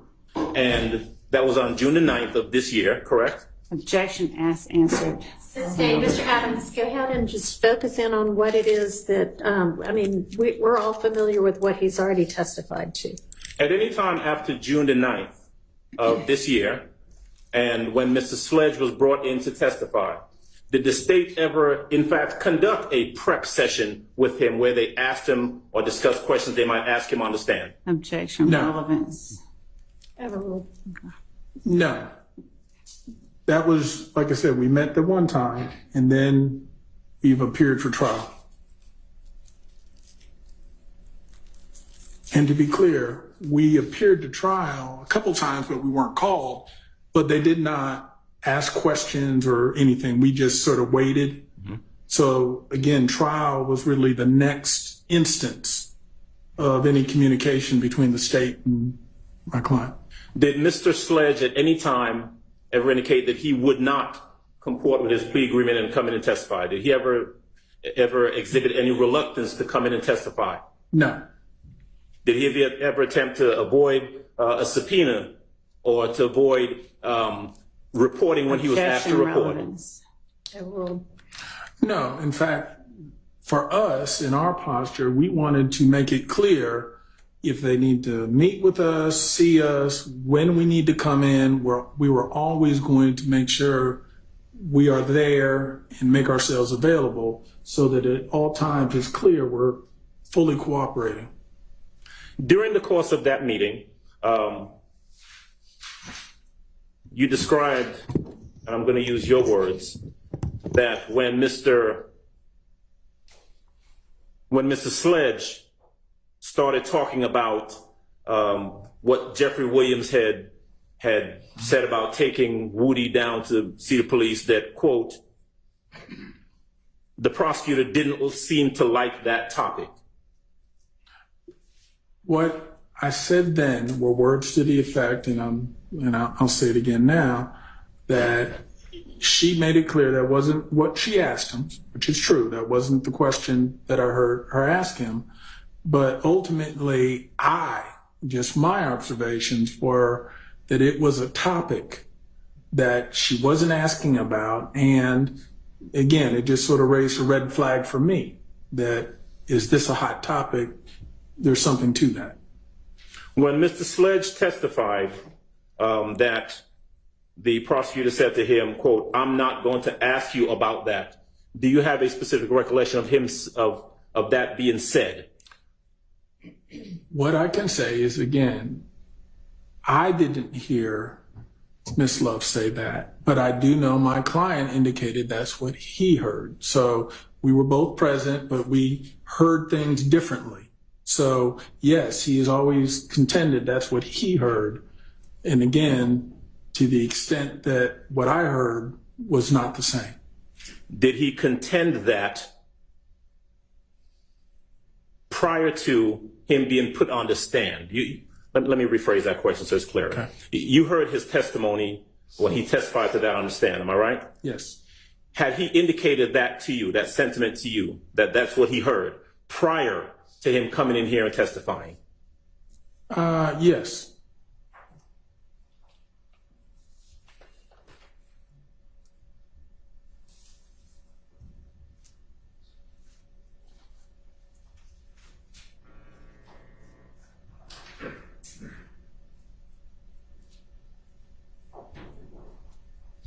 I want to, almost done, just have one or two last questions for you, Mr. Wright. I want to jump back to early December of 2022, when you were having the back and forth with the state. Okay. In regards to the plea agreement. And if I heard you correctly, that was between essentially the 27th and 28th, is that right? Yes. Do you recall stressing to the state or sending them a message, specifically telling them that you were ready, he was good, Mr. Sledge was good to take the plea, he didn't want any media, and that he just wanted to get back to his family? Do you remember expressing that sentiment to the state? I did. All right, one moment, please.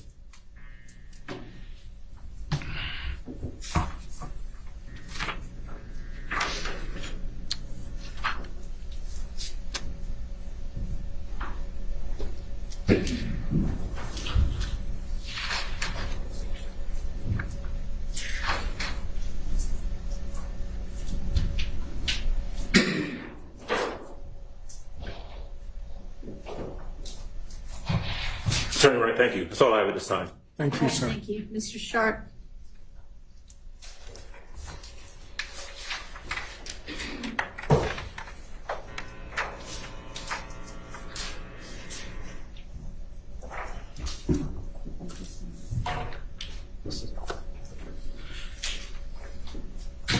Good afternoon, Mr. Wright. Good afternoon. Attorney Wright.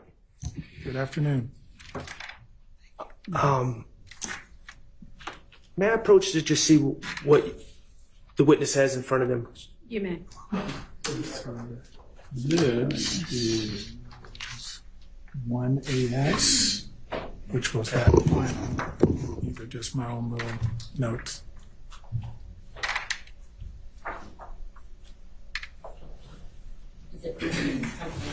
This shouldn't be. These are all just my own notes. You gotta go over here. Okay. I'm just gonna put these in front of you. Sure. So you're hand. Thank you, Your Honor. Okay. Attorney Wright, on direct examination, you made reference to identifying a portion of a certain factual acknowledgement that you and your client disagreed with and bringing it to the attention of the state, correct? Yes. Well, you mentioned several, but there was one in particular that the state changed for you, correct? I need you to give me a little more info Okay. on which one. And I'm not going to get into the contents of it, but it's in what's been marked 455Y. Okay.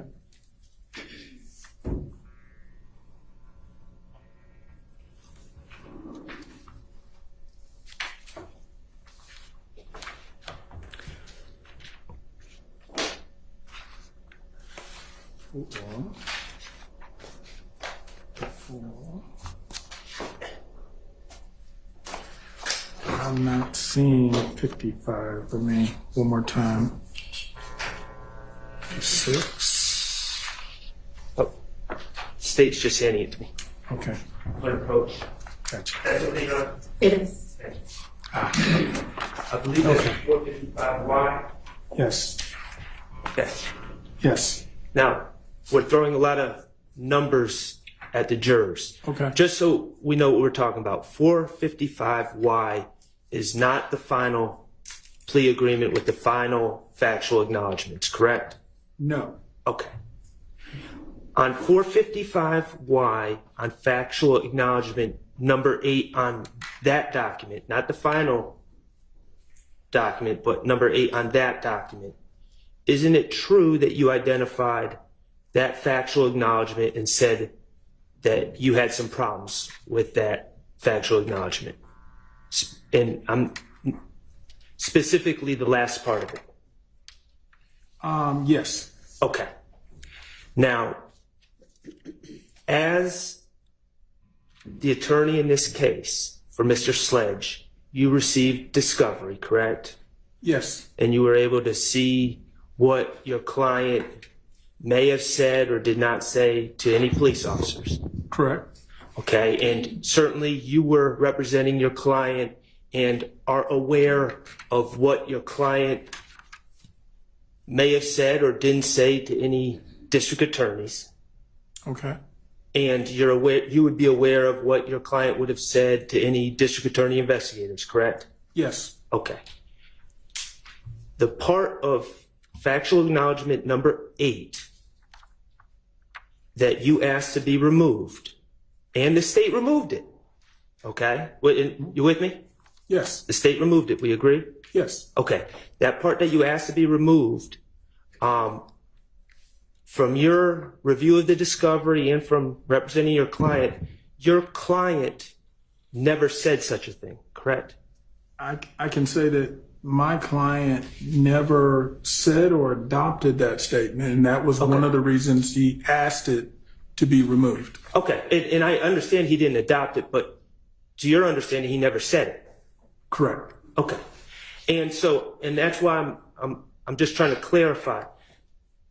That portion that you asked to be removed is not something that your client once said and is now disowning or saying he's changed his mind. It's something that was never said. Objection asked and answered twice. That's correct. Okay. Thank you. I just want to talk to you about the timeline of you receiving the plea offer and in actual pleading this case, okay? You received the first version of the factual acknowledgments, you would agree, at approximately 5:00 p.m. on December 27, 2022? Yes. Okay, and that was the day before the plea was entered. Correct. And as I understand, I'm not going to belabor the point, as I understand, you went to 901 Wright Street, the Fulton County Jail, to discuss the plea offer with your client. Yes. Okay. Mr. Sledge. And do you recall how long you met with him that day? Now that I don't know. It would have been long enough to make sure we're going over things for me to get a good idea of what his response would be to our conversation and the things I was going over with him. And then at some point I would leave. And then, of course, as I said, later prepare a response email to the state. And this meeting with your client, was this you were in the attorney booth at 901 Wright Street? Yes. Okay. And as an attorney, or when you met with Mr. Sledge, you were on one side of the booth. There's a glass. Objection, relevance as to. I'm discussing their ability to go over this document. Overruled. There's a thick glass barrier in between you and Mr. Sledge for this meeting, Correct. and he's on the other side of the thick glass, correct? Correct. And of course, you have to talk loud, but Yeah. you can hear each other, correct? Correct. And let me, at least so you know, because this is some time ago, I'm assuming I was, again, because we are almost always in the attorney booth. We get a little key, we can unlock it, we can go in. We can also hand documents back and forth. Right. That is my recollection of how I met with him, which meant I would have been able to hand him a copy so he can read it, I can read it, at the same time and go over whatever we need to go over. I'm sort of stating it because it's so long ago. Is it possible that I just saw him through one of the more window only kind of things where I could not have handed him stuff? Possible. I don't remember that. I remember being in the attorney booth. Okay. But I just wanted to point out that, yes, we can talk as well as hand stuff to each other to review. Well, let's let the jury know what we're talking about here. So if the attorney booth, if someone's in the attorney booth, if it's being used, if it's occupied, you can use a visitation booth, correct? Correct. And that also has thick glass in between you and the person you're speaking to, correct? Yes. And the main difference is there's no pass through in those Correct. booths. You can, all audible stuff's the same, but you just can't pass stuff back and forth. Okay.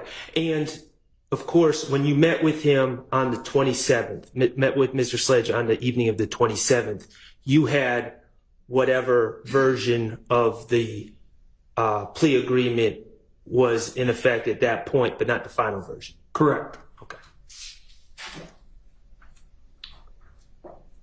All right. Could you refer to 1AS Okay. for me? I have it, sir. Okay, thank you. You would agree that in the negotiations with the state, your client pled to count 1, which was conspiracy to commit RICO violation, correct? Yes. And he was facing 15 years to serve. He was sentenced. The agreement was 15 years to serve on probation, correct? Correct. Okay. And then count 30, he did plead guilty, and according to this agreement, sentencing was withheld Yes. and would be dismissed if he fulfilled the agreement. Yes. Okay. At this point, sentencing is still withheld, correct? Correct. And the maximum he's facing on count 30 is 15 years, correct? Yes. Okay. So right when he testified earlier today, he had a 15-year sentence hanging over his head as well as the probation. Correct. Okay. And so his maximum exposure is 15 plus 15, correct? Yes. Technically less, we'll say any time is already ticked off since the agreement. But generally speaking, it's 15 plus potentially another 15. So, and at this point, if he's done a year on probation, it would be 29 years instead of 30 years. Correct. Okay. Now, you indicated in your review of the final plea agreement, there was one factual acknowledgement that you testified you missed, correct? Correct. Number 8 on the final agreement, you missed. Correct. And, well, I'm not going to ask you to speak on behalf of your client, but you missed it. Yes, I can only say that I missed it, and had I seen that, I would have immediately, because it was of a certain subject that from the very beginning we had sought to exclude from this. But ultimately, for whatever reason, we missed it. Okay. Can you, in sentencing acknowledgements number 5 on that final agreement, defendant's sentencing acknowledgements, Yes. this final plea agreement between Mr. Sledge and the state, as reviewed by yourself and Mr. Sledge, indicates that your client is facing as much as 35 years in confinement. Isn't that correct? Correct. That's what the agreement says. Correct. Okay. In fact, he's facing 30, maybe 29. Correct. It would have been a max of 30. So 35 was incorrect. Okay. So, Your Honor, I object to the characterization. The language, I'd object to the characterization, and I don't want to speak further, but the question was posed whether it said he faced 35 years, and that is an incorrect characterization. I can, Okay, do you want to rephrase? does the document say that if your client does not fulfill the obligations of this agreement, it may result in defendant being sentenced to serve as much as 35 years in confinement in the Georgia Department of Corrections? That is what the document indicates. Okay, is that your client is facing 35 years? I think it would be a more correct statement to say 30, but that point is 30 or 35, a whole lot of time. But yes, I think the correct number is 30. All right, you're making my point for me. Gotcha. You signed an agreement where your client was facing, you and your client signed an agreement saying that your client was facing 35 years. Correct. And he was really only facing 30 or less. objection, asked and answered. Yes. Sustained. Your client on that final agreement, there's a word that's crossed off and initialed by your client, correct? Yes. Okay, begin was changed to being. It's just switching the letters, right? Yes. Okay. And that was crossed out and written and initialed by your client, correct? Correct. All right, and you've reviewed the video tape. You were in here when the video was played of your client taking a plea? I was there. Okay. That was something that Miss Love caught and instructed Mr. Sledge to cross out an initial, correct? That sounds correct, yes. All right, that wasn't something that was caught by your client. Correct. All right.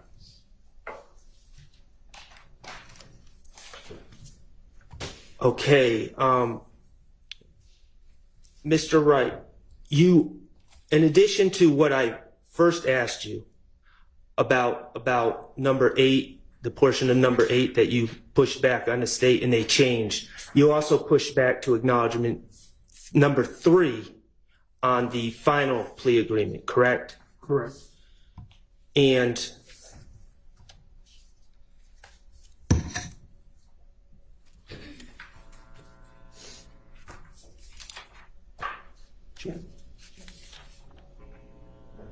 Your Honor, may I go back first? Yeah.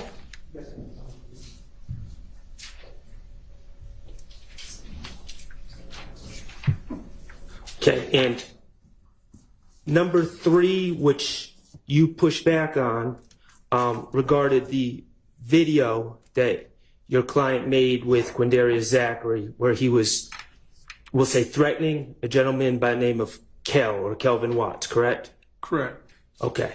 And you're aware that the factual acknowledgement indicates that your client, while associated with YSL and to support and express loyalty to YSL, made this video. Correct. And it indicates, the acknowledgement indicates that the video was made on behalf of YSL, correct? Correct. Okay. Your Honor, I'm going to object to a characterization. Sustained. I mean, if you read it carefully and then rephrase. On behalf of YSL, defendant threatened to harm a person named Cal. You can ask that. Okay, but the acknowledgement indicates that on behalf of YSL defendant, that would be your client, Mr. Sledge, threatened to harm a person named Cal, correct? That's what the acknowledgement says. Yes, Okay, and you pushed back on that and you sent Ms. Love an email, correct?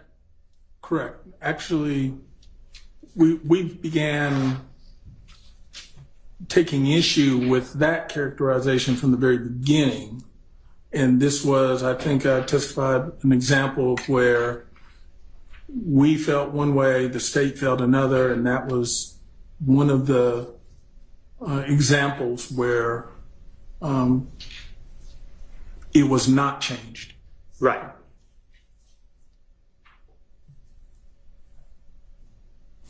Okay.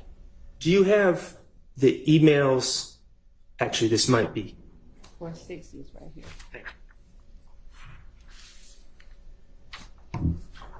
Do you have 460 in front of you? Yeah. No. 462, 461. He, One moment. This is the only 460. Ms. Love gave me this one. I'm going okay. to approach if Your Honor will allow. I'm handing you what's been marked as 461. Yes. Going to read to you from your email what you said about acknowledgement 3 to Ms. Love. And this email was sent on December 27th at 8:43 p.m., correct? Yes. Okay, and this is the night before Mr. Sledge entered his plea, correct? Yes. Okay. You wrote regarding number 3, the video may have seemed like the issue was gang related, but it was actually about a girl that Sledge was dating and Kel started kicking it with her. That was the real issue behind that. Not denying the video, but the issue was the girl. Is that what you Yes. wrote? And is that verbatim? Yes, that was verbatim. Okay, so the point you were trying to get across is you're not denying that your client, Mr. Sledge, made the video, Correct. and you're not denying that he had an issue with Kel, Correct. but that issue was about a girl. Yes.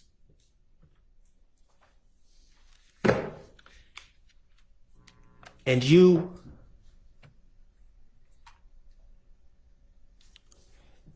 ultimately, the state was unwilling to change that factual acknowledgement in the plea agreement, correct? Correct. They were unwilling to take out that it was done on behalf of YSL, Correct. and they were unwilling. Your Honor, my objection is vague when the question is they were unwilling to take out that it was done. And earlier, Mr. Sharp referenced video. If you could just clarify what he's saying. sustained. Okay, they were unwilling to change the factual acknowledgments on your client's plea that he was to sign the next day, right?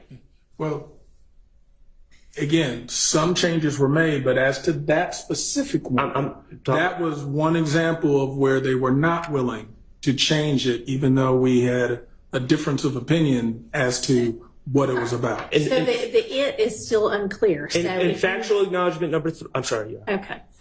Yes, my objection was to, could they specify what it we're talking about? In terms And it may help. Factual acknowledgement number 3, which relates to the video that was made Yes. with your client and Mr. Zachary in it, correct? Yes. Okay. The state was unwilling to change the language that it was done to support and express loyalty to YSL, correct? Correct. And they were unwilling to change the language that it was done on behalf of YSL. Correct. And Your Honor, Yes. again, I object. You can clear it back up on redirect, or are we already?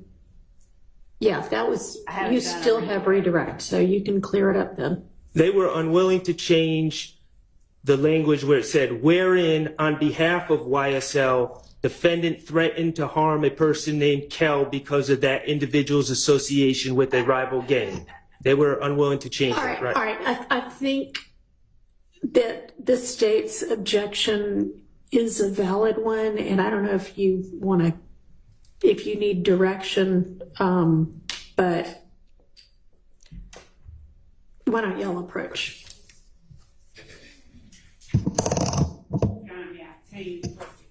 Yeah.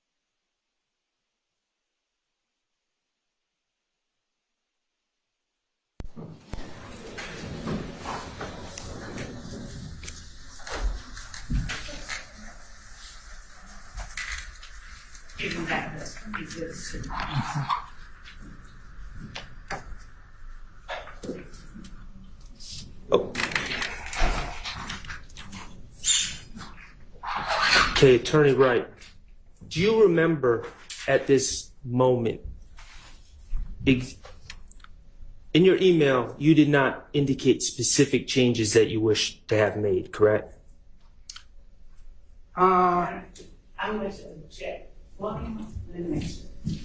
Actually, in my email, the way I even described I put, here are recommended changes, and then I went number by number, all the way 8 through 13 for the agreement I had at the time. I get it. It's not like you went through it like you do in Microsoft Word and mark it with red or anything like that, like an editor would, correct? Correct.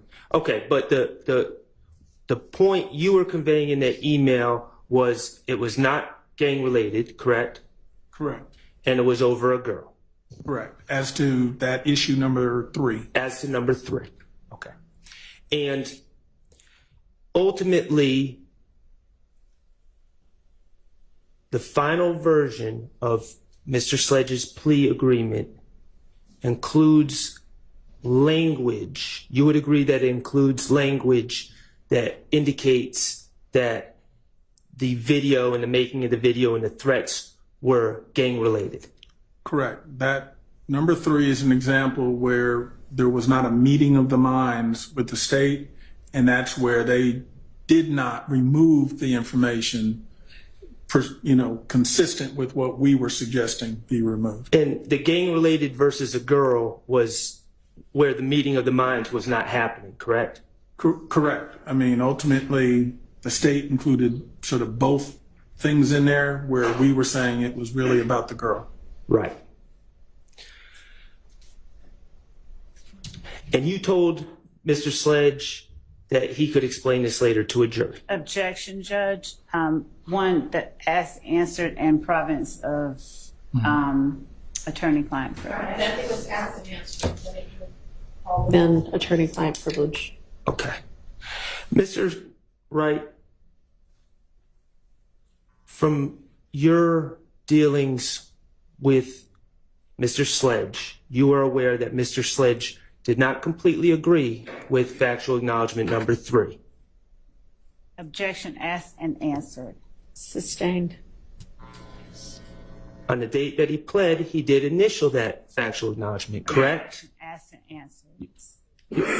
Your Honor, this is the first time I'm questioning this I witness. know, but lots of other people already have, and we've gotten that information at least a couple of times.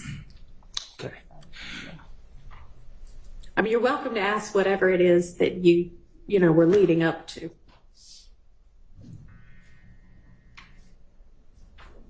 I believe on cross, you indicated that in negotiations, you can't have everything, and sometimes you have to live with some things, correct?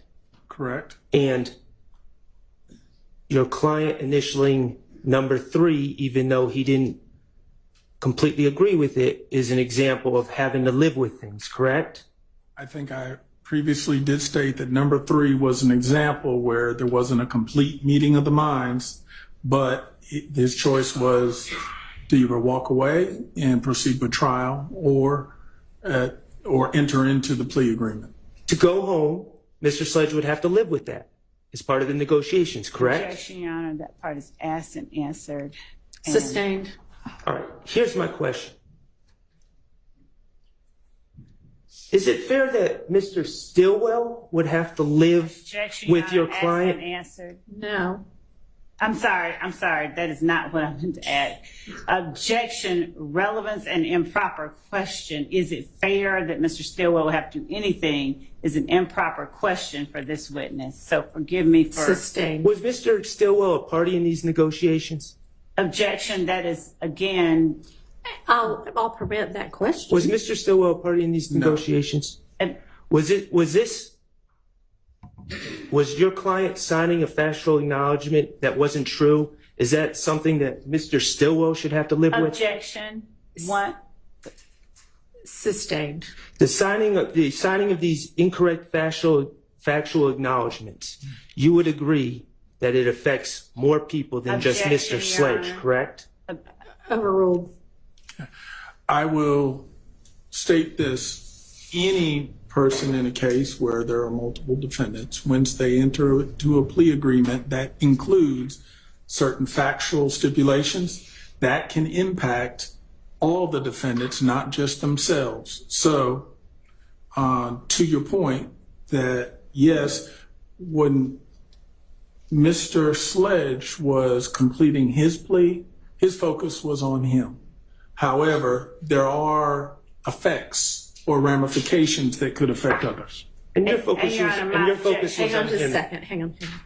and my objection was to the characterization of the incorrect or improper factual acknowledgement. So the answer, I think, sort of dealt with, but my objection was that that was a mischaracterization or improper characterization. Was factual, Well, the jury's heard the testimony, so. was factual acknowledgement number 3 completely correct from your client's perspective? We indicated that we took issue with some of number 3. Some of it we were acknowledging and some of it we took issue. And he initialed it and he got to go home. Correct. Objection. That And was asked and it affects these other gentlemen back here, correct? asked and answered. Sustained. No further questions. Okay, does any general questions, Mr. Williams or Mr. Harvey? Okay, all right. Anybody need a break before we do redirect? Okay, let's take a quick kind of 10-minute break. Try to be back here close to 3. County Master Collector. Yes.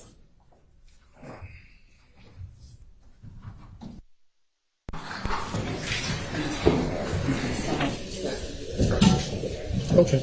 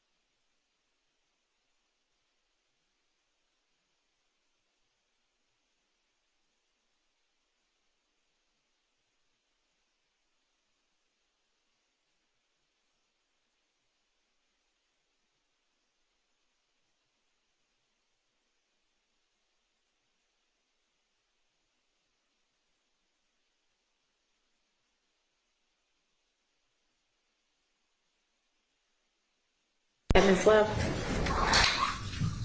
Thank you, Judge. Mr. Wright, you were asked on cross-examination by Mr. Sharp, I believe, regarding factual acknowledgement number 3 that was contained in the final plea agreement that your client signed. Do you recall that? Yes. I want to ask you whether State's Exhibit 452 Yankee, which was sent at Tuesday, December 27, 2022 at 5:06 p.m., as indicated by its link, was that document, the document that preceded the email in 460 Yankee from you dated December 27 at 2022 at 8:43 p.m. I'll let you look at that.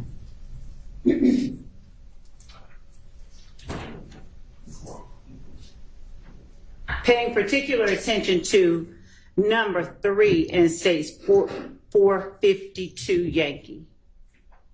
Yes, it does appear to be number 3 in Exhibit 452 Yankee is what my email note was referring to. All right. Would you please read exactly what number 3 in State's Exhibit 452 Yankee says that was sent to you before you sent the email in 460 Yankee? Okay. While associated with YSL and to support and express loyalty to YSL, defendant and co-defendant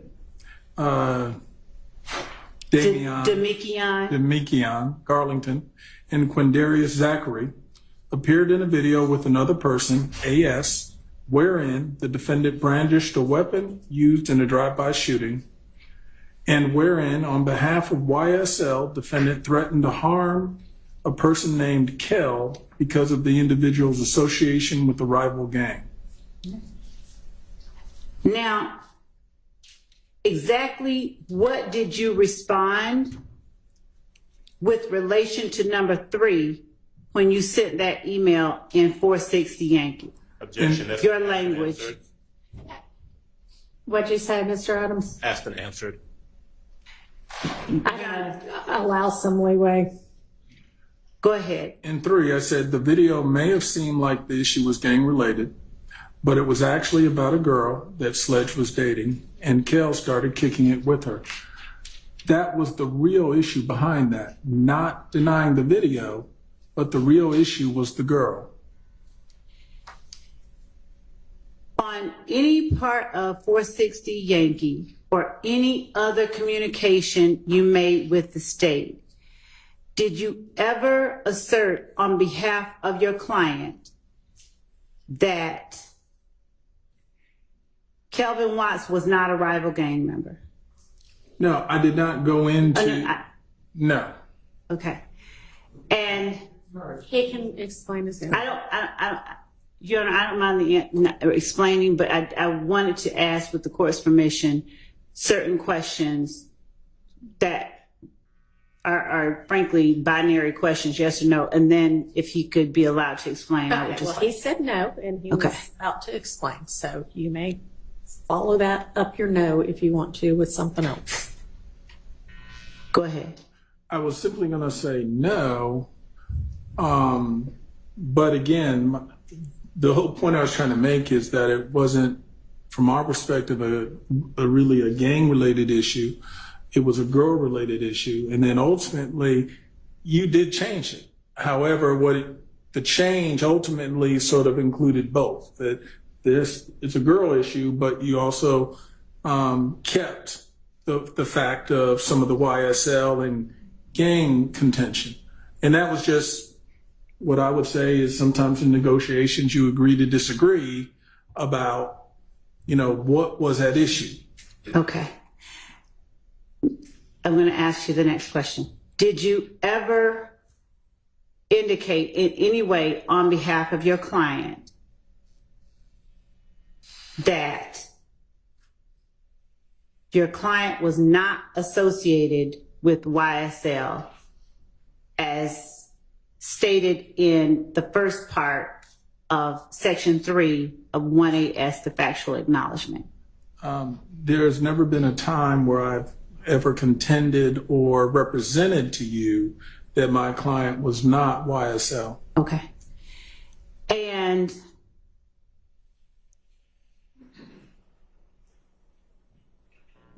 is there ever any indication from you through your client, from your client through you to the state, that the portion that says where a defendant brandished a weapon used in a drive-by shooting is incorrect, inaccurate, or false?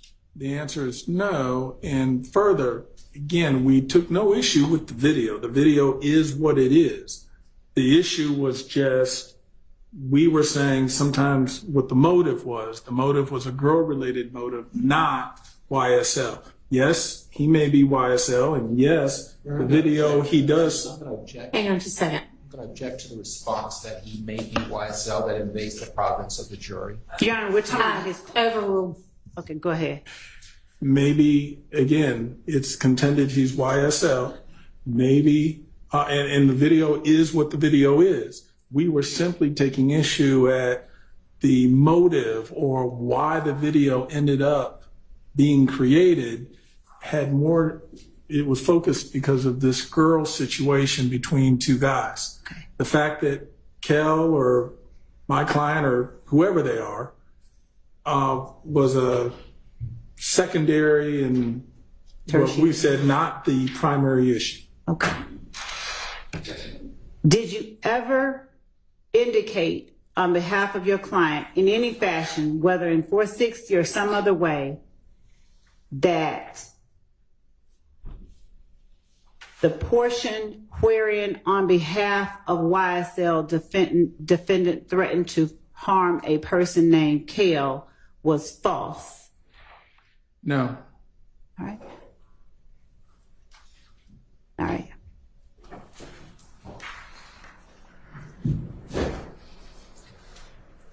So is there any statement contained in State's Exhibit 1AS, Section 3? Is there any portion of 1AS, Section 3 that your client, through you, contended was false at any time that you conveyed to the state? The part which says that ultimately his actions in the video. Wait a minute. Where's the word ultimately in that? Okay, well, no. Sustained. Okay. He's Okay. trying to explain it.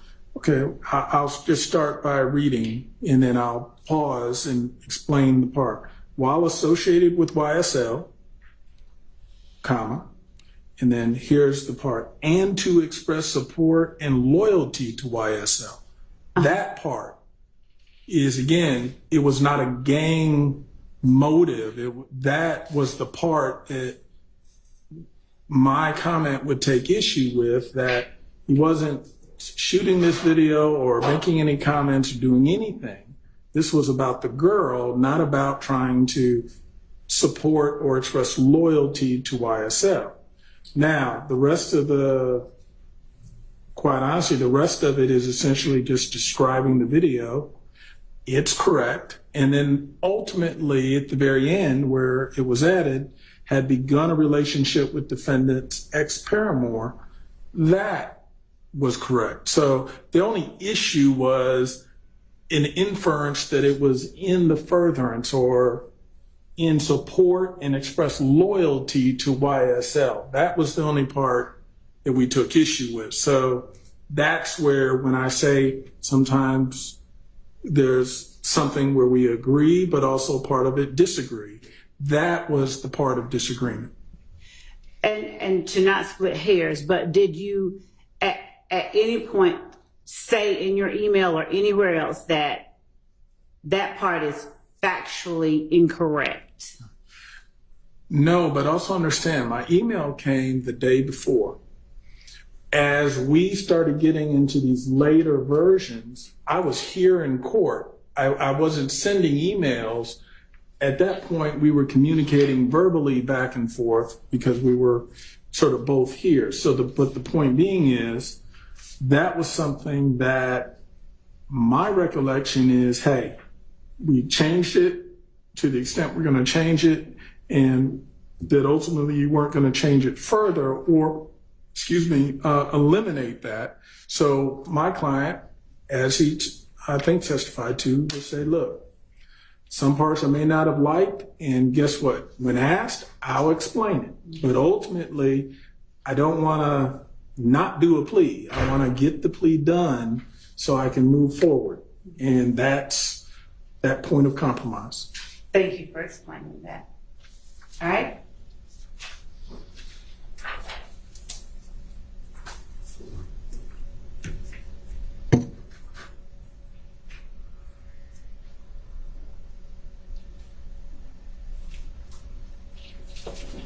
Your Honor, I would also at this time ask the court to conditionally admit 452, 460, and 453, not for publication at this time, but subject to additional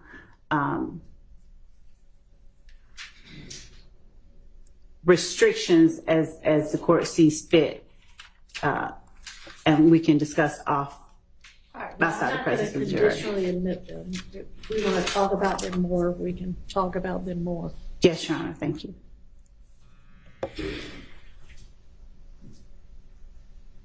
While you were on cross-examination, you testified that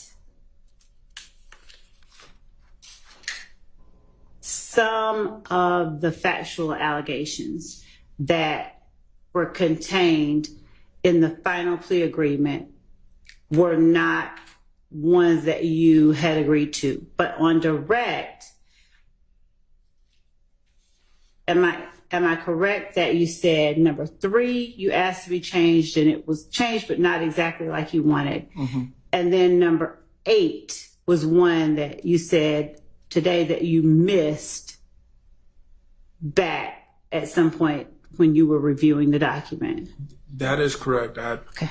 I have said today that number 8 was missed. Okay. And a review of it versus our earlier comments to you,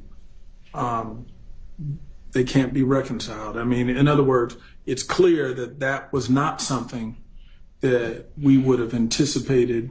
In other words, it was something we objected to and wanted removed. Ultimately, it reappeared in that final version. We did sign it. Again, I'm not taking issue. We missed it.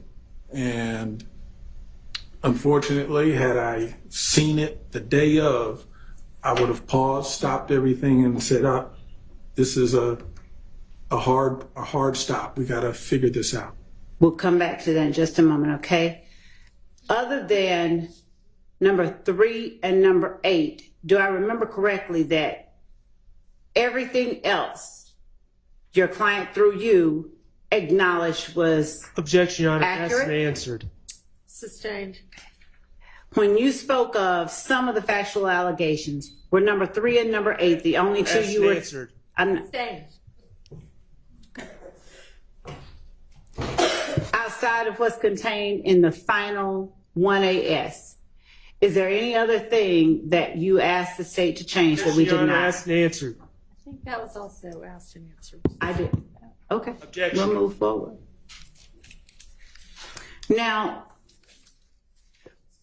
as I said, when you mentioned number 8 being something that you had not seen before, are you able to tell the jury the first time that you can now recall paying attention to number 8? Number 8, when you were questioning my client, and number 8 came to light, one of the first things I started to do was go back to read to figure out where that came from. And of course, my reasoning, without going into the content, was that was one of, from the very early things that we said, hey, this is not accurate. And then I'm thinking, where'd that come from? But I went back, I realized it was there. How we missed it, how I missed it, I don't know. But apparently I did. If I show you number 8 on 455 Yankee, an email dated December 28, 2022 at 1:54 p.m., are you able to recall whether this was a document that you reviewed while you were actually in court? I believe that was one that I did review while in court. I think you said 155? Yes, sir. Yes, 455. 455. Did I say one? I don't know. 455 Yankee.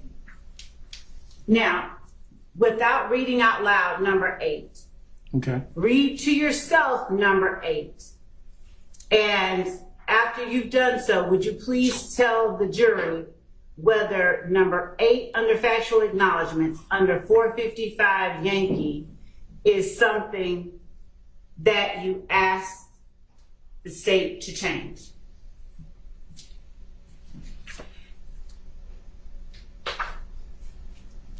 If we, With just okay. because I can't have you read it. No, I'm not going to read it. Okay. But what I was going to say is, having read it, ultimately, only the very final part, the last sentence, really the and then everything after that is the only thing we would have asked to be removed from this paragraph.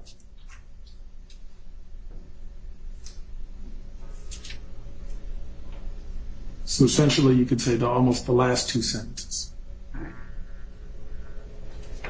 And so,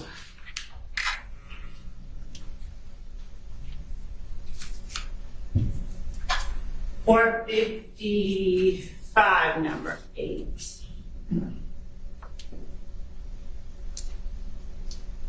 Your Honor, Yes. I'm going to object under 403, misleading the jury. Mr. Wright has been referring to number 8 on the final agreement. Now Ms. Love is trying to talk about number 8 on a prior Okay. version, which is not the same. I hear you. I think she was maybe about to ask some questions to clarify that. I was, Your Honor, and just to be clear, because there was this cross-examination about what was agreed to, what the state refused to move. Right. So this, we believe, is a proper line of inquiry, and we'll try and keep it as concise as we can. So, may I continue? You may. So, Mr. Wright, when you speak of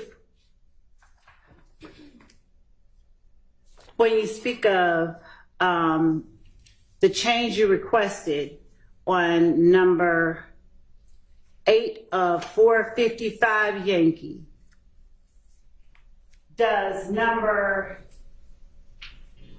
8 on 456 Yankee, is that the difference, and is that the line that you're referring to that appeared in the final version? Well, they are 2 completely different statements. Right. And does 456 Yankee contain the line that is now contained in the final version?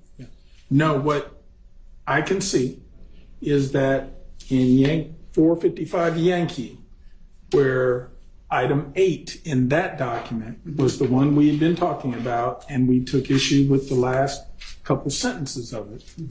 When it becomes 456 Yankee, that is moved to being now number 9. The lines in question were in fact removed, but a new number 8 is inserted, and the new number 8 is what I said we missed. We didn't see that. because it had not been part of the prior version. So, but you can sort of see by comparing the two that what happened was it got kicked down to 9. A new number 8 was put in, but number 9 does in fact remove the line at issue in the old number 8. If that wasn't confusing. Not at all. Okay. And what I was asking you is that in 456, that line in 456 Yankee, is that number 8 the line that appeared in the final version? It did. Okay. And again, I'm not sure how we missed it. I think because I'm thinking, and again, I can't speak for my client, I can only speak for me, that we were still going off the last thing we had seen. Honestly, I know this final version got emailed to me. I'd be interested to know, just to be sure, what time the plea happened versus this email, because that would make sense as to if I didn't see this last version email before we ended up taking the plea. And again, I'm not saying it did happen. I'm just saying I'm trying in my mind to figure out how we missed that. How did that happen? And as you were asked on cross-examination about your understanding and your client's understanding or initialing of each of these acknowledgments,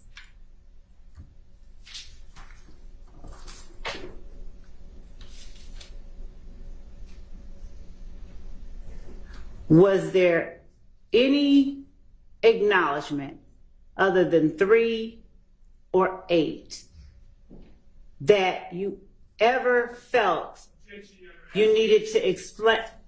I don't think this particular question's been asked before.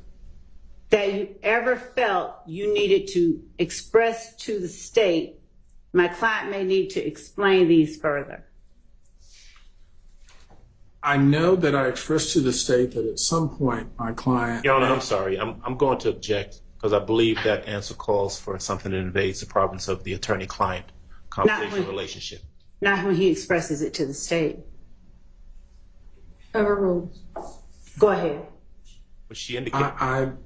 I believe, because at some point it was stated to the state that explanation may be necessary. Yeah. I don't recall whether we itemized exactly which items were going. I think it was a general statement that, hey, we're signing it, we're agreeing to it, but some of this may require explanation. And at the proper time and place, i.e. if he's called to testify, he's going to want to be able to explain the answer. Okay. So I think that generally, without going into any detailed conversations with my client, but that's generally what I recall we were communicating with the state to say, we're signing, sign us up, we're initialing, we're going forward, but some of these things, because there are a couple things in here, may require further explanation, and when asked, he'll have a chance to explain.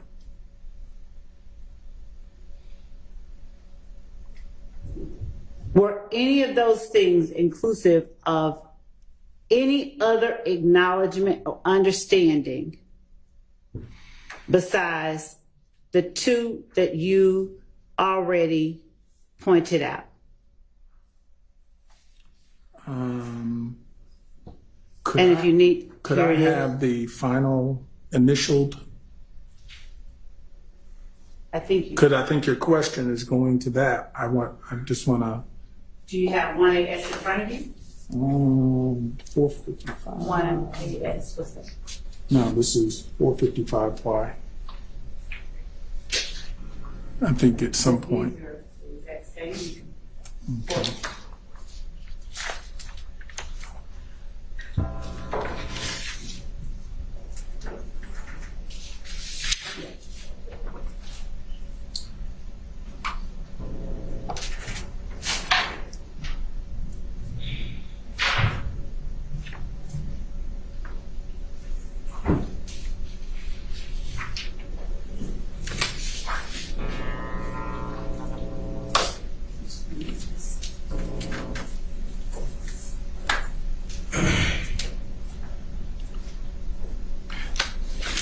reviewing this, 3 and 8 would be the only ones that I believe he would have, I'll strike that. 3 and 8 were the ones that there seemed to be issues that may require explanation. Okay. Just 3 and 8. All right.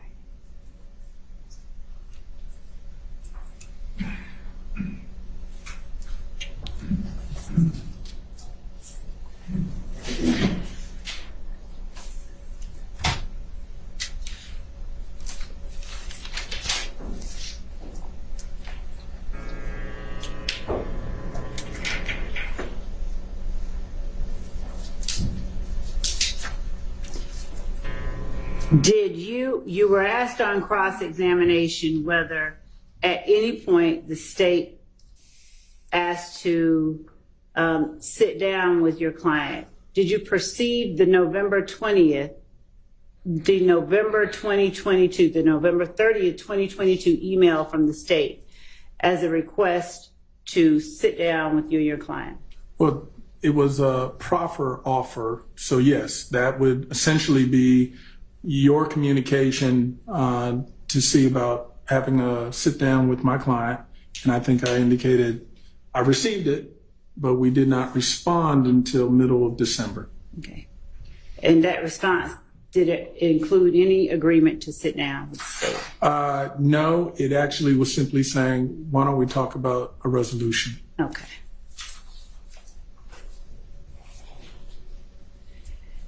And as it relates to the questions on cross-examination about the November 27th email and the November 28th emails and where you were when you were able to review them with your client.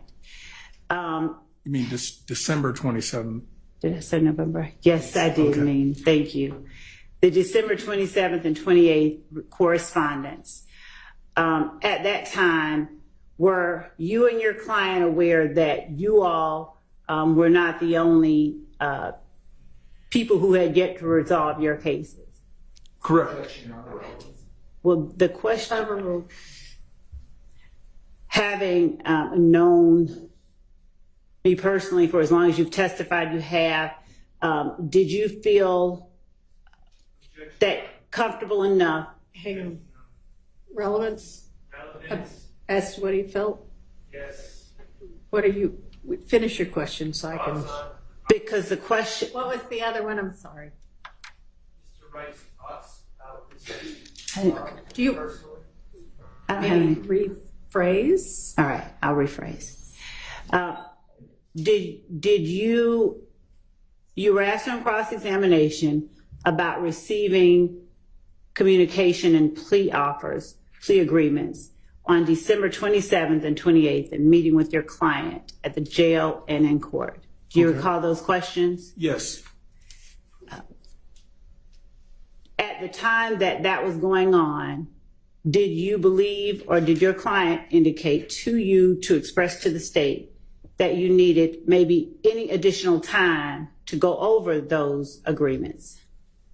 No. At that time, we were very eager to ink a deal and resolve the case.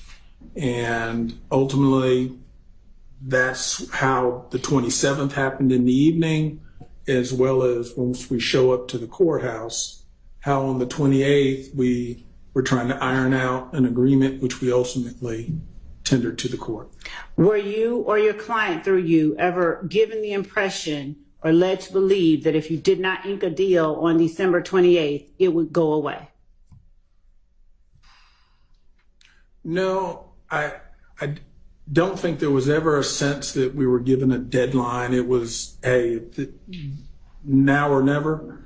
I think it was just a matter of he's expressed.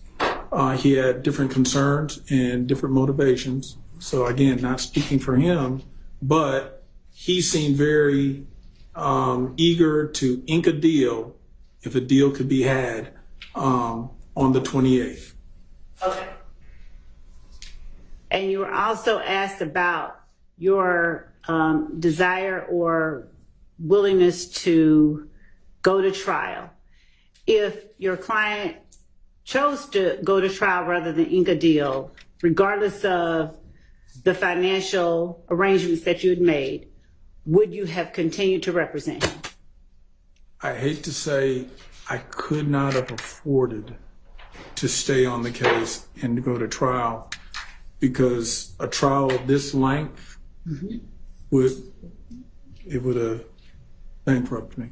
Okay. I mean, there's starved me. I don't know what's the word, but ain't no money being made when you're in a courtroom, and if you're not getting paid for being in the courtroom, there just ain't no money. Understood.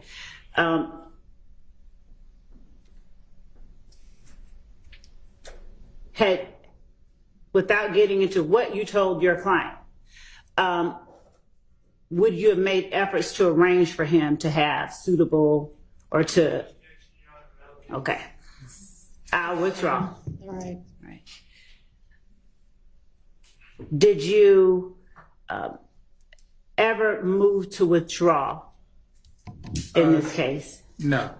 Again, that's something that would have come later, depending on the choices my client made. Okay. And because his choice was to get this plea done and to execute it, that never became a ripe kind of consideration. You were asked on cross-examination a number of times about your client's sentence.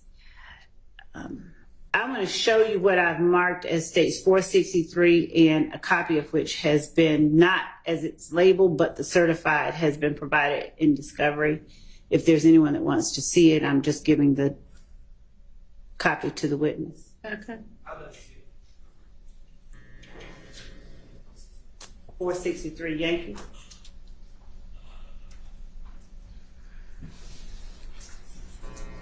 You were asked on cross-examination whether count 30 was held open until the end of this initial trial. Do you remember that? Something to that effect, yes. And do you have any memory of it being necessary for your client to be sentenced on count 30 as a result of the way that that particular count had to be filed with the clerk of court? Actually, we put creative language in there where if he sees his cooperation through, we could actually be in a position to withdraw his plea on that count, and then it would be null pros. So one of the benefits is count 30 will go away, and then he'll just be on probation for the primary count. So that was, I guess, one of the incentives in this agreement was, I guess you now have both ends. The incentive that that count could go away, or the deterrence that, hey, there's a hefty sentence if you go afoul. And does 463 accurately reflect your client's final sentence that he was given that day, in addition to or under the restrictions of 1AS, the plea agreement? It does. Okay.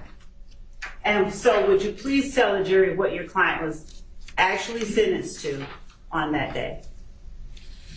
No, I'm going to object. That's actually been asked and answered previously. Well, I haven't seen the document to see what it says, but it seems to me, at least the implication is, no, it hasn't. So I don't know. Do I need to see the document? I can show it to the court. Now, passing to the court, 463 Yankee, I ask the court to pay attention to the statute. I'm going to walk around. You're welcome.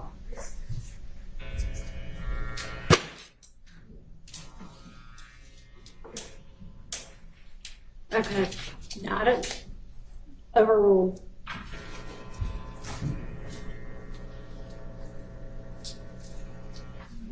Thank you, Judge.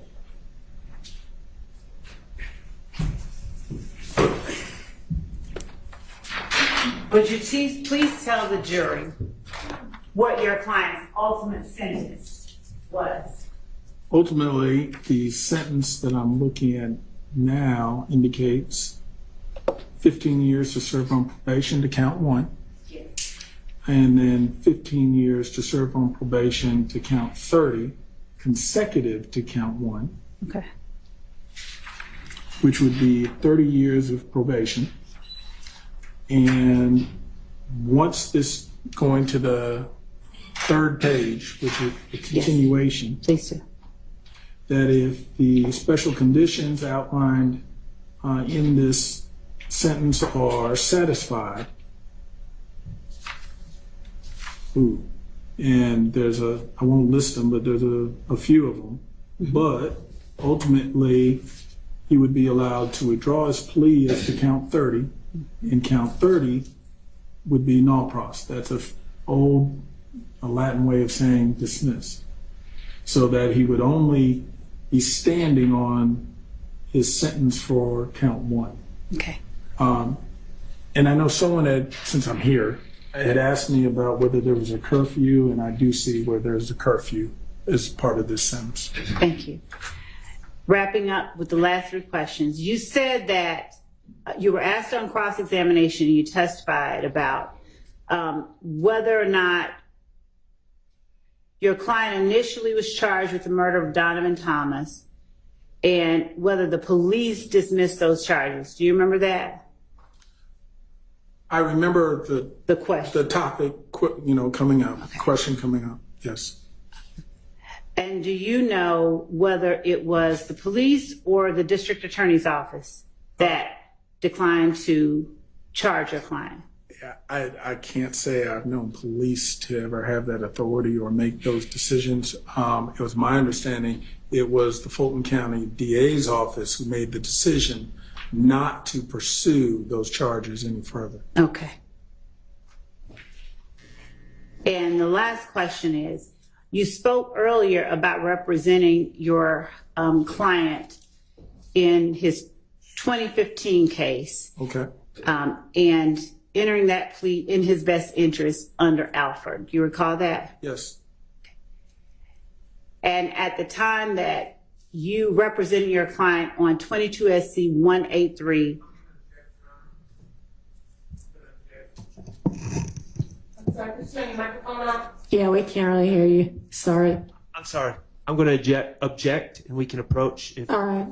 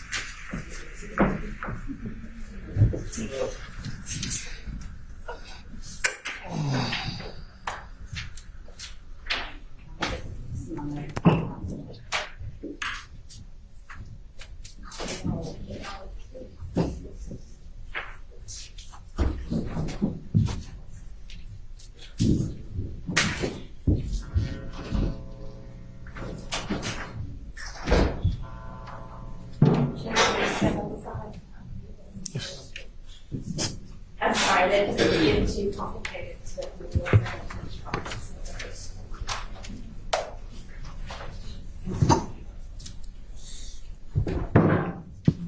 All right, so Ms. Love, my recollection is that the issue of the 17 plea having been an Alfred plea came up during your direct of, I don't feel like it was this witness. I feel like it was Mr. Sledge. Because it was initially what happened is that Your Honor, it's my memory that it did come up with this witness. Also? Yes, it was Okay. asked. Okay. It originally came up with Mr. Sledge on your direct because you started reading the factual basis. that's what I was about to say. Okay. So what I was about to say was initially it came up with Mr. Sledge Yeah. because of Okay, my, we all remember why, but then how did it come up with this witness? on cross-examination, the question was asked,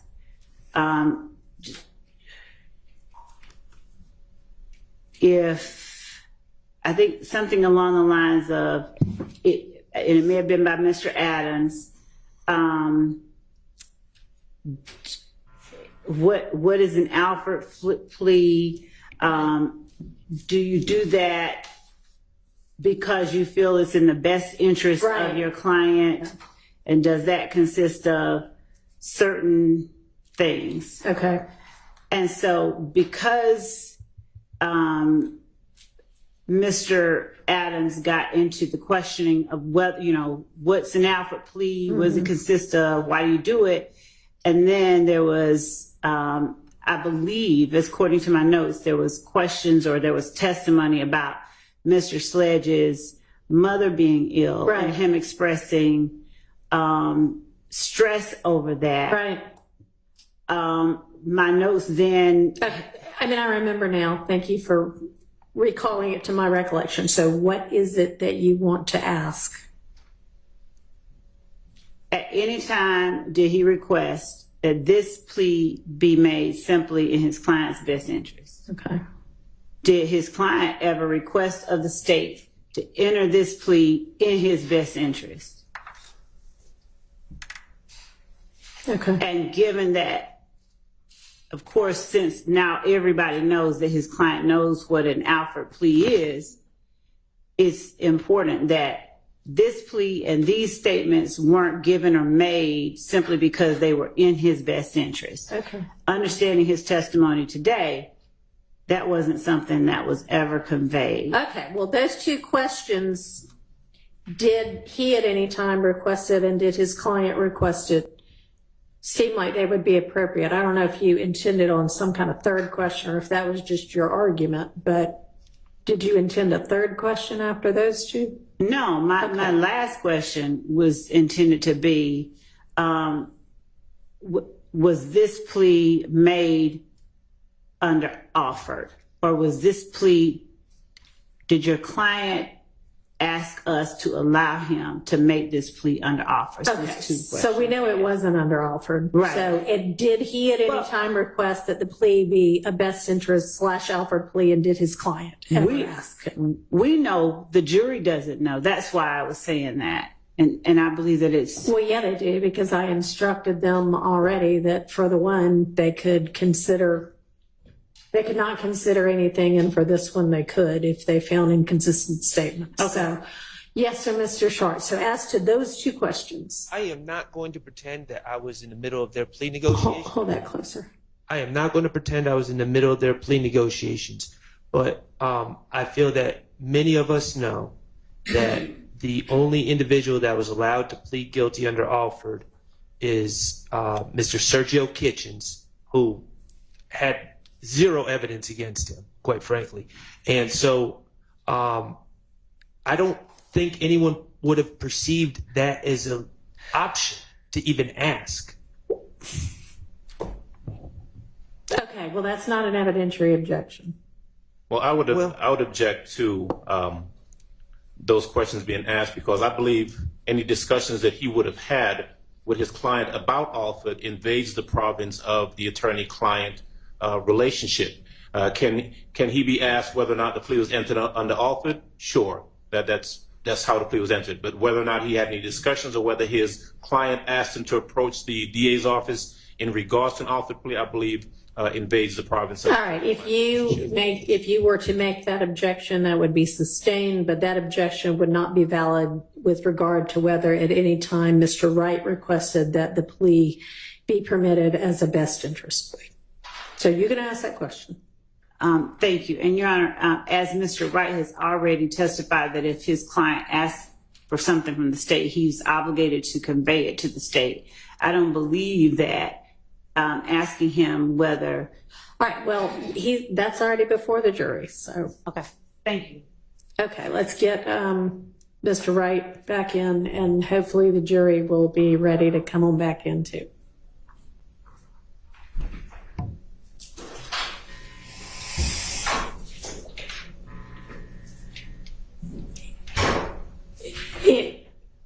I wonder, I don't know whether he heard that or not. Can somebody see whether the jury's ready? No, I know that, the jury. Mr. Wright's on his way. Yeah. Okay. Is the jury ready? Great, they seem to be.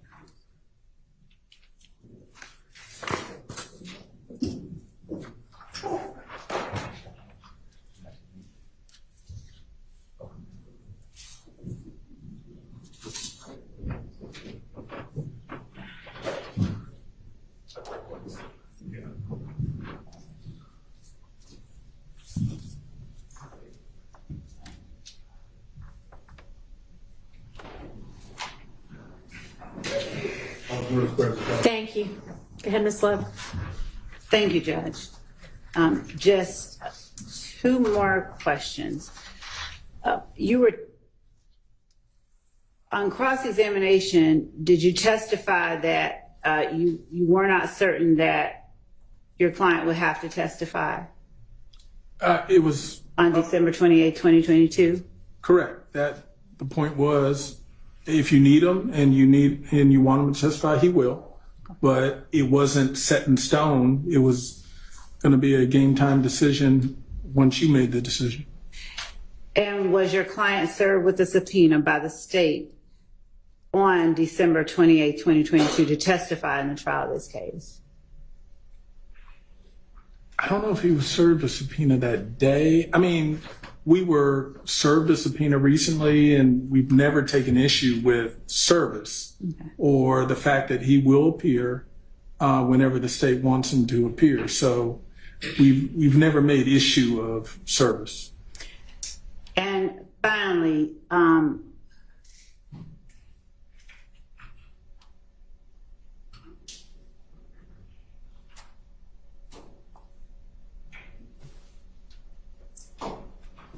you were asked on cross-examination about an Alford plea, and it revolving around somebody saying they're not guilty. Was this one of those pleas? This plea, no. Thank you. That's all that I have. All right, thank you. Is there any recross from any of the defense attorneys? Mr. Stillwell. No recross on behalf of Mr. Williams. All right, thank you very much. Mr. Wright, thank you for your time. Thank you, Judge. And remember, your client is excused but not released, so if he comes back, we'll see you again, but otherwise. Understood. Thank you, Judge. All right, call your next witness. Yes, Your Honor. The state calls Mr. Thomas Burnett to the stand. Thank you.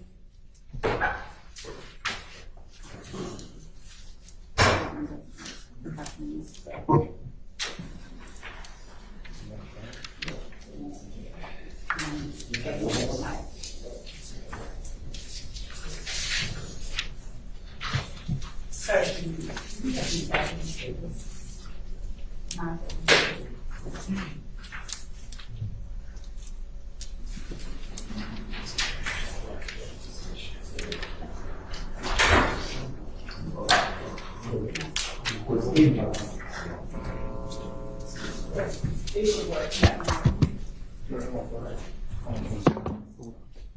your right hand. Yeah, but that's firm testimony you about the truth, whole truth, nothing but the truth. I do. Absolutely.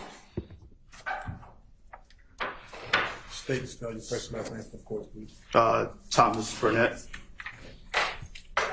Oh, THOMAS BURNETTE. Good afternoon, Mr. Burnett. How are you doing? Hey, how are you? Mr. Burnett, did you drive or fly here today? Fly. You're from another state? Charlotte. And what do you currently do for a living? I'm a service consultant at an Infinity dealership in Charlotte. And what was the first year that you began working for Infinity? 1997. What did you do when you first began working for Infinity in 1997? I was a valet. I was a valet while I was going through college.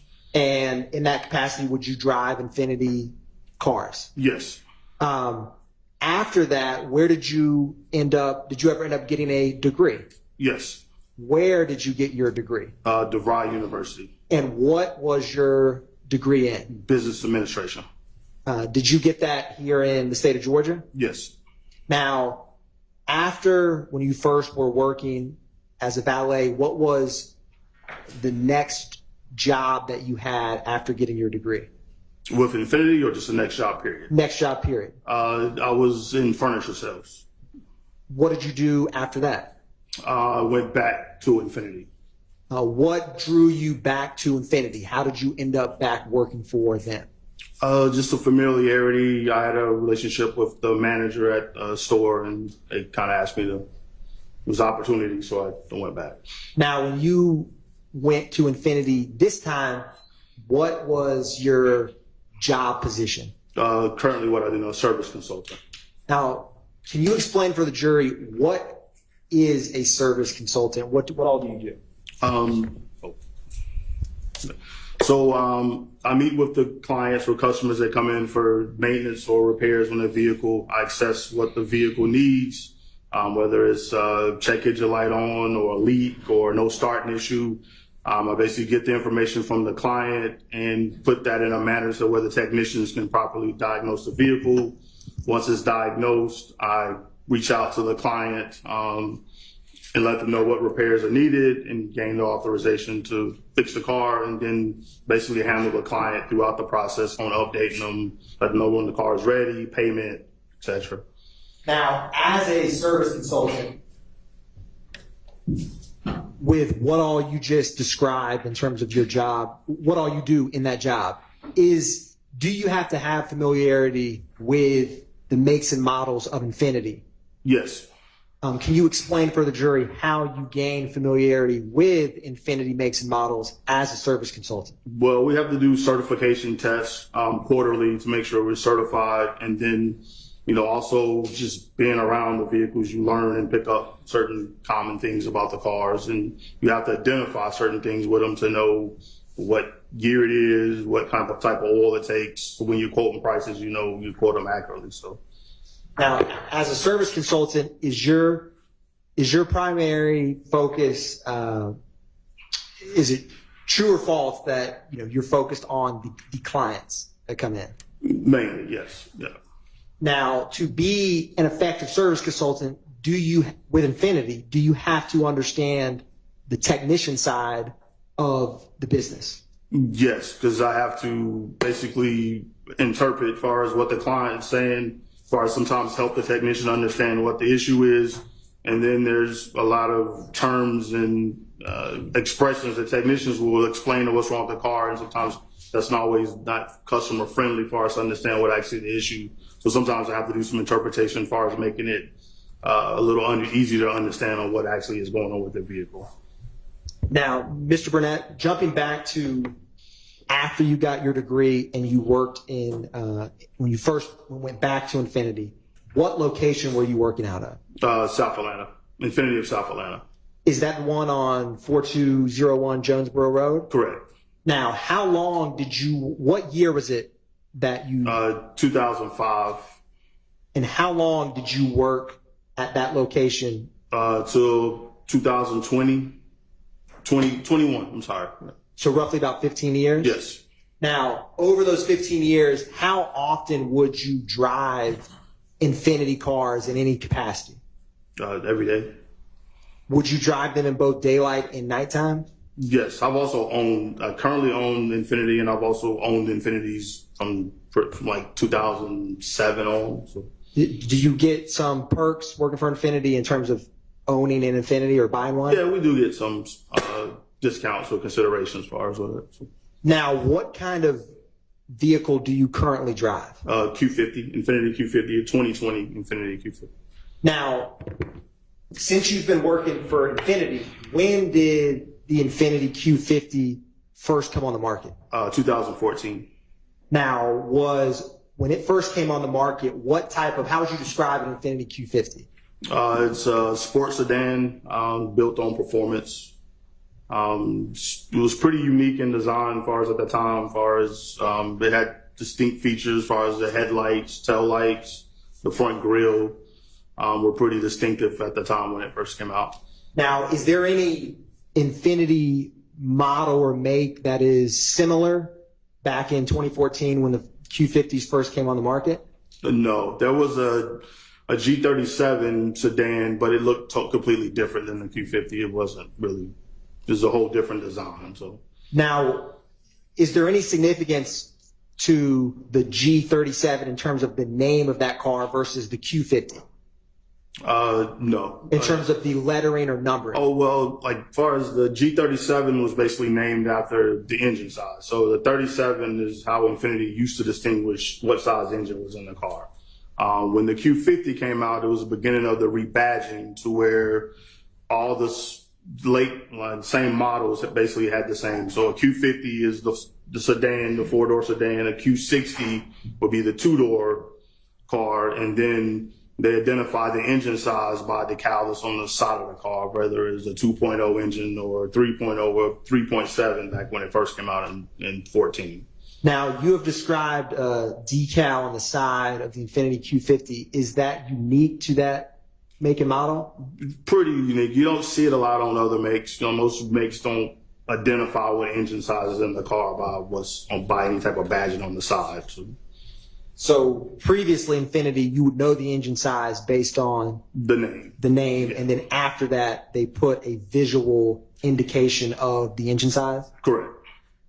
Yeah, they were kind of tired of changing names every time a new engine came out. So it went from like G35 to G37, and then it stopped, and then they just changed the badge on all the cars to Q. That makes sense. Now, are all the makes and models in the Infiniti fleet start with Q? Correct. Yeah, the cars are Q, and then the SUVs are QX.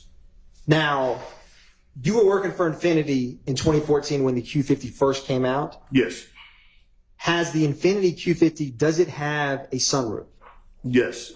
Pretty much probably 80% of the models, or maybe even higher, have a sunroof. The only ones that don't have a sunroof are the Q50As, and that's on the back of the car. You'll see the A. And that was kind of like the base entry-level car, which we didn't sell very many of those cars because dealerships wouldn't order them because they knew they wouldn't sell them. So now, when you said when you went back in 2005, you worked till 2020. What did you do after leaving the South Atlanta Infiniti in 2020? I moved to a few dealerships around. Initially, I took a job as a service manager at a Nissan store in LaGrange, Georgia.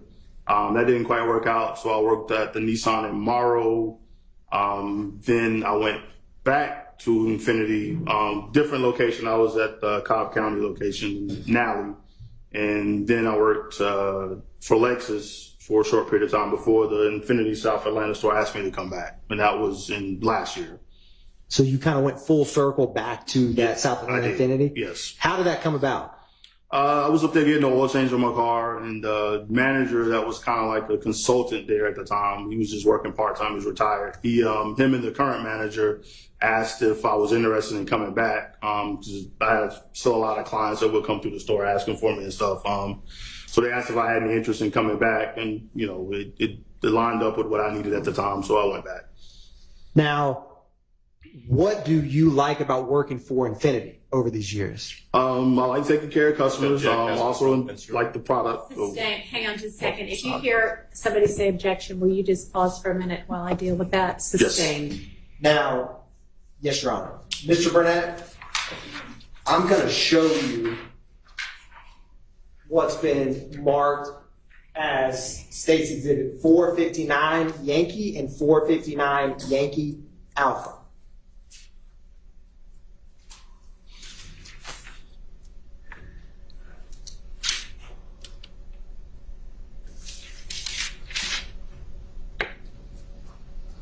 And again, defense counsel, it's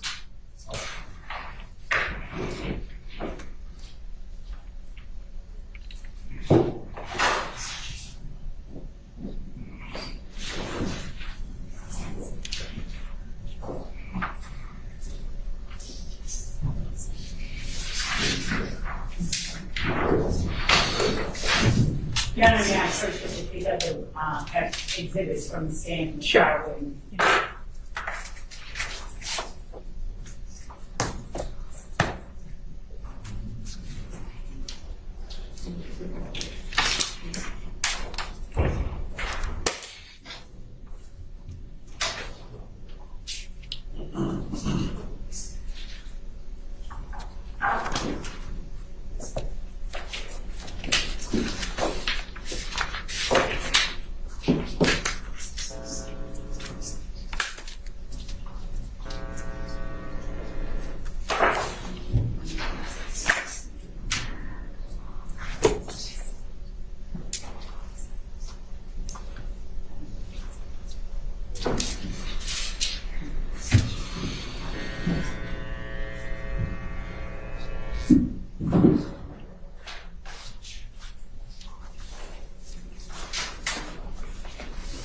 Your Honor, handing the witness both 459 Yankee and 459 Yankee Alpha.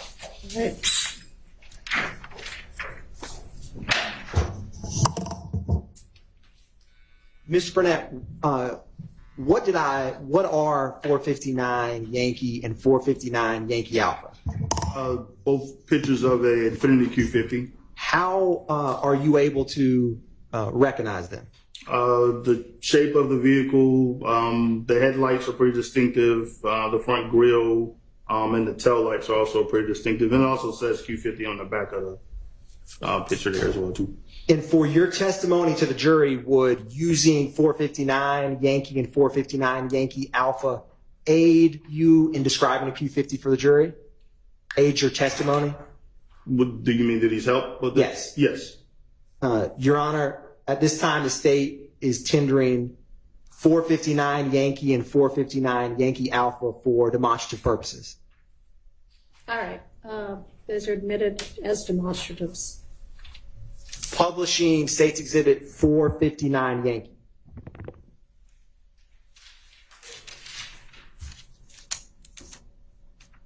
Now, Mr. Burnett, earlier when you were describing a Q50, what is the most significant physical aspects of this make and model? You mean like what makes it stand out the most? Correct. I'd probably say the headlights on the front grille. Now, currently, so you've also had an Infiniti Q50, you said, since 2020? Correct. How has, since it came on the market in 2014 to present day, has the shape or the vehicle itself changed much? Not much at all. Overruled. Now, Mr. Burnett, does your Infiniti Q50 2020 how does the front emblem look? Is it any different in terms of lighting? There's some options on the newer versions of it, like 16 and up, where it lights up at night when the headlights are on. Was that a feature when it first came on the market in 2014? No. Do you know when that lighting first came into the Infiniti fleet? In 2016, when they changed the engine sizes in the car. It went from a 3.7 to either a 2.0 or a 3.0. Now, is in 459 Yankee are the rims on the tires? Is that standard, not standard? How would you describe those? Those are standard wheels on it. There's two options. There's the 19s and the 18s. And some have, it's three. So 17s, 18s, and 19s.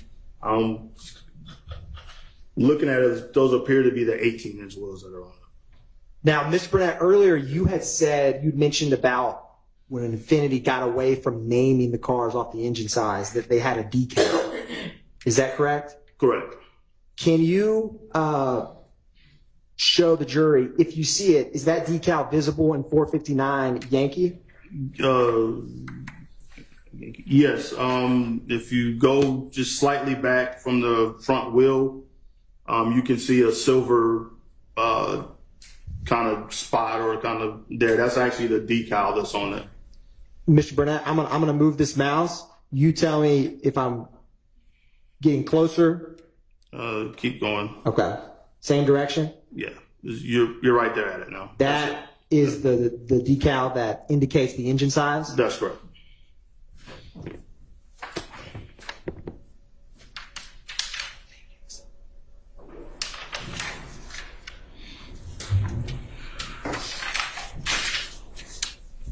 Now, turning to 459 Yankee Alpha, can you describe for the jury what stands out to you in terms of it is different about the Infiniti Q50 compared to other Infiniti makes and models?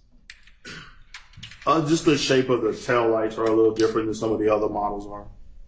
They kind of mirror the headlights where they're kind of a little more kind of sunken into the body of the car. And what do you all have certain naming conventions for the colors that the cars may come in? Yes. This particular color is diamond graphite.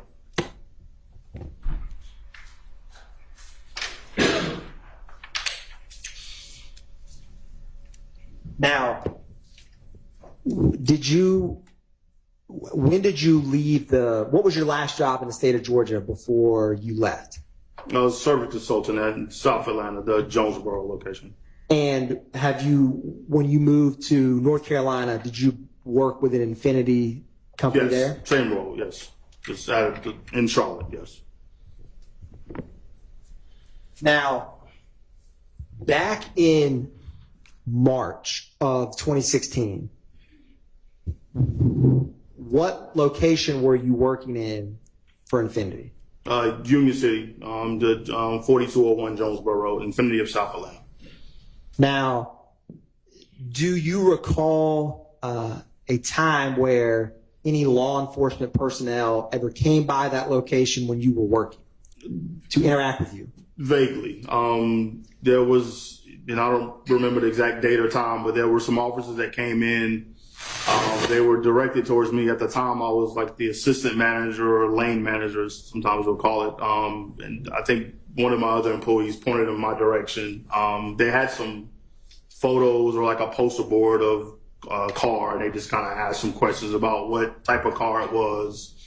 And there may have been a few other questions. I don't recall what they were. And then they were like, hey, this is part of an investigation. We'll probably be in contact at some point. Sustained. Now, Mr. Burnett, do you have any independent memory of what kind of car the vehicle was that they showed you in those photographs? Not in 2016, no. Okay. Now, I want to publish, Your Honor, what's already been admitted as 296 Yankee, and the state's going to start the publishing at 8 minutes and 30 seconds. All right.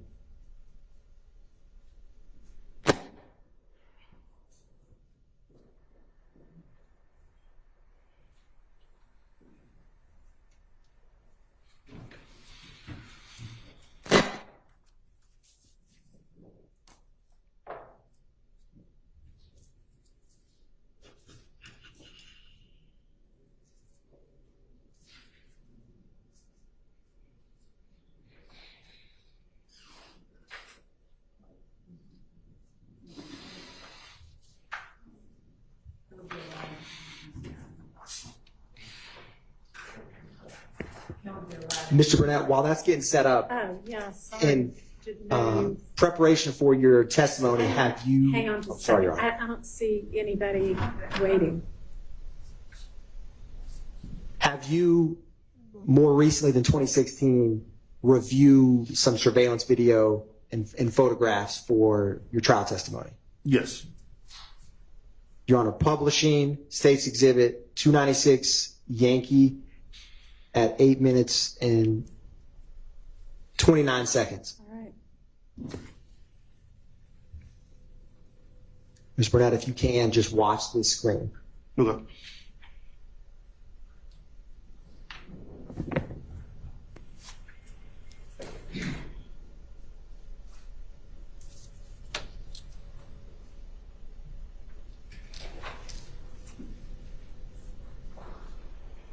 Pausing. Now, Mr. Burnett was, I know that clip was quick. I'm going to publish 292 Yankee Hotel, which is already admitted.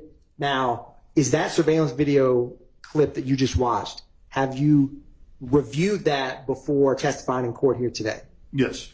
And what vehicle was depicted in 292 Yankee between 8 minutes and 30 seconds and 8 minutes and 40 seconds? It was Infinity Q50. Now, I'm going to, briefly on the screen, what's going to be published is 292 Yankee Hotel. Let me know when you can see that. Is this a still frame from the surveillance video that we just watched a moment ago? It's, no. Yes, it looks the same. Now, can you describe for the jury what stood out to you about being able to identify this as an Infinity Q50? The headlights, the way they appear, you also can see the black grille, and it's kind of hard on this one, but as it gets closer, you can see like a little bit of the logo, like the silver reflecting in the front grille area.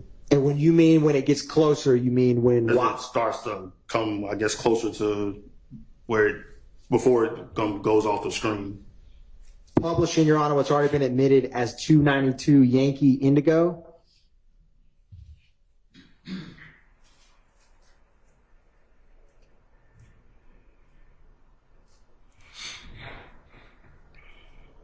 Now,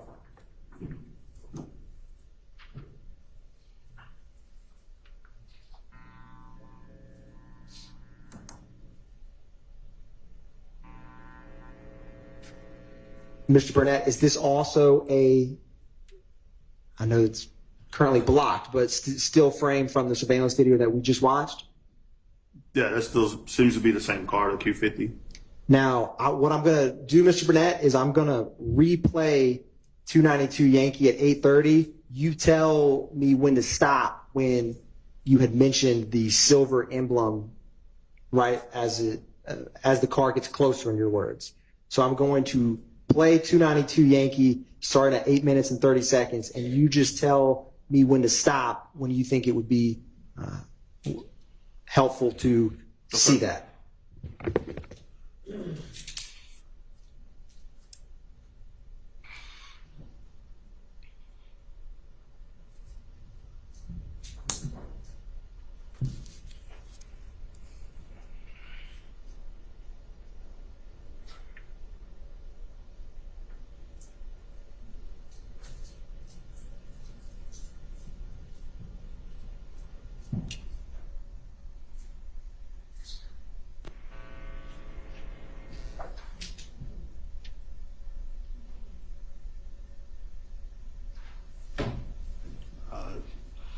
Sorry, it's real quick.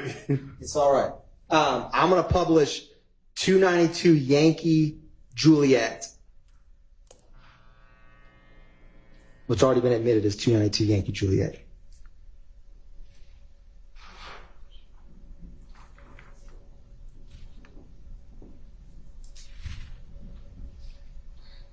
You can almost see the reflection of it right in that screen there. And when you had described, and by the reflection of it, do you mean, what do you mean by that? It's almost like where I guess the lights or the street lights or whatever are reflecting off of it. And You can kind of, like, if you look in between the headlights, you can see there's something there. It's not black like the rest of the grill is. and you mean the front part of that Infiniti Q50? Yeah, the logo that's in the front of it. And when you had mentioned is this almost basically when you said as the vehicle gets closer, as it's driving off screen, when you reviewed this surveillance video, is at what point from where the car currently is to when it's off screen did you notice that? Originally, right, well, when you originally played it the very first time we spoke about it, I noticed it pretty quickly. Honestly, the very first time I looked at it, I was just looking at the car. I didn't even see what was going on in the side. And then the second time when you read me back, I saw all the other stuff that was going on with it. So, I mean, as you recall, when I first saw it, I was like, well, that's a Q50. And you were like, how do you know that's a Q50? And we kind of went through the same. That was like headlights to the grill and same thing. And then also the tail lights you can kind of see as it's taking off. Now, thank you, Mr. Burnett. Now, since March of 2016, when law enforcement came and spoke to you, to present day today, do you have any other knowledge or information or any information about this case that this surveillance video is involved with? No. Mr. Burnett, I'm also going to publish 292 Yankee starting at 10 minutes and 40 seconds through 10 minutes and 47 seconds.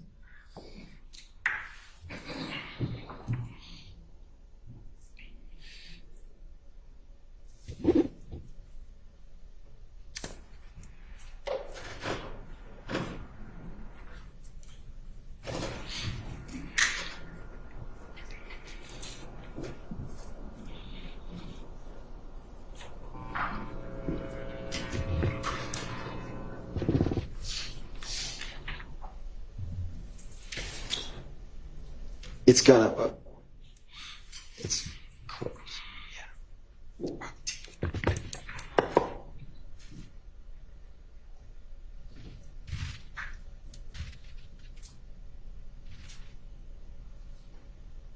Mr. Burnett, that surveillance video that we saw, have you seen that angle before? Today I saw it. Okay. In preparation for your Right. testifying. And in that, what car do you see in 296 Yankee between 10 minutes and 40 seconds until when we paused it at 10 minutes and 48 seconds?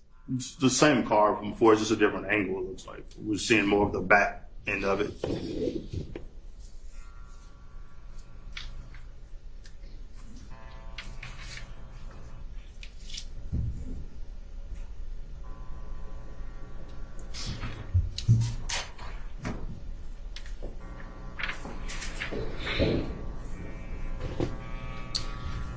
Earlier, you had mentioned the quarterly training that you've gotten since working in Infiniti. Can you describe what that entails for the jury?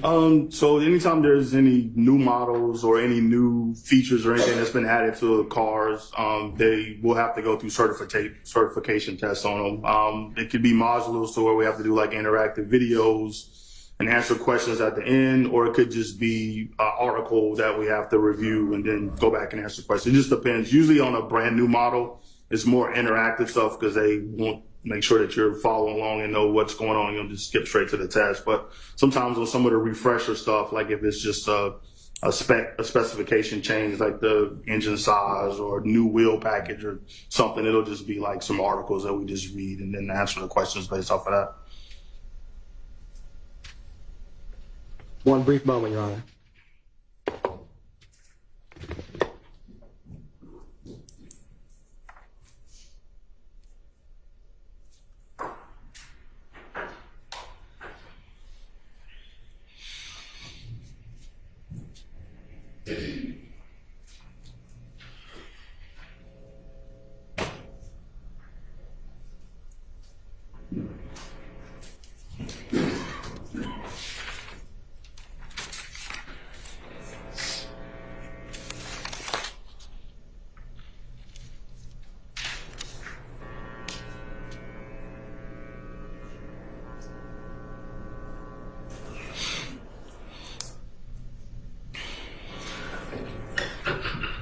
Ms. Burnett, when the Infiniti Q50 came out on the market, when was the first time that you drove it? Did you ever drive a 2014 Infiniti Q50? Yes, it was, besides customers coming in, we also had them as loaner cars. So that was one of our main cars we used as loaner vehicles. So we were constantly pulling them up, getting customers in and out of their stuff. Yes, I've driven them a lot of times. And what aspect of the Infiniti Q50 made you choose to buy it in 2020? The size, the performance of it. It's a pretty fast vehicle. It has a lot of power. And from my standpoint, it's also pretty reliable because, I see what goes wrong and with them. So that's what kind of drew me to it. Now, the dealerships or the locations you've worked at for Infiniti, have those all been classified as dealerships? Yes. And is your customer either primarily or exclusively people buying a car for themselves? Brief indulgence, Your Honor. All right. In terms of, do you have any familiarity with Infiniti vehicles being sold to rental car companies? So they would buy directly from, so they buy Hertz Enterprise, they buy directly from the manufacturer. Now we do see them when they come in for recalls and that sort of stuff. So they do bring or if there's warranty repairs that need to be done on them, Hertz Enterprise, they do bring cars to us for us to service. So, but like far as purchasing wise, they buy them directly from the manufacturer. And Mr. Burnett, what is your favorite physical attribute of the 2014 Q50? I'm going to object that's too relevant. Sustained. I would too, Your Honor. That's why with that said, Your Honor, the state does not have any more questions for Mr. Burnett. Thank you, sir. All right. Thank you. Are there any defense questions for this witness? Yeah, sure. Yes. Thank you.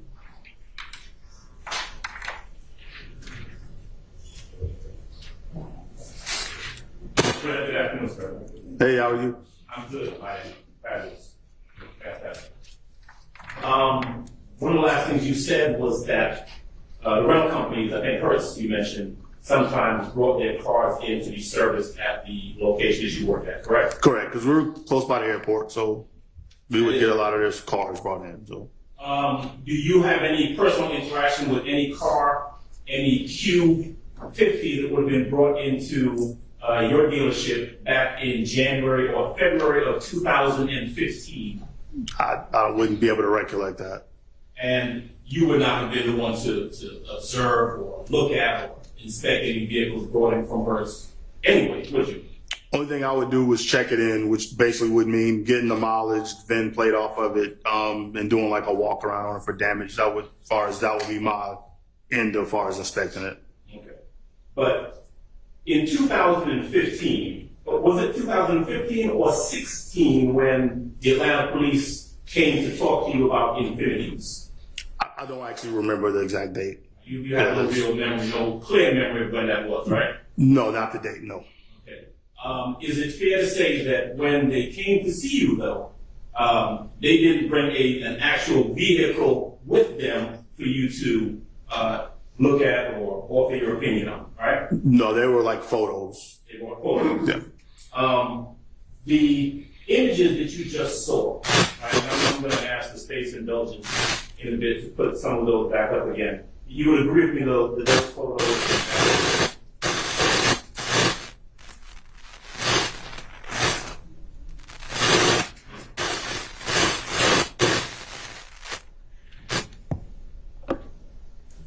All right, how about that?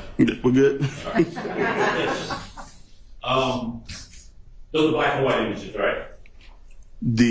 What's that? The photos they brought in, or? Yeah, well, no, the photos that you were just looking at and the video you just looked at, the still shot, and then the two videos, one of the car rolling forward from the front, the other one from the back. Well, the photos here are color. The ones that they. Can I step up? You may. All right. Right, so these, and I'm going to reference for the purpose of the record, 459 and 459A. These are the photographs that were presented to you from the state a little while ago, right? Correct. Right. Now, that's not what I'm talking about, though. I'm talking about the video that you were looking at, that the state played. Would you agree that was a black and white video? I don't know if I would classify it as black and white. It wasn't the greatest of quality of video, but I would say it was black and white. Okay, let's look at it again. Tonight, would you be kind enough, please, to put up what the state has marked as 292 YI, Yankee Indigo, I guess.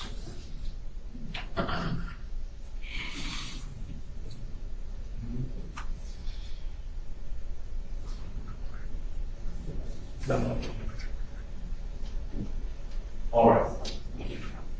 Can you see what's on the screen in front of you, Mr. Burnett? Yes. All right. Now, you read 292 YI. That's the image that you looked at before, correct? Yes. All right. You're not able to tell what the color of that vehicle is, are you? I can tell it's a grayish color. I mean, just like the color, the car that's behind the white one appears to be like a reddish color. Okay. So let's see. Are you going to tell me that that vehicle that you said is an Infiniti is a, what did you say it was? Was a diamond graphite color vehicle? Could I say it from the picture? No. I mean, from this, no, I couldn't say it was diamond graphite, but I could say it's grayish in shade, though. Okay. You said that you recognize this as an Infiniti because of your familiarity with Infinitis, correct? Correct. Now, to be clear, you're not a scientific expert, right? No. You've never been qualified as an expert in Infinitis or identification of vehicles, true? No scientist, no. Okay. You've never been qualified in a court of law as an expert in identification of vehicles. Never been to court before anything for it, but as far as an expert in knowing Infinitis, I probably would say yes, I know all the models. Okay. Tell me whether or not that vehicle that you're looking at, the one that you've identified as an Infiniti Q50, has standard size wheels or non-standard wheels on it as you described earlier. We're talking about the screen, not the pictures, right? On the screen, yes. I could, you can barely see the wheels from this. All right. Looking at that image that the state showed you that's on the screen right now, tell me where you see on that there is an Infiniti emblem or insignia on the front grille. This one doesn't capture it. They tried to roll it forward to where you could see that there is something silver in it, but technically they couldn't stop it at the right time.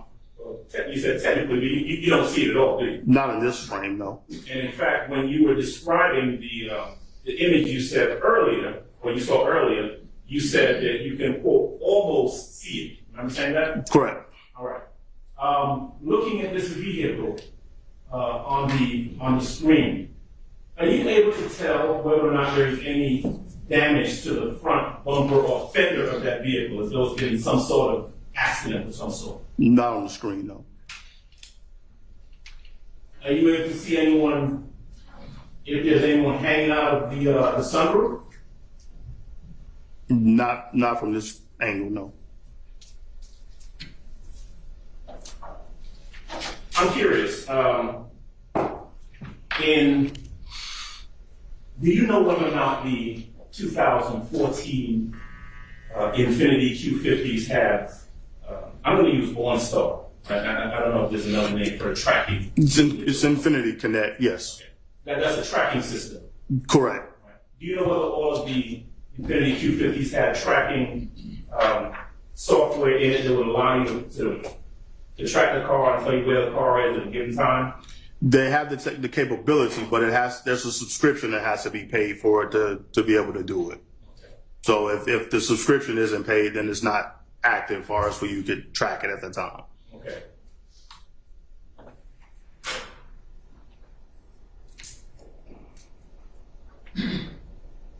You testified earlier, and I'm still referencing the images up on the screen, right? You testified earlier about there being an emblem on the side of the Infiniti Q50 that's a little bit behind the front wheel, right? You remember that testimony? Yeah, but that was off of the picture, though.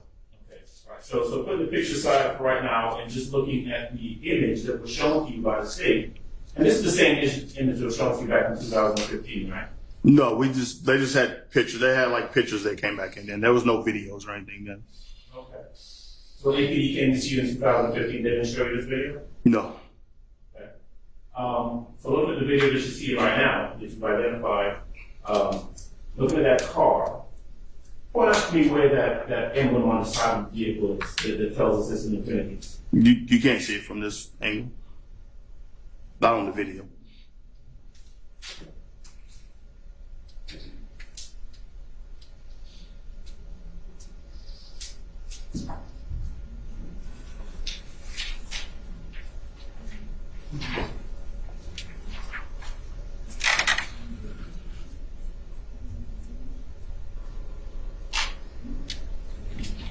So I just want to make sure I'm clear, and I understand your testimony correctly. 2015, APG comes to you and they show you some still shots of a vehicle. Correct. And they ask you to tell them whether or not it's an Infiniti or not. They asked basically to identify what kind of vehicle it was. And just so I'm clear, were the still shots that they showed you still shots from this video? I honestly don't know where the pictures, I mean, that was 15, 16 when they came. I honestly don't know where they got the pictures from. Okay. And they never told you, right? No, they basically said that there may be some further questions they may ask and they'd be in contact, and that was that. Was that the only time that they came to ask you anything about any Infinitis? Yes, I didn't hear anything about it again until was it April or May. I think they reached out. I guess they still have my number on file from when initially I did the interview, and they called and asked if I remembered it. And I honestly didn't remember a whole lot of it at the time. As we talked further into it, some of it started to come back, but I didn't remember what kind of car was involved or any of that until I actually saw the video that they played for me. When you say they called you, were we talking about the DA's office? Or? Yes. All right. You didn't talk to anyone from the DA's office back in 2015, did you? No, I would assume it was just a local police. They were in uniform, so. Police officer? Yes.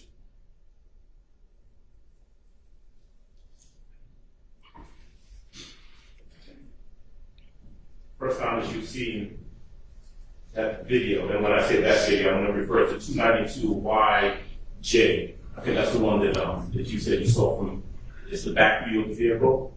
Yes, the store or whatever. It looked like a store or something from what I could see. Ms. Knight, would you be kind enough, please, to put up 292YJ for me?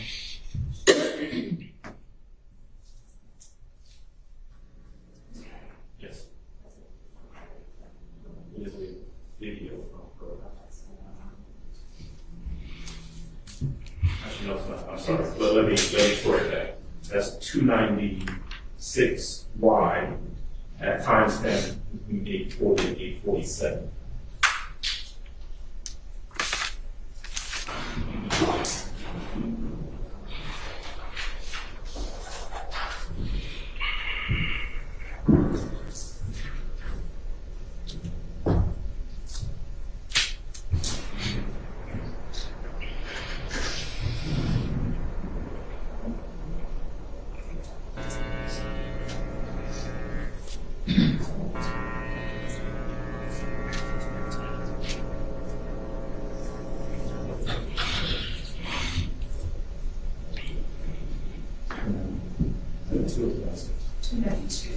Let me correct that for the record. That's exhibit 292 Yankee Delta. I think so.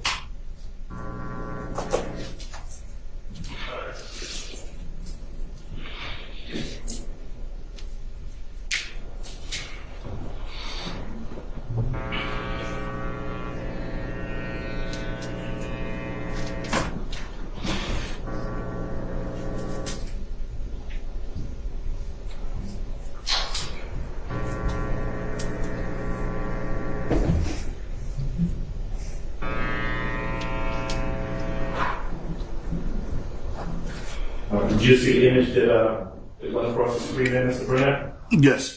And it's kind of like that one more time, please.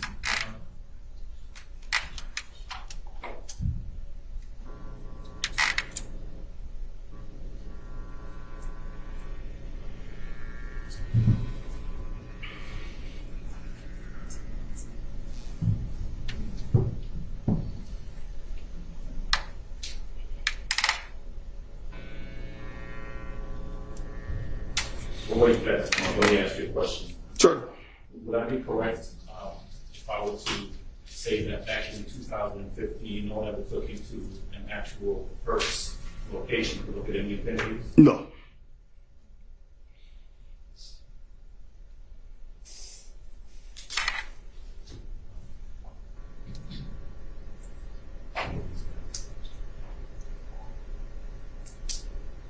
And performance deal without image, Mr. Burnett?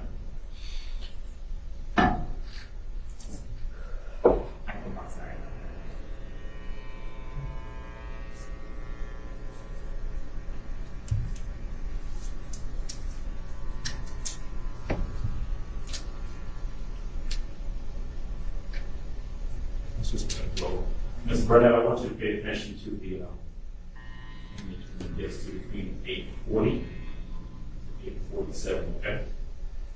Okay. All right, see that car driving past? Yep. So that is the car that you took a look at today. Today was the first day you saw this video, right? This one, yes. Okay. And then your testimony is that based on that vehicle passing by in the video, between 840 and 847, you can recognize that as an Infiniti Q50, as an Infiniti Q50. Is that right? Correct, yes. And then you've written me though that even in that image, as it went by, you didn't see any Infiniti emblem on the side of it. Right? No.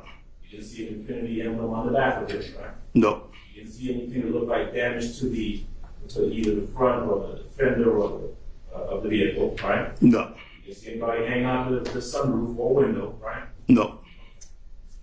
So lights on the car. Yes. And you saw that it was a car.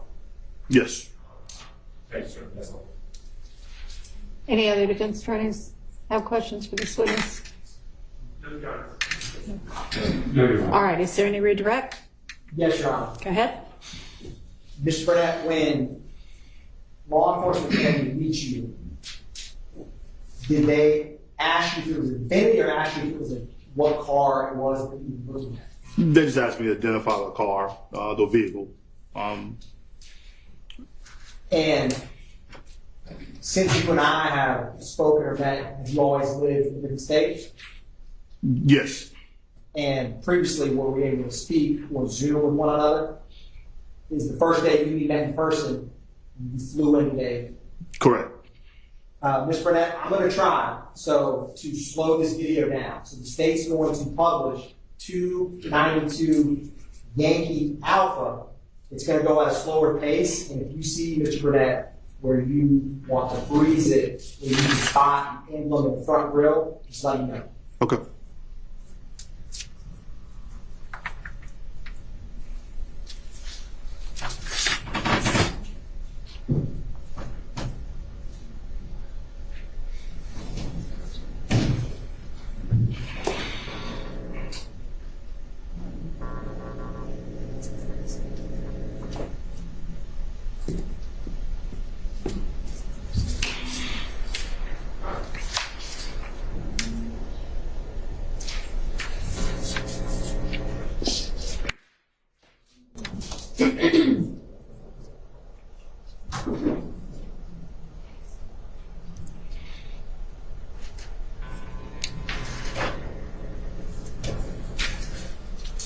So, Your Honor, for the purposes of the record, we're starting at 8 minutes and 32 seconds on 292 Yankee Alpha.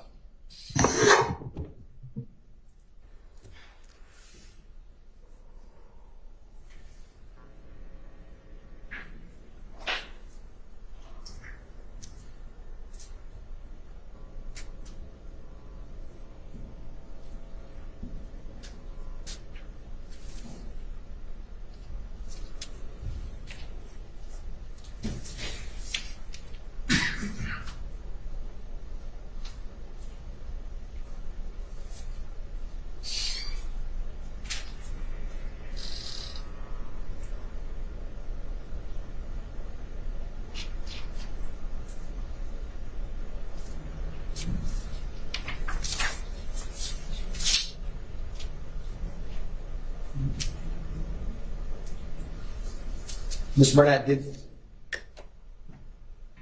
did that help any slowing it down, Mr. Burnett? Not really. That's fair. That's fair. Now, some of the questions, do you remember being on cross-examination, you were asked questions about, can you see the decal or can you tell about the tires? Do you recall that? Yeah, what questions you just asked? Yes. Yeah. And with this surveillance video that you've seen, is it that they don't exist or you're unable to give an answer on those questions because of the surveillance video? They Objection exist, I'm calls just for not able- speculation. Overruled. You may answer, Mr. Burnett. Okay. Of course, the wheels and those things exist on it, and you know it's a Q50, so it's kind of hard to. Being that I know the vehicle, it's kind of hard to know. Okay, that's a Q50, and I know where everything is on it at. But trying to necessarily make it fit into the video where I can say stop right here, I see it. It's kind of a little hard to do in real time. And for the court's time, I don't know if we got this time to start to just dissecting and stopping it every 2 seconds to see if you can get to there. But again, I've seen the pictures. I drive a Q50, so I know, like, you know, what actually is on the vehicle and where it's located at. But as far as trying to using this quality of video, as far as to stop it, is kind of hard to do.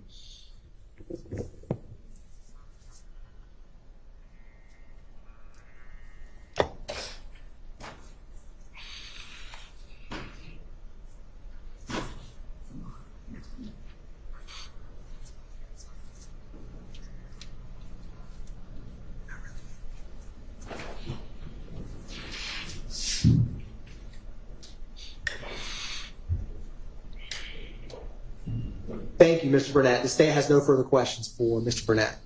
All right. Mr. Adams. They may have a couple more questions for you, sir. Oh, sorry. They're almost done, but not quite. So, Ms. Bennett, Yes, sir. so even though in the still shots and the videos that we've seen, right, we don't see the identifying item that you mentioned. We don't see the decal, right? Not in the video, no. We don't see the emblem on the Infinity emblem on the front. Not in the video, no. We can't identify whether it's standard size wheels or whatever kind of wheel that you referenced before, right? Not in the video, no, sir. So even though we can't see any of the things that you say would identify something as an Infinity, your testimony is that you know that it's an Infinity. Q50. Right. So this is not the same car? Like, You tell me, is that the same car? it looks like the same car in the video. It's a Q50. Yeah. You may. So you're thinking that 459 and 459A, which has been given to you by the state, you believe that this is the same car that's been shown in that video? The video is definitely a Q50, yes. Okay, you think it's this car? It appears, as far as the color and everything else appears to be, but does this? Again, these are all standard things. It's not like this is it has custom wheels on it or it has a custom grill. Those are all the standard things that's on the car. So every Infinity has the grill. Has the logo on the grill. Every Infinity has a badging on the side. Those are the standard headlights. Those are the standard tail lights. Right. So if it's a Q50, then it has those things. So every Infinity has that emblem on the grill that we can't see on the video, right? Q50, yes. Every Q50 has that emblem on the side that we can't see on the video, right? Correct. Every Infinity has maybe standard, maybe not standard wheels that we can't see on the video, right? Correct. But your testimony to this jury is that these pictures given to you by the state is the same vehicle that's on that video. Correct. All right. That's all. All right. Now you're free to go. All right, thank you. All right. And it's just about 5 o'clock. So I think we'll break for the day. And I'm going to remind y'all, sometimes I give you a longer reminder, that you need to decide this case based only on the evidence that's admitted inside this courtroom. So please don't use the internet or any other source, electronic or otherwise, to get any kind of information about this case or about concepts in the law. Don't read, watch, listen to any accounts of this trial that might appear online, in print, on television, on the radio, or otherwise, including social media. Don't discuss the case with anybody or allow anybody to discuss it with you or around you, including don't discuss it amongst yourselves. Leave your notepads, notes in the jury room, and remember, for y'all tomorrow, it's a non-jury day. We'll be working, but we'll see y'all back Thursday morning at 9. Thank you.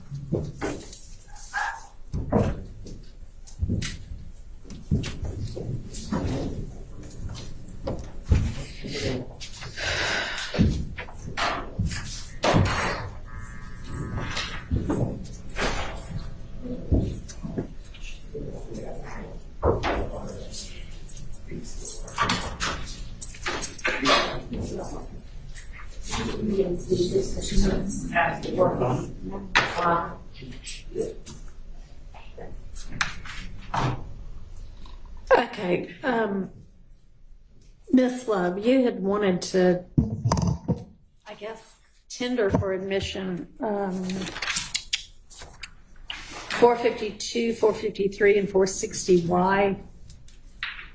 So, Judge, they were all referenced, and by conditionally admit, what I was asking for permission to do, since they had all been identified by a witness as a particular thing and true and accurate reflections of them, and because they had been referenced so much during the testimony, my request was to tender or admit, rather, for as evidence 444Y, since 1AS You didn't even mention 444Y. I didn't mention all of them that I wanted to. I started, but then when the court seemed inclined not to entertain that. Deal with it right then? Yeah, right. Since I didn't know what you were really talking about in terms of conditional admission. Okay. Right. So 444Y is Yes. one of them. So the state tenders 444Y conditionally upon any redactions that we either agree on or the court simply instructs have to be made. 450Y, 451Y, just 452, 453, 454, and 456Y, as well as 460Y. And we have not tendered 463, which is the certified, which was used to refresh Mr. Wright's recollection. We're just adding that to the record because it was a document that had been referred to. So for conditional admission, we were tendering 454, 450. I'm sorry, 444Y, 450Y, 451Y, 452Y, 453Y, 454Y, 455Y, 456Y, and 460Y, to the extent that those reflect the emails from Mr. Wright to the state. So there were. And what about 463Y? That was just the last. Right, are you tendering that one? No, I have it in my hand. I was about to hand it to Ms. Winfrey because it is a document that needs to go as part of the record, as something that was used to refresh the recollection. I had it, and while I had it, I just referred to it. It's not being tendered. Okay. It's just certified of Mr. Sledge's conviction. Okay, and tell me what you mean by conditionally admit. Do you mean potentially redacted in some way? Yes, Okay. I do. All right. And are there objections to the admission of any of these in any form? All of them. Whatsoever? All of them. Okay. Now, if the point is they were referenced in testimony and therefore for the purposes of the record, not to be Well, I wouldn't consider that admitted. right. But I mean, I assume every exhibit that is utilized, whether tendered and admitted, tendered and excluded, or just used with a witness, is going to be a part of the record. Is that y'all's understanding as well? yes. Okay.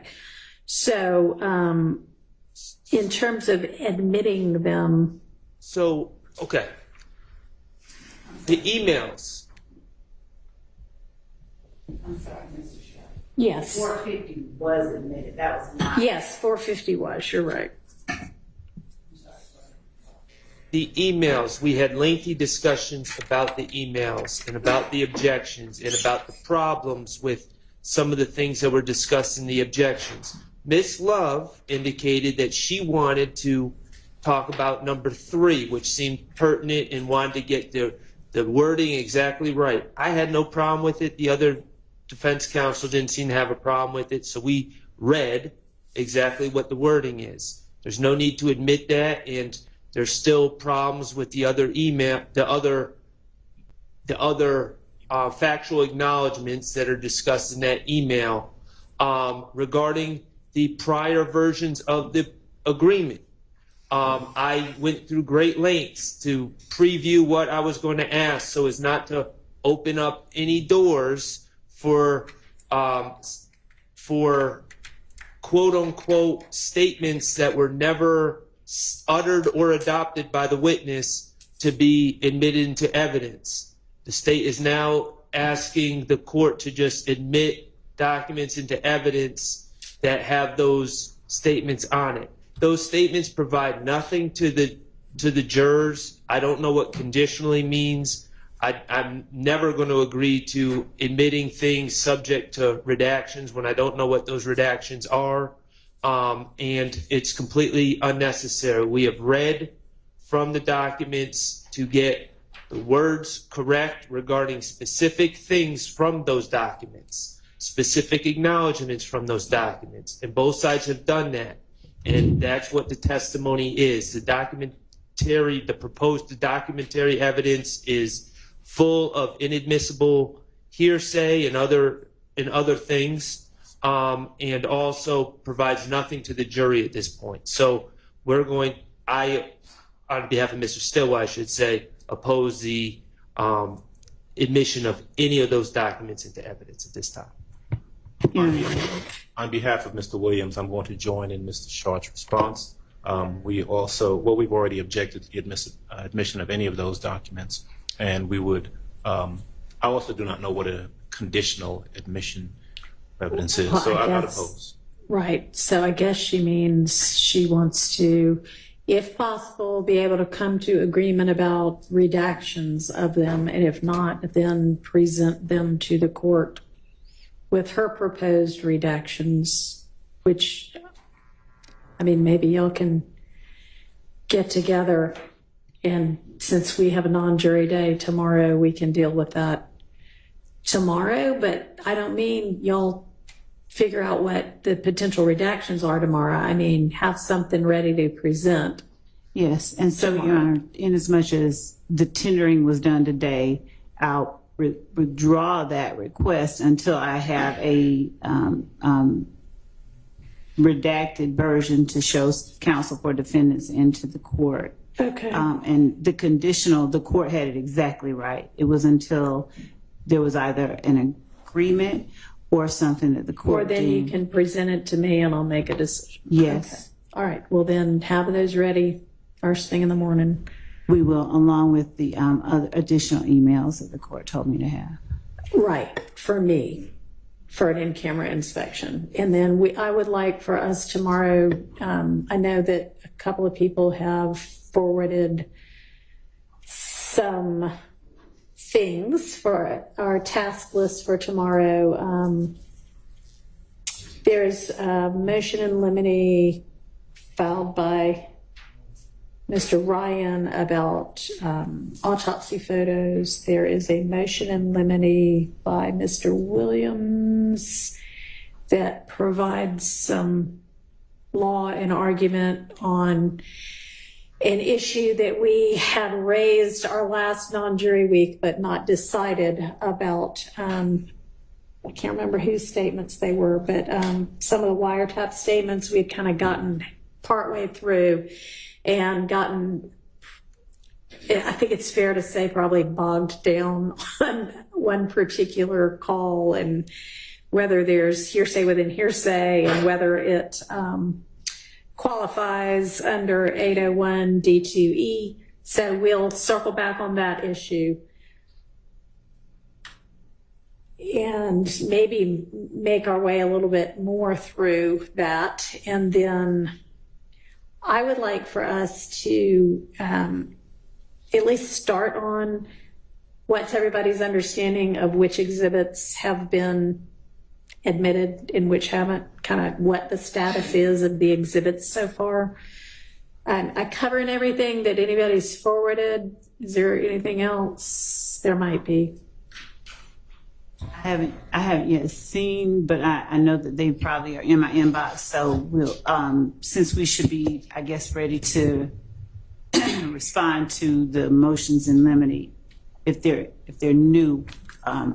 Well, the one of them I think is new about the autopsy photos. The other one's kind of just a follow up on some of them. Yes, sir. And we filed a brief on that yesterday, I believe. On what? So I just want to make Maybe sure that that's you. what I'm thinking of. Is the Williams motion limine separate than the Mr. Nichols brief Yes. on that? Yes. Two separate issues, Yes.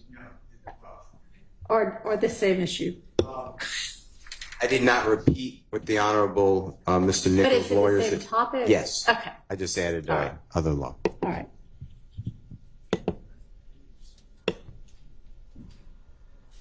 All right. And honestly, that'll probably carry us through the day. We probably won't even get through all of it. But any other topics or items we need to be thinking about? Could the court just inquire who's the next several witnesses? It got kind of, Sure. I know it's a witness issue, I was told. Yeah. So Thursday and Friday, who do y'all anticipate your witnesses being? Second, let me get their list.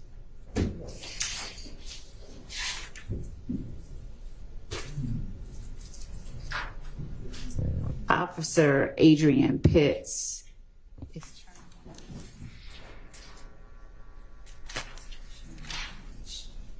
Miss Sharon Latners.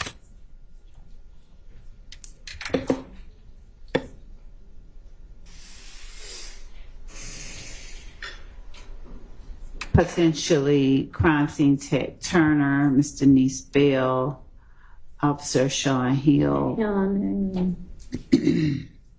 Turner Bell and who? Hill. Hill? Officer Sean Hill. Okay.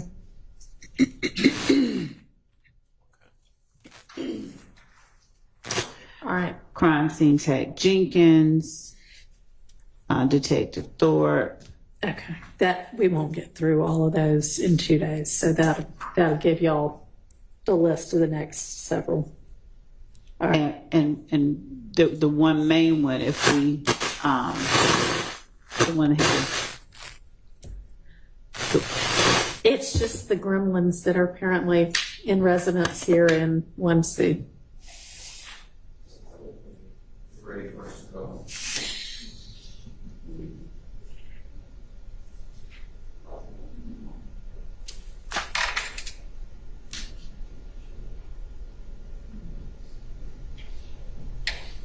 we had intended to. That one doesn't seem to be working at all. We may need to put new batteries in some of these. If another witness that we had on our list is available, that we had mentioned last week, that we had approached the bench about regarding a condition that they had a lay witness. I can't remember. Do they know who you're talking about? I can't remember. Do y'all know who you were? Your Honor, I'm going to withdraw that. We'll leave it at where we have it right now. Okay. I'll speak to anybody who asks about that, but we're. Mr. Weinstein, you seem to want to say something. Normally, if they have to use the restroom, Actually, it's on a different subject matter. All right. Just briefly, I'm not going to be here, Your Honor, tomorrow. Ms. Hingerty is. Okay. But I guess I'm going to go back to the old saw that I keep bringing up, Your Honor. And just briefly, just give me 1 minute. Okay. 1 minute. I'm going to renew my motion for the court to limit the state's time. I'm going to cite your authority under 244403, 246611, and I'm just going to ask you, please read, if you haven't already, U.S. v. Reeves. I've read it. I think it's very persuasive on your ability and the logic and reasoning behind putting a time limit on the state. We just got through with a witness, Your Honor, that the state said was going to take 3 hours. And we spent, now that was just 3 hours on direct.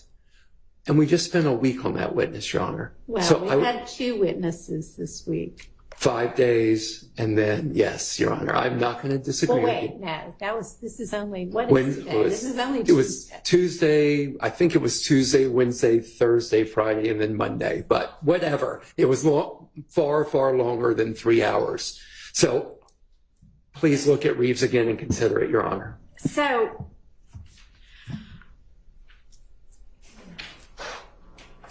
I am reticent to say, for this witness, you can only have X amount of time. No, I'm asking for... However, okay, we've got a, how many count indictment here?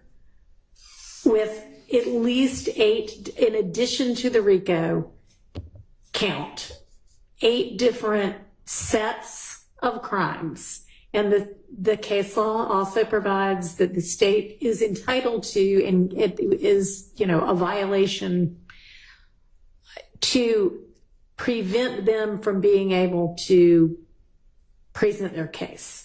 And I know that's not what you're asking, but how am I to know how long it is going to take them to efficiently present the amount of evidence to cover all of the things that are in this indictment? That being said, I will say that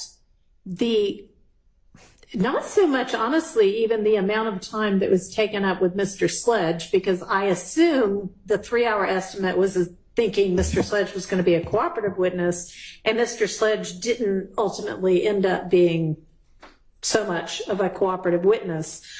But y'all, I mean, the amount of time that was taken up by everybody with Mr. Wright was probably a bit excessive. And I put everybody who asked questions almost in that category.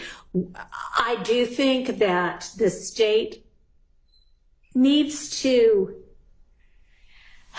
get more targeted and focused with the examinations, and then there seems to be redirects take almost as long as the directs, and that should not usually be the case. And nobody ought to be rehashing things that have already been established, either at, a little bit of leeway every once in a while to, okay, let me refamiliarize you to this as I lead into what I want to get to. But like a 5-question, there's this, there's that, there's the other that everybody's already heard, and I'm addressing this to everybody who might need to hear it. That we don't need.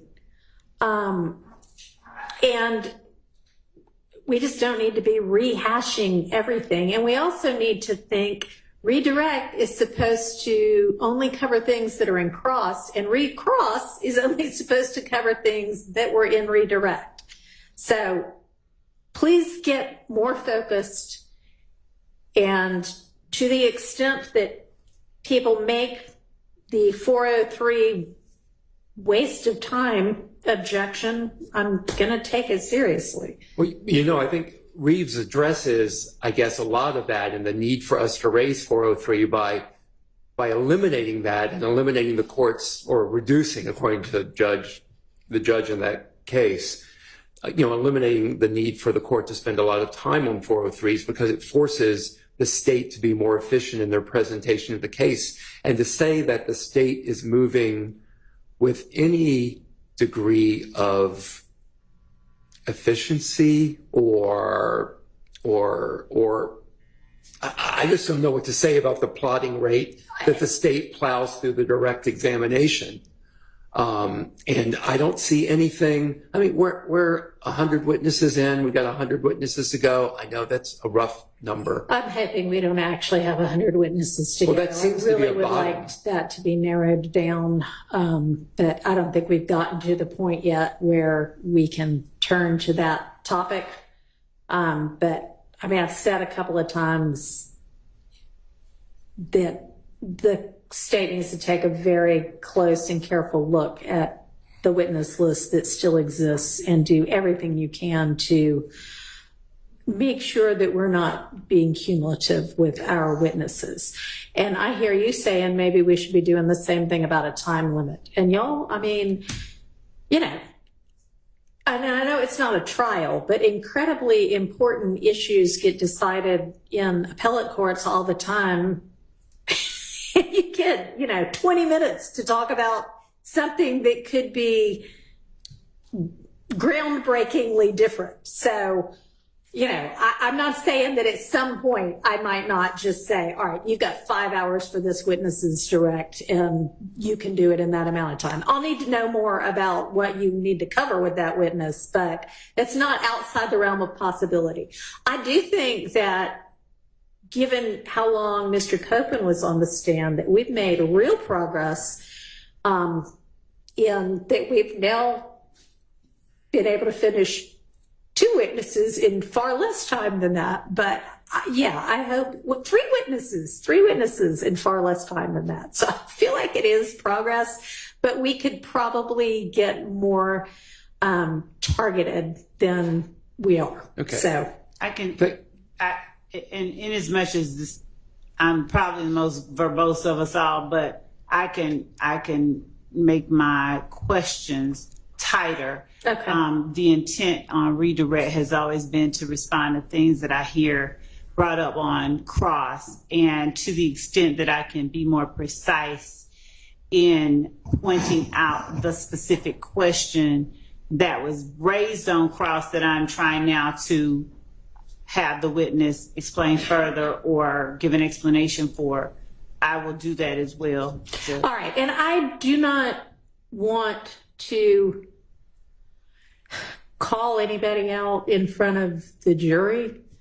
I also don't want to excuse the jury constantly. That takes a lot of time just for them to even file in there and file back. So, I'm telling y'all this now in the strong hope that what you're saying you're going to do, you're actually going to do. But if I see that it still is as, I don't know the right words, but depending upon what I see, I may have to deal with it further. Okay, thank you. And I wouldn't keep raising this if my client wasn't stuck at Rice Street. So that's the reason I bring this up every once in a while. Well, I mean, I think it's fair to bring up Thank you. regardless. Thank you, Your Honor. I appreciate you hearing me Okay. out. And Your Honor, I also, just for the record, and so that the victims that are named in our cases are aware, we are appreciative of the courts affording the state the opportunity to effectively present to the jury all the evidence that we have in this case without being cumulative and without being redundant. But our victims obviously deserve every bit of attention that we have to offer to this. And I appreciate the court's willingness to afford that to the state. Okay. All right. If there's nothing else, then let's convene at 9 tomorrow. Thank you, Judge.